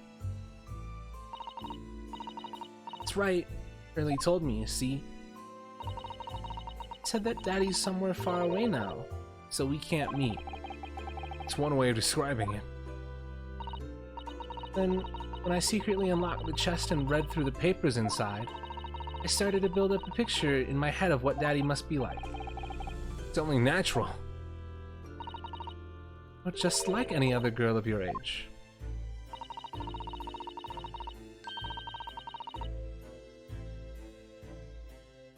Iris's dad is Mikotova, yeah. Free. They kind of kept that one well hidden. I will say that. Read that Daddy was a professor of medical science, so I studied and took my degree too. Well, that's only natural, I suppose. In that respect, you're not quite like any other girl of your age, though. But there was one thing that I could never find out. His name? You motherfuckers. Ah. His name wasn't anywhere on any of the notes that he'd made about his work with Hurley. Then one day...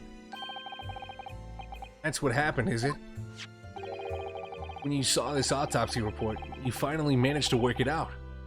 Is that right? Yep.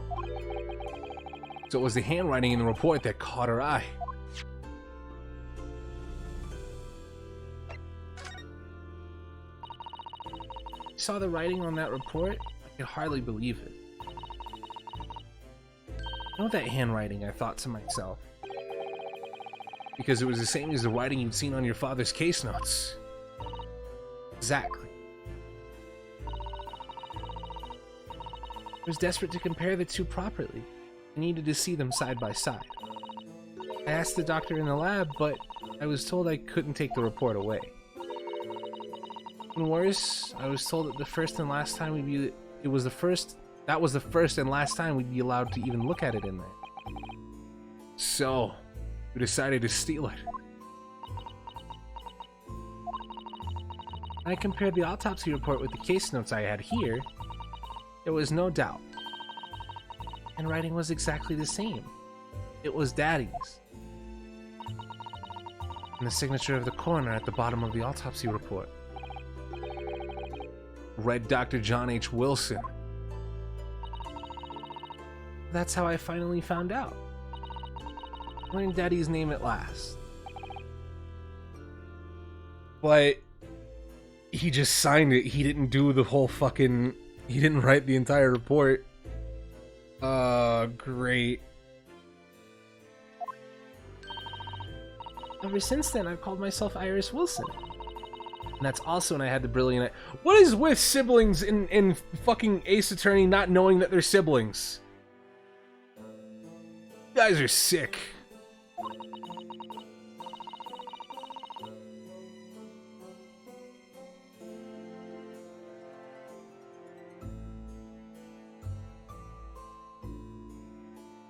Sorry about that. What did I just miss? That's what I also had the brilliant idea of writing stories all about Daddy's exciting times with Hurley. I decided there and then that I'd write the adventures of Herlock Sholmes. Oh, Iris.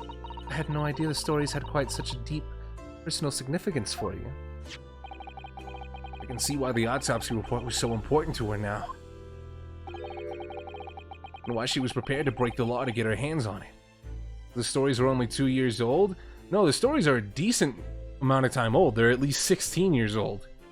Or at the very least 10 years old, excuse me.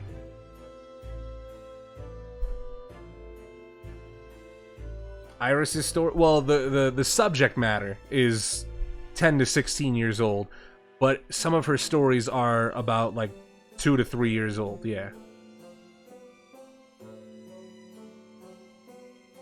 Because she got the case notes 2 years ago, right?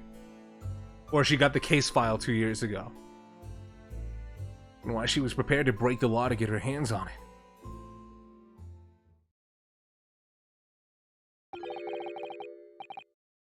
apologize, Iris. This really is all my fault. Really? Made a promise, you see, that until the time was right, keep the details about your father a secret. I know. Been very naughty. Take the autopsy report back to Dr. Gorey and apologize. Wait, no. Fuck that. Let me see it. Yes, we'll go together, I think. Then let me look after it for you until we get there. Fucking move. Shut up. Move. Alright, coroner John H. Wilson. Name Clinton Van Zeeks, age 33, nationality British. Time of death, 31st of May, between 9 p.m. and midnight. Observations. Death from a single stab wound to the heart. Other superficial external wounds indicative of a duel? Yo. Additional notes. Recent scarlet ink stains visible on the little and ring fingers of the right hand, but no document in corresponding ink was found. Are those the Asogi papers? It's not actually his last will and testament. It's what fucking Clint wrote.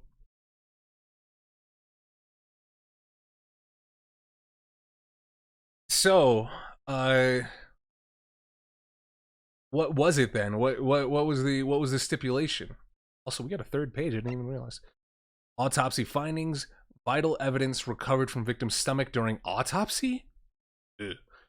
Credit to Inspector Gregson for petitioning so doggedly for the autopsy procedure. No internal trauma noted anywhere in the body. Vital evidence recovered from the victim's stomach? Alright, so Genshin and Clint had a duel, right? What is the, like, why would they, because my initial thought before reading this line right here, other superficial wounds indicative of a duel, my initial thought was Clint, for some reason, confided in Genshin to have him take his life so he wouldn't be the professor anymore, right?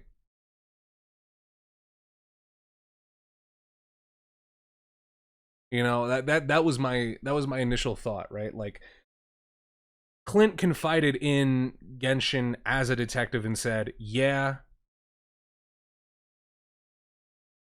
you know what? They're using me as the professor, right?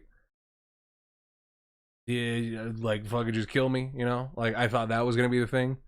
But if it was a duel, maybe Clint was just doing it for fun and Genshin found out, right? I don't know. Like, that's the biggest mystery to me. Must go and water my herbs, I think.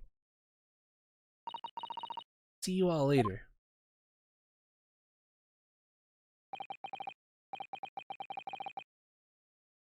Iris must be feeling awful. Mr. Sholmes is here for her, but still.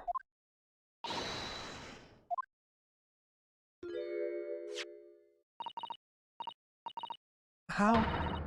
What's the meaning of this, Mr. Sholmes? Mr. Sholmes? Oh dear me. So, you've noticed, I see. What? That would mean... What on earth's the matter, Miss Susato? Turning as white as a sheet. You didn't read the fucking thing, Ryunosuke. It's this autopsy report, Mr. Naruhodo. The one from 10 years ago. The writing isn't Dr. Wilson's at all. Ooh! Huh? What do you mean? How could you possibly know that? 'Cause I know this writing very well. This writing? It's my father's. Professor Mikotoba's? Indeed, it's true. Now you know, my dear fellows. No, I don't know anything. What on earth does all of this mean, Mr. Sholmes? Because the idea that's slowly forming in my mind, it's just too extraordinary to believe. Please, you have to explain.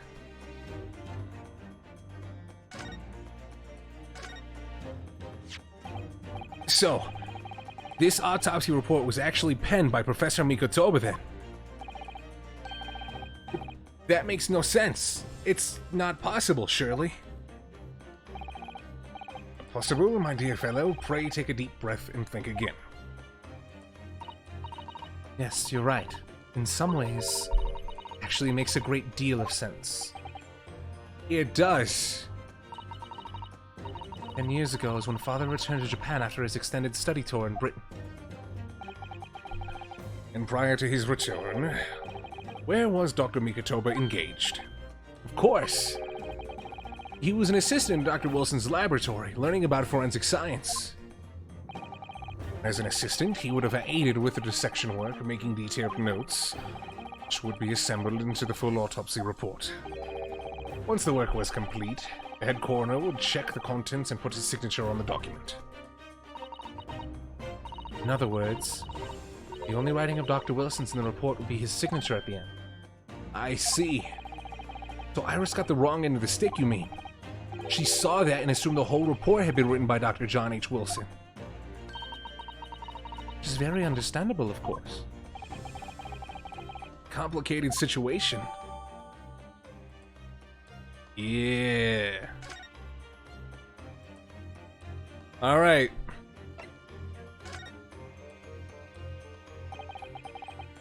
Thinking about it, most of what we know about you, Mr. Sholmes, comes from the published stories of your exploits. Yes, the adventures of Herlock Sholmes, written by Iris.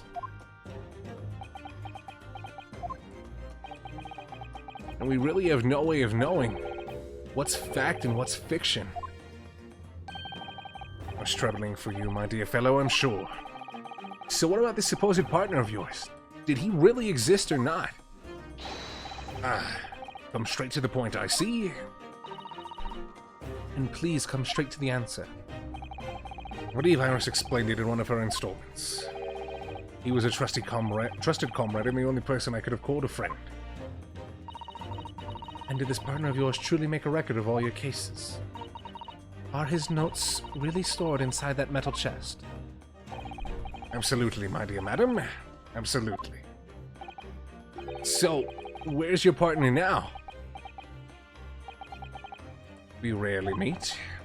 See, he lives on the other side of the world. Okay, so this also makes sense as to why the Conan Doyle estate was not super comfortable with giving the likeness of Sherlock Holmes to Capcom for this, because this kind of taints the tales of Holmes and Watson, because it's not Holmes and Watson, it's Holmes and Mikotoba, right?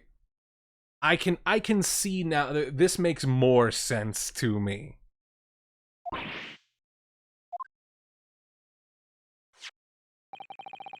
If this autopsy report and the records of all your old cases were penned... Oh. But if this autopsy report and all the records of your old cases were penned by the same hand, if the autopsy report was written, though not signed, by your famous partner, there would be only one logical conclusion.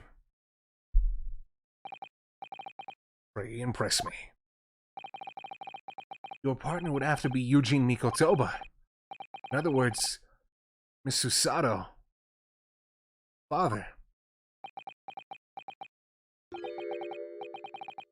On my word, Mr. Norohodo. Yeah? Coming along wonderfully. You hit upon the method at last. You finally grasp the art of deduction. You mean to say... Allow me to introduce you. My great friend and partner, Mikotoba. Professor Mikotoba? Yep. Song is the great detective's friendship. I like this. Does this mean that you're the real Dr. Wilson? No, my dear. I'm still my old self, Eugene Mikotoba, your father. Eugene means friend, by the way? I figured as much. Of course. This is obviously too much for Susato to take it. Dog, she was over there fangirling at what her dad... Dude, imagine how gassed Mikotoba must have been sitting at home, Iris fucking, like, marking out over reading The Adventures of Herlock Sholmes, and he's like, hey, wait a minute. I know that. I remember that. Also, this explains why he had the manuscript, too, right? I must say, though, my old friend has attained worldwide celebrity as a great mystery solver, as the greatest mystery of all. I still remember the first time we met. Pray remind me, when was it again, Mikotoba? 16 years ago, Sholmes. Yes, quite. 16 years ago. I just arrived from Japan with Seishiro and Genshin. I was in search of lodgings close to the hospital. Some comfortable rooms at a reasonable price. You mean filthy acts at a reasonable price? But rents are devilishly high in that particular area. That's right. So I decided I needed someone to share the lodgings and expense. And was fortunate enough to be introduced to Sholmes, who found himself in a similar situation. I was a callow fellow back then, a mere shadow of the great detective you see before you now. I was working at the hospital's chemical laboratory at the time, indulging my curiosities for little gain. And the situation of our cohabitation led us to pursuing cases together, you see. Hard to believe it was a mere 6 years. We had a great many adventures. But in the last year of Mikotoba's stay in Britain, that most infamous of cases presented itself.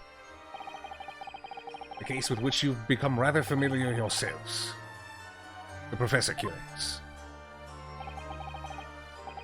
After the trial, Seishiro and I were summoned back home. Hardly surprising, given the circumstances. So, there you have it. As you know, all the details recorded by my trusty chronicler remain in that metal chest. Just fucking outstanding. Professor Mikotoba was fucking before he came back home.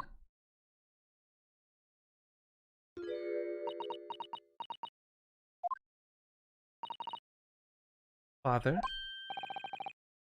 Goodness, my dear, what a cutting look. Your daughter, very proud to learn that you were the great detective's great partner. Nevertheless, there's another mystery that I really must ask you to explain now. And that is... You know very well what it is. The unresolved matter of Iris's father. Ah, of course! Almost forgotten about that one.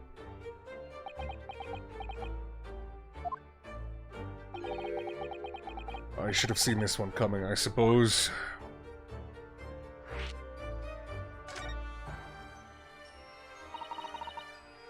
Iris told us that all the notes about the great detective's adventures are in that metal chest. Were written by her father. Isn't that correct, Mr. Sholmes? That is indeed what I told young Iris. But if you're Mr. Sholmes' partner, Father, and you wrote all those case notes, then Iris's father must be you.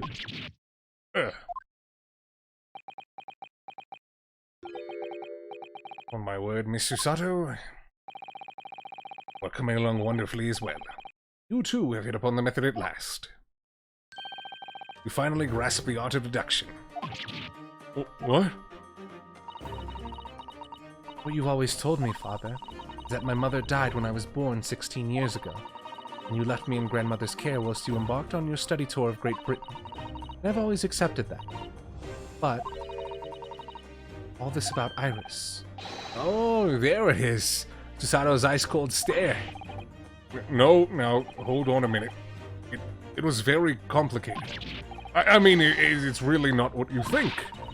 Then perhaps you would like to explain exactly what it is. Oh, is she about to fucking take down her father? Here it is. Now the eyes go from ice cold to red hot just before she... No, really, you've got the wrong end of the stick. Sholmes, say something, man. When did you get dressed? It's quite enough, my fiery fellows. Mr. Sholmes, the fuck did he get all dressed up? First, I don't like to interrupt this exciting exploration of the past. Megatoba and I have an urgent matter that requires a short excursion. It's very late, Mr. Sholmes. Where must you go? Why, my dear madam, is that not obvious? My partner and I must pursue our natural enemies. So, get your coat, Megatoba. The game is afoot.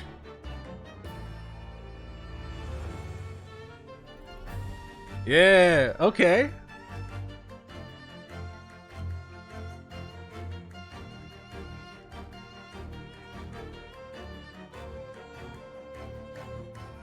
I know what I'm about to say is blasphemous, but this feels like it would be a very good, like, secondary tie-in to the, Pursuit theme. Because it doesn't have exactly the leitmotifs, but it has, like, somewhat of a similar melody that builds up and, like, splits apart that the Pursuit theme has. This feels like the prelude to the Pursuit theme could lead into this as well. Does that make sense? Like this, the prelude for the Pursuit theme and the Pursuit theme could all be remixed together. Oh, that would be great.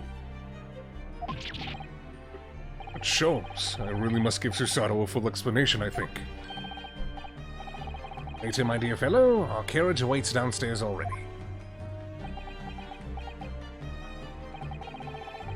You haven't changed one iota, have you? I mean, really, I was at our home after 10 long years, and when I opened that chest in a fit of nostalgia, I quite inexplicably passed out. If that wasn't enough, when I eventually regained consciousness, I'm plunged straight into all this. Alright, so here, let me pull up the prelude, right?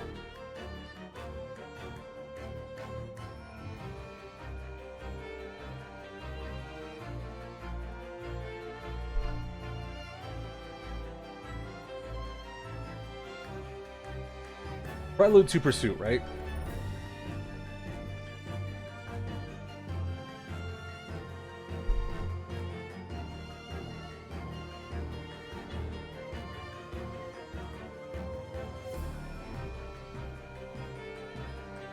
Why does it say plus beta on this?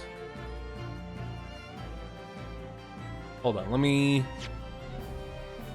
Now, it's not one-to-one, I will admit that. But...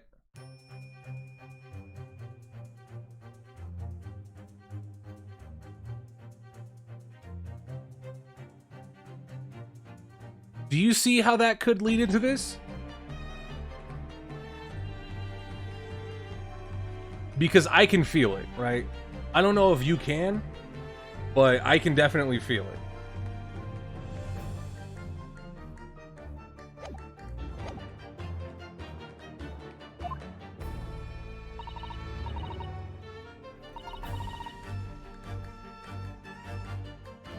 Father, please, go with Mr. Sholmes now. What? I've no doubt that whatever happened, you were acting in everyone's best interests. I trust you, completely. Susato. And sending the great detective and his great partner off on a renewed adventure. She just wants another fucking thing to read. Is more than I could have hoped for in my wildest dreams. Play them over each other for a second? Yeah, hold on. I don't think that's gonna fucking help at all.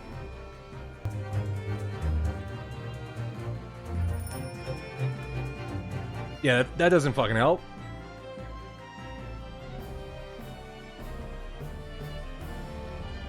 I just see how this could transition into this song. At least at the very beginning, right?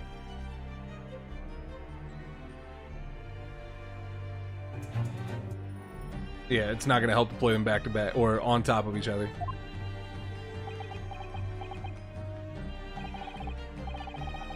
Very well then. We'll speak again later. So, leave your own work is done for the day. I wish you the best of luck for tomorrow.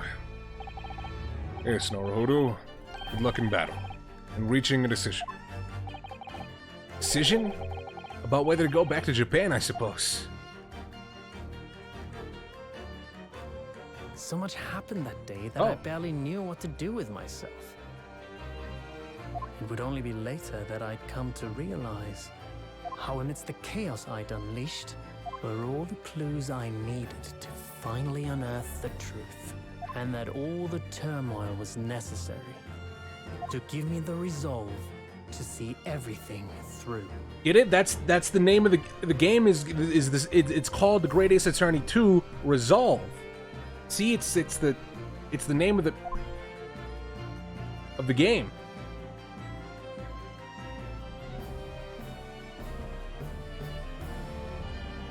Oh.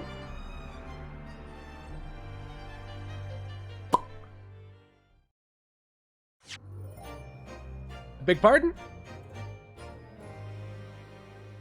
Now, I guess to be fair, we did play that for fucking nearly 5 hours, but I wasn't expecting the chapter to end.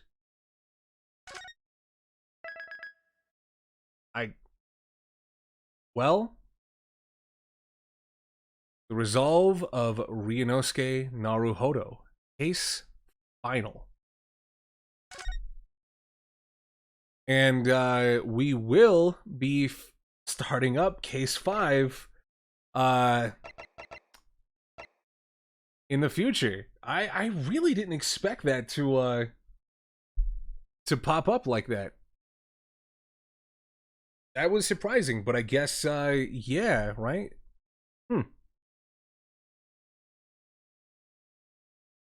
Yeah, no Japanese case, I guess. I'll go fuck myself. Damn it, that would have been really cool. It would have been really cool for everything to culminate in Japan, right? Because we haven't had, like, crooked judge presiding over a case yet, right? I think that would have been dope, right? If Jigoku was the judge for that, for the final case, and you would have been like, how do we prove that the judge is guilty and get the judge to where, because there's no jury in Japan too, right? It would have been cool to start up the jury system in Japan by proving that the judge is corrupt. I think that would have been a nice note, right? I think that would have been pretty cool. However, we learned to fuck it. This was another long exposition case, which I'm fine with because everything is starting to get brought to light, right? Which I'm fairly okay with, right?